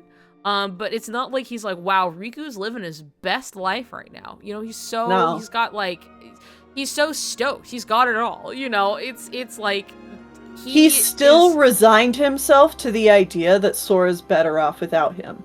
Like, yes, yeah, for a number of things, like, it's like, you know, there is also a running thing of like, Riku will always like call that like Sora is his best friend, but like he seems to undermine his importance to Sora, which is really funny considering, because Sora's so comically on about him. Basically worshipped him. Yeah, my best friend Riku. Again, another novel line, like genuine, not an exaggeration. I practically worshipped him, my best friend Riku. Yeah. Anyway, there's Riku's often undermining his own importance to Sora, but Sora is so important to him, right? But also, as well, the entire, like, you know, obviously the romantic inclinations in his eyes are like, oh, I'm kind of a weirdo and a freak and this will never happen for me. You know what I mean? Like, I'm all alone in whatever the hell I got going on. So, like, all that matters to me is that the person I care more than anything about in the entire world, I just want him to be happy. And if that means, like, you know, being with Kairi or having like this fairy tale ending where he goes off to rescue her, you know, and that's why he's like, let her, you know, like, let him go, you know, it's like his heart and his mind are made up, let him go, Mickey, and all of this, like, he wants nothing but the best for Sora, and he's kind of written himself out of that equation because he assumes, I guess reasonably on his part, like, he's like, well, it's fucking me, you know, like, I can feel any which way I want about it, but like, it's not about that, you know. My dreams. Yeah, which I was going to move on to his hesitance makes a lot of sense with specifically it's one of those things where I'm like, wow, yeah, I'm sure he would feel really weird about it if it was like, yeah, your dreams for like an entire year are the key to finding Sora and you're the guy who's gonna go save him, and he's like, that doesn't, why me? Like, me? That shouldn't be me. Kairi's doing this whole thing, she's been at it for a year, they're searching her heart. Me? You know, it's like, he's super confused and like kind of hesitant and like not ready to be like, yeah, it's me, because we're so close and I mean so much to Sora, you know. For him, he's like, like, he's gonna do everything he can because, like, that boy holds his heart, but like it's he doesn't expect anything back for this. Right. And so then suddenly he's there and it's just like, oh, it's you, special important boy. And he's like, what? Me? He's like, yeah. And I don't think that's just gonna go away either. Like, I'm pretty sure he's gonna go and do his duty, but like, to him, he's doing his duty of like, I am saving my, like, obviously the person that I love so much, but like, I'm doing this to save him. It's not for me. It's still for him in that he wants to see Sora, but it's not like, he's not expecting to get anything out of it. He's there to... Yeah, he's not doing it selfishly. Yeah, exactly. Okay. Yeah. I know we're still kind of talking about the novels, but I know we're gonna have to wrap up here fairly soon. That's fine. We're just fucking meandering. It's fine. Please. Before we end, I would love to talk about Dark Road. Yes. Okay. So, was revisiting and remembering, and it was fucking me and talking to Claude last night, and then it was like we're gonna end soon. Makes monkey noises and gets really upset about Dark Road, and how pointed it is. Hi, hey, hi, Whitney. But hello. Hello. Neil's birthday present is here, and I wish to give it to him. I know. We'll be wrapping up here really soon. I know. Yeah. Yeah. Sorry, it went. I forget that you were like, oh, like 10, and I was like, yeah, it's only 9 p.m. and I forget that there's a time zone difference. Anyway, we'll make it sort of fast at least. Because like we could probably take a whole other time to just go into Dark Road and be like, damn, this shit be loaded like a baked potato. This is insane. Because I haven't. It really is. Yeah, like I have not properly revisited it since it came out. Like, I see things, I'll look at little scenes here and there, I'll look at screenshots and go like, wow, but like, I haven't like sat down and looked at it since the last time I sat down and looked at it. And so kind of looking at it again last night and going like, damn, so much of this is so loaded with like things for the future that it's almost painful to look at. Yeah, it is ridiculous. And I have those screenshots I sent you the last night. Let me pull that shit up. At least on my phone. Just the different like parallels and stuff that they put in, and the fact that they're like acknowledging so many of these different like plot points or like things that could become plot points. It's it's so tasty. I know. It's there are so many things where it's like there were so many little things that happened that felt like a validation of like how I was reading things. At least for me, where I was like, oh, like these are like thoughts I have had and now you are just putting it out there. Right. Like this read on a character who is an obvious parallel to another character, and I'm going like, oh, you mean the thing that I thought about the character, and now you're just putting it into text? Right, exactly. That like, it feels nice both in the like, oh, I'm really, picking up what they're putting down, but also it's like comforting in a way that it's just like the potential I'm seeing in it is like actually being reflected in the text at this point. So it's like, oh, they know what they're doing. Woo, not that I thought they weren't, but it's always like nice to see that you're like, oh, that's the good stuff. You're on it. You're on top of it. So it was crazy watching you going through and picking out all the parallels and stuff, and then going to other people playing, and they just went, ooh, mystery. Like, no, you don't know. Particularly, I want to bring up the example of one thing that really stood out to me that like I was, it's not even the one that we were talking about last night. It is just on the discussion of like character parallels and stuff, and like how it's very much like, oh, which one of you is the Sora and which one of you is the Riku? I know the parallels like, between Ericus, Xehanort, and Sora and And Riku are crazy. It's ridiculous. Like, the amount of times that they go and they're like, hey, say the line, Xehanort. And then he's like, her heart and her mind are made up. And you're like, yeah, you know? Yeah. You're like, I wonder which one that guy is. But like, there was like particularly one, I don't remember if I said anything at the time because I don't remember anything that comes out of my own mouth. But I do remember that like a scene that stood out to me as going, oh, I don't feel like this is discussed in the way that I often view it, like in text or even generally talked about, where it's just like Sora and Riku's admiration for each other is very reciprocal. Like they both admire and adore the shit out of each other, right? Right. But they both similarly have this like, I can't do what that guy does. I can only do this, but him, oh my god, he can do it all. You know what I mean? And it's always this like, it's just this like circle of like them going like, oh, but you're like the coolest ever, you know? And just like, no, but I think you're the most amazing person I've ever seen. He's like, no, you know? But it was like particularly this like, especially because it was like phrased in a specific way where it was like Ericus is talking to Xehanort and he says to him that he's like, I feel like I'm always chasing after you. In this way that like he always wants to try and catch up to him, but not specifically strictly in like a self-admonishing kind of way, but it was just like a, you're so incredible that like I feel like I'm always chasing after you, you know, I'm always the one who's trying to catch up with you kind of a thing. And which also I feel like in my head it makes me think of like the two stars, one chasing after the other. Yeah.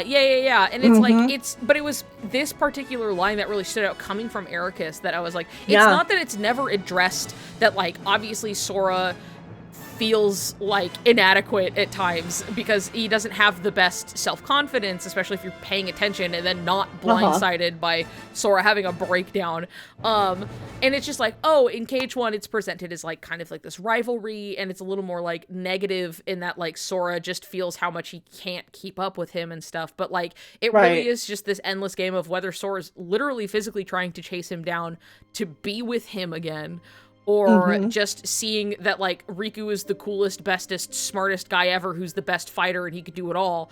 You know, that for Sora, it is this constant, like, in his perspective, like, he is always kind of just chasing after Riku. He just wants to be with Riku.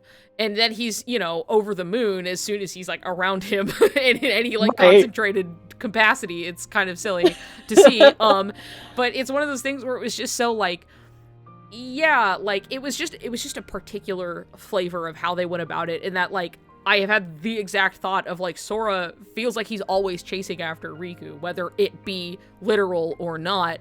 And then it was just Ericus expressing the exact same sentiment to Xehanort that I was like, hold on, the Sora parallel is talking. He's saying the exact thing that I think, and I'm glad to see this, because it's still, I mean, it's not to say that, like, it isn't true for them also, because, like, to be like, oh, the Sora parallel, I'm like, that's not to take away from the significance of the characters, Ericus and Xehanort, they have their own story. Right. But, like, they do serve a purpose at the same time. The parallels are made very clear. Like, there's just no question in my mind that this isn't, like, Ericus and Xehanort are supposed to be a, like, really direct parallel players should be picking up. Yes. Like, and people look at them and they're like, ooh, they're really good friends, are they? And I'm just like, how is it we still have a problem here? Like, they're super gay. Guess who else is super gay? You know, it's all the same. But yeah, that was like a particular one where I was just like, it really stuck out to me in that way that I was like, oh, this is like kind of that like nuanced understanding of like, there's both a lack of confidence, but there is an admiration at the same time, and that it's just like they both think the world of each other. You know, it's just like, wow, Riku, like if only Riku could see what I see in him. I think he's the most perfect, incredible, amazing person ever, right? I practically worship him, my best friend Riku. And then Riku sees Sora and he's just like, this is the best boy in all of the worlds. Like he's, you know, I would do anything for him. I will die for him. You know, it's all the same, right? That light is you, Sora. Yeah, really. You make me a better person. Like, it's all there, you know? And it's just like, of course, you know, and Sora being like, I'm worthless, and then Riku's like, no, you're not. No, you're not. You're not. I believe in you. You know, it's all just, it's the same. Anyway, so that said, where I was like, that particular one stood out to me. I remember when I went by and I was like, oh, like they get it. You know, they fucking get it. I have the screenshots here of, dude, I mean, this is why, like, when I went back through it a little while ago, yeah, I was like, dude, you have to go back through Dark Road. I know, I have to, like, refresh it. Because it's like, I forget sometimes how, like, it's loaded as fuck. Like I said earlier, it's loaded like a baked potato. There's so much in here where it's like, okay, we have this scene to just specifically, like, express, foreshadow, like, shit for the future. And all of it is just like, oh, Sora and Riku, huh? That's crazy. Especially, I love this one, especially considering we got in the Ultimania, or not, the character files, I believe. I think it was the character files, versus the Ultimania. Either way, description of Riku and his, like, complicated feelings for Sora being kind of this catalyst in KH1, which, like, oh, no shit, right? But, like, but to phrase it that way was like, oh, that's really interesting. His what? His complicated feelings? His complicated feelings? Wow, Wow, that's weird. Anyway, so, this set here that I will read from of Master of Masters talking to, you know, young Xehanort. And just, for example, what you feel towards someone you love isn't always good or well-meaning. It can be a false kind of light. Which begs the question, are these messy feelings that emerge from love still light? Or are they darkness? Wow! Wow! These messy feelings that emerge... Like, love, really specific example that you chose to use here. That, you know, it's so interesting that you are talking about this specifically, that, like, this is so, and I love this. I've had this discussion with my good friend P multiple times, and we love this discussion. This is a discussion where we're going, we're pulling our hair out, right? And it's like talking about love being not necessarily inherently, like, always, like, it's not just like, well, love, what a pure, it's not a pure and wonderful good thing as much as, like, love is a force. And P really specifically brought in this whole passage and example from, I believe, Percy Jackson, and then, like, it was like, oh yeah, talking about, like, love being, like, you can do something out of, like, love and desire, but you could do an intensely cruel and horrible thing because of that. And one could argue then that means it does not necessarily come from love, but the discussion, you know, this is more, that's a perspective type of thing, in that, like, love is a force. Whether it's a good force or a bad force, it is a force. It depends on how you execute upon it. How do you act upon these feelings? And so this whole discussion being like, yeah, you know, you can specifically, you can, what you feel towards someone you love isn't always good or well-meaning. You can still love them and do terrible things to them. Which I think ties beautifully back into the novelization section of DDD, where Riku's basically just, like, laying it out, like, you know, it was because of my feelings for Sora that I turned to darkness, and now it's because of Sora that he is my light.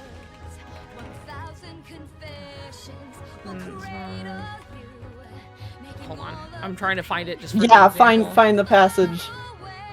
Here we go. And Sora, that light is you. It wouldn't come up because I didn't put the comma in it. Yeah. Sorry, I'm popping forward because I have to read words, and so I'm not going to have song with words in it playing. Forgive me. So anyway, with this discussion, with this point of being like, are these messy feelings that emerge from love still light, or are they darkness? And then we have Riku as he is fighting Armored Ventus Nightmare in Dream Drop Distance, and he has this entire spiel, this internal monologue that's really, really good and really pointed. Let's see here. And before Riku knew it, he was grinning. I won't hold back, and I won't underestimate you. I'll give everything I have to set you free. I was always jealous of you, Sora. I used to feel it all the time, and I'd be lying if I said I didn't still. I believed that feeling was darkness, but now I know it's not. The truth is, it gave me strength, and so did having someone to challenge me. Light and darkness are perfect complements to each other. The shadows are always greatest next to the light, and light shines out brightest in the dark. I know what that means now, truly. When those dark feelings come over you, only your heart can decide whether to let them sink deeper into the darkness or to bring them out into the light of the sun. Accepting both is what it means to have a heart. It's what gives us strength. Even wanting to protect those you care about is a form of pride, in a way. I don't think anyone can honestly say it's not. Same with wanting to be stronger. Joy and sorrow, anger and hatred, whether those feelings become your light or your darkness, is for you to decide. The strength of your heart is what allows you to choose. That's why I choose to let the light shine onto my own darkness. And Sora, that light is you. Beautiful. Gimme! Nicket's Riku Beautiful, beautiful, beautiful. Incredible, incredible stuff. Like probably my favorite part of the novels. Like that's just such a beautiful bit of writing, honestly. Yeah. Yes. What a wonderful like encapsulation of like the whole concept of just like, you know, the idea that like protecting someone can be a good or a bad thing. And I think for Riku specifically, I think that's a poignant example because of his, I think, maladapted need to protect Sora, to be relied upon, to feel relevant in his life, to a point that when he didn't need it anymore, amongst many other things as well, that like, you know, he felt betrayed and upset and lashed out and was like willing to hurt him. Because he was pissed. Was pissed. So it's something that specifically like wanting to protect someone, you know, can cause complications. Like the act itself is not anything that's like inherently good. It's how you are using it. Are you considering the other person and what they need? It's like if you keep pushing it on somebody who doesn't need it and it's like getting in the way and causing problems. Like I think of good example Steven Universe and how Pearl keeps throwing herself in front of Rose Quartz to a point that like Rose is like, please stop. This is not helping, you know, and like, but like Pearl is like, no, I must do this for you, you know, and it's like, you're hurting yourself and you're hurting me because you're hurting you. And so they're, you know, it's just like, it's not inherently a good thing. It can be a very like destructive thing. It doesn't matter what it is. And so him just going through all of these things where it's just like sorrow, anger, you know, any of these things can technically be a good force for you. You can like the anger needed to like the righteous anger, if you will, to like to make something right or to do anything. Like anger doesn't have to be strictly negative. None of these feelings have to be negative. It's just how you execute on it. But yeah, that sure is a nice, nuanced understanding and discussion of the topic. And then, specifically, Dark Road comes in here with, oh yeah, love. Even though you love somebody, you could do all of these super fucked up things, like, you know, push them away and then fight them and then take their Keyblade and, like, well, you know, and I also call him a think delivery boy and, you know. I also think that, like, this mom talking about this is not only, like, a great reflection on Sora and Riku's relationship, but also a really good reflection on Sora and Kairi's relationship. Yeah, I mean, I think it's like, I think that's relevant to the whole thing at hand in general, just because it's like, it's not just like, and then Kairi doesn't matter, you know, it's like, no, she does, it plays a whole part in that there's like an expectation between them in the first place that like, for some reason, the series seems to be not leaning into, so weird. But like, it's also this fact that it's just like, oh, you know, obviously Kairi does really care about Sora, but at the same time, Kairi is afraid of change and tells Sora to never change. Where like Riku and Sora push each other to grow all of the time, whether that's out of like, you know, as Riku says that he's jealous, like there are things that like he wish he could do that Sora can, and he instead of feeling bad about it, uses it to push himself and grow stronger, and like it's a good thing for him. But well, and also just like the fact too that Mom is talking about false light, and that's something that like you guys talked about in the Sleeping Realm theory. This is and true. like here it is, text Mom talking about light. Oh, false light. Yeah, this sure keeps coming up actually. Whole false light kind of thing. It would be pretty lousy, like however he says it. I love it. Just right. It would be a pretty lousy move. But like also in particular, like, because I've discussed this before about like Kairi being used as like, say, like, you know, she's, I don't know how else to put this. A pawn on the chessboard. A pawn on the chessboard. Like, the only way I could think to put it is just like being used as a distraction, which sounds really bad. But it's something where it's just like to like, it's the same thing of like, and here is the light back here that's like definitely Riku, and then like, okay, but like Kairi moves in front of it, you know what I mean? And it's just like this like blockage of like, and here she is, you know, and it's like in this sense like a false light. That's again, it's so mean.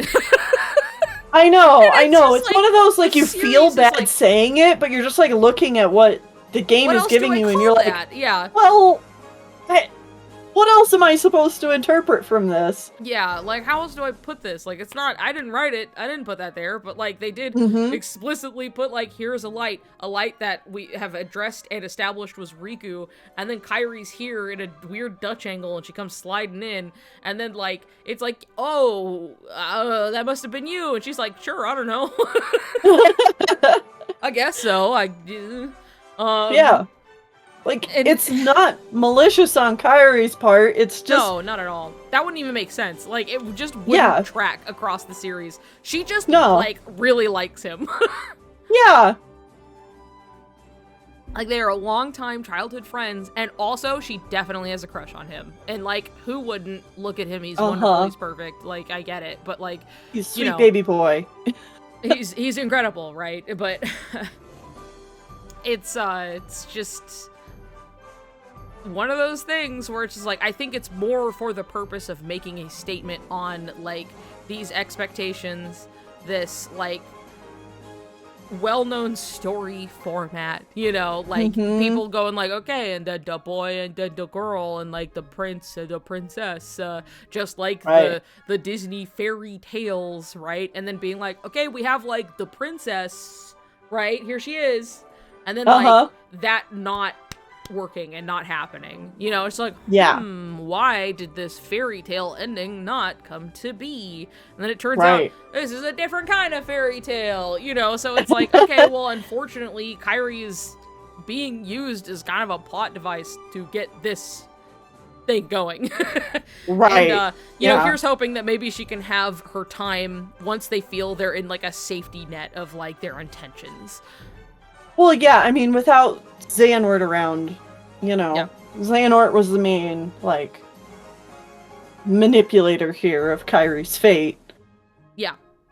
Being the one who shot her off into space, and then, you know, everything that happens in Kingdom Hearts 3 and everything. They really just, like, Leica'd her ass into space and was like, best of luck, you know? Yeah. And, you know, with Master of Masters, there's going to be manipulation on his part for sure, but I don't know that Kairi necessarily will play into that. Yeah, I'm not sure how much, like, like, outside of, like, oh, we are showing that, like, we are subverting, well-established, like, story tropes, and that perhaps this was in some way a needed setup to then get Sora to where he is now, and then how much would you need her past that point now that he and Riku are both there, I guess. Right. So, like, that's something that's, like, who knows? Like, if anything, it's just, like, up to how much they want to check back in with other parts of the cast. She's obviously kind of got her own thing set up, hanging out with Aqua and Ventus and Terra and everything, and, you know, good for her. So, like, I hope not that I'm like, I really want them to devote time to doing that when I want to see the other stuff. But, like, I would not be against that happening, even if it was supplementary material or, like, right. you know, in some kind of, like, middle point of the game, and, like, we've been kind of bopping back and forth a little bit to see how things are going, and, like, we can just kind of check in on them for a second as we find out some other vital information, but we get to see that she's hanging out with Ventus and they're fucking playing patty cake or whatever, and, you know, it's playing so with cute. the Easy Bake Oven, and it's like, Yeah. like, cool, I would love that, but, like, I feel like, similarly, the Owl House, Yes. I thought it was really smart that they didn't introduce, like, Hunter until after they had already very clearly established, like, Lumity. yeah. Like, that was, like, very unquestionably there. And then Hunter came in. And it's like, obviously the show has done nothing but, like, portray them as basically siblings the whole time. But, like, them just being, like... And a even boy having, and a girl. A boy and a girl, and they have a dynamic of, like, they're fucking, like... They're like, close. Yeah, they're close. And they're, like, fucking fighting and just, like, kick, punch, roll around on the ground of being like, no! God damn it! Just like siblings do. But, like, it's something where it's like they have a fun dynamic, right? And that's kind of all you need, right, for anything to work. But it was something that it was just like, okay, cool. Our guard can go down. Now we can just enjoy this, and, like, people can't have their fun with whatever ship they want to do, but, like, it's something that, like, I feel like for... The creators wanted to be clear. Exactly. Like, we could avoid people getting mad about anything if we kind of had this shit already set up, going, and, like, we understand.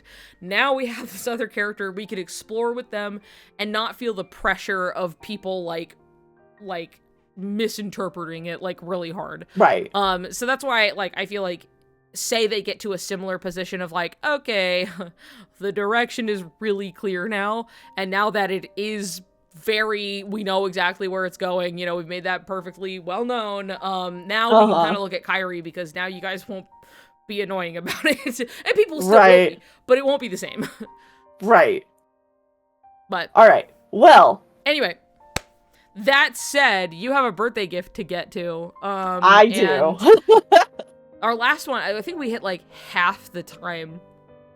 Because, like, how long was the last one? It was, like... It was, like, close to 7 hours, I think. I think it was, like, 7, almost 8 hours, I think. And now we're at, like, 4.5. Not bad. That's not bad. But we got through the 5-hour video. We did get through the 5-hour video, because you went through it, and, oh, here I am talking about their whole everything, and cool, and looking at the secret movie again for the millionth time, and I know I play Let It Go, and so we can't play that here, but the camera does go to Sora when it says the wind and sky, and also in the Japanese version of the song they do say Sora because it is sky, and the camera is on Sora when they do that. I just want you guys to know that. I think that's cool. And also the song is very obviously Riku coded, and she's there to be the insight into Riku as a character. There's a parallel, so I just want to bring that up really quick. It's tasty, it's good, it's really good. Not a good movie, but great in Kingdom Hearts for usage. Nomura constantly feeding us the good shit. Thank you. Thanks, Pops. Love that. Okay, anyway, so there, we went through the whole video. Yay! Woo! We did it! We did it! Illusory crystal! Alright! Oh, yeah! Love to see it! Woohoo! Okay, I don't know, we'll discuss a continuation in whatever capacity of, like, whatever podcast type, or whatever the fuck, we'll continue, I'm sure. We'll figure it out later, but, for now, at least we'll probably share a Google Doc of ideas or something like that. Yeah, something like that. But for now, at least, we've gone through the Soriku TED Talk. Hooray.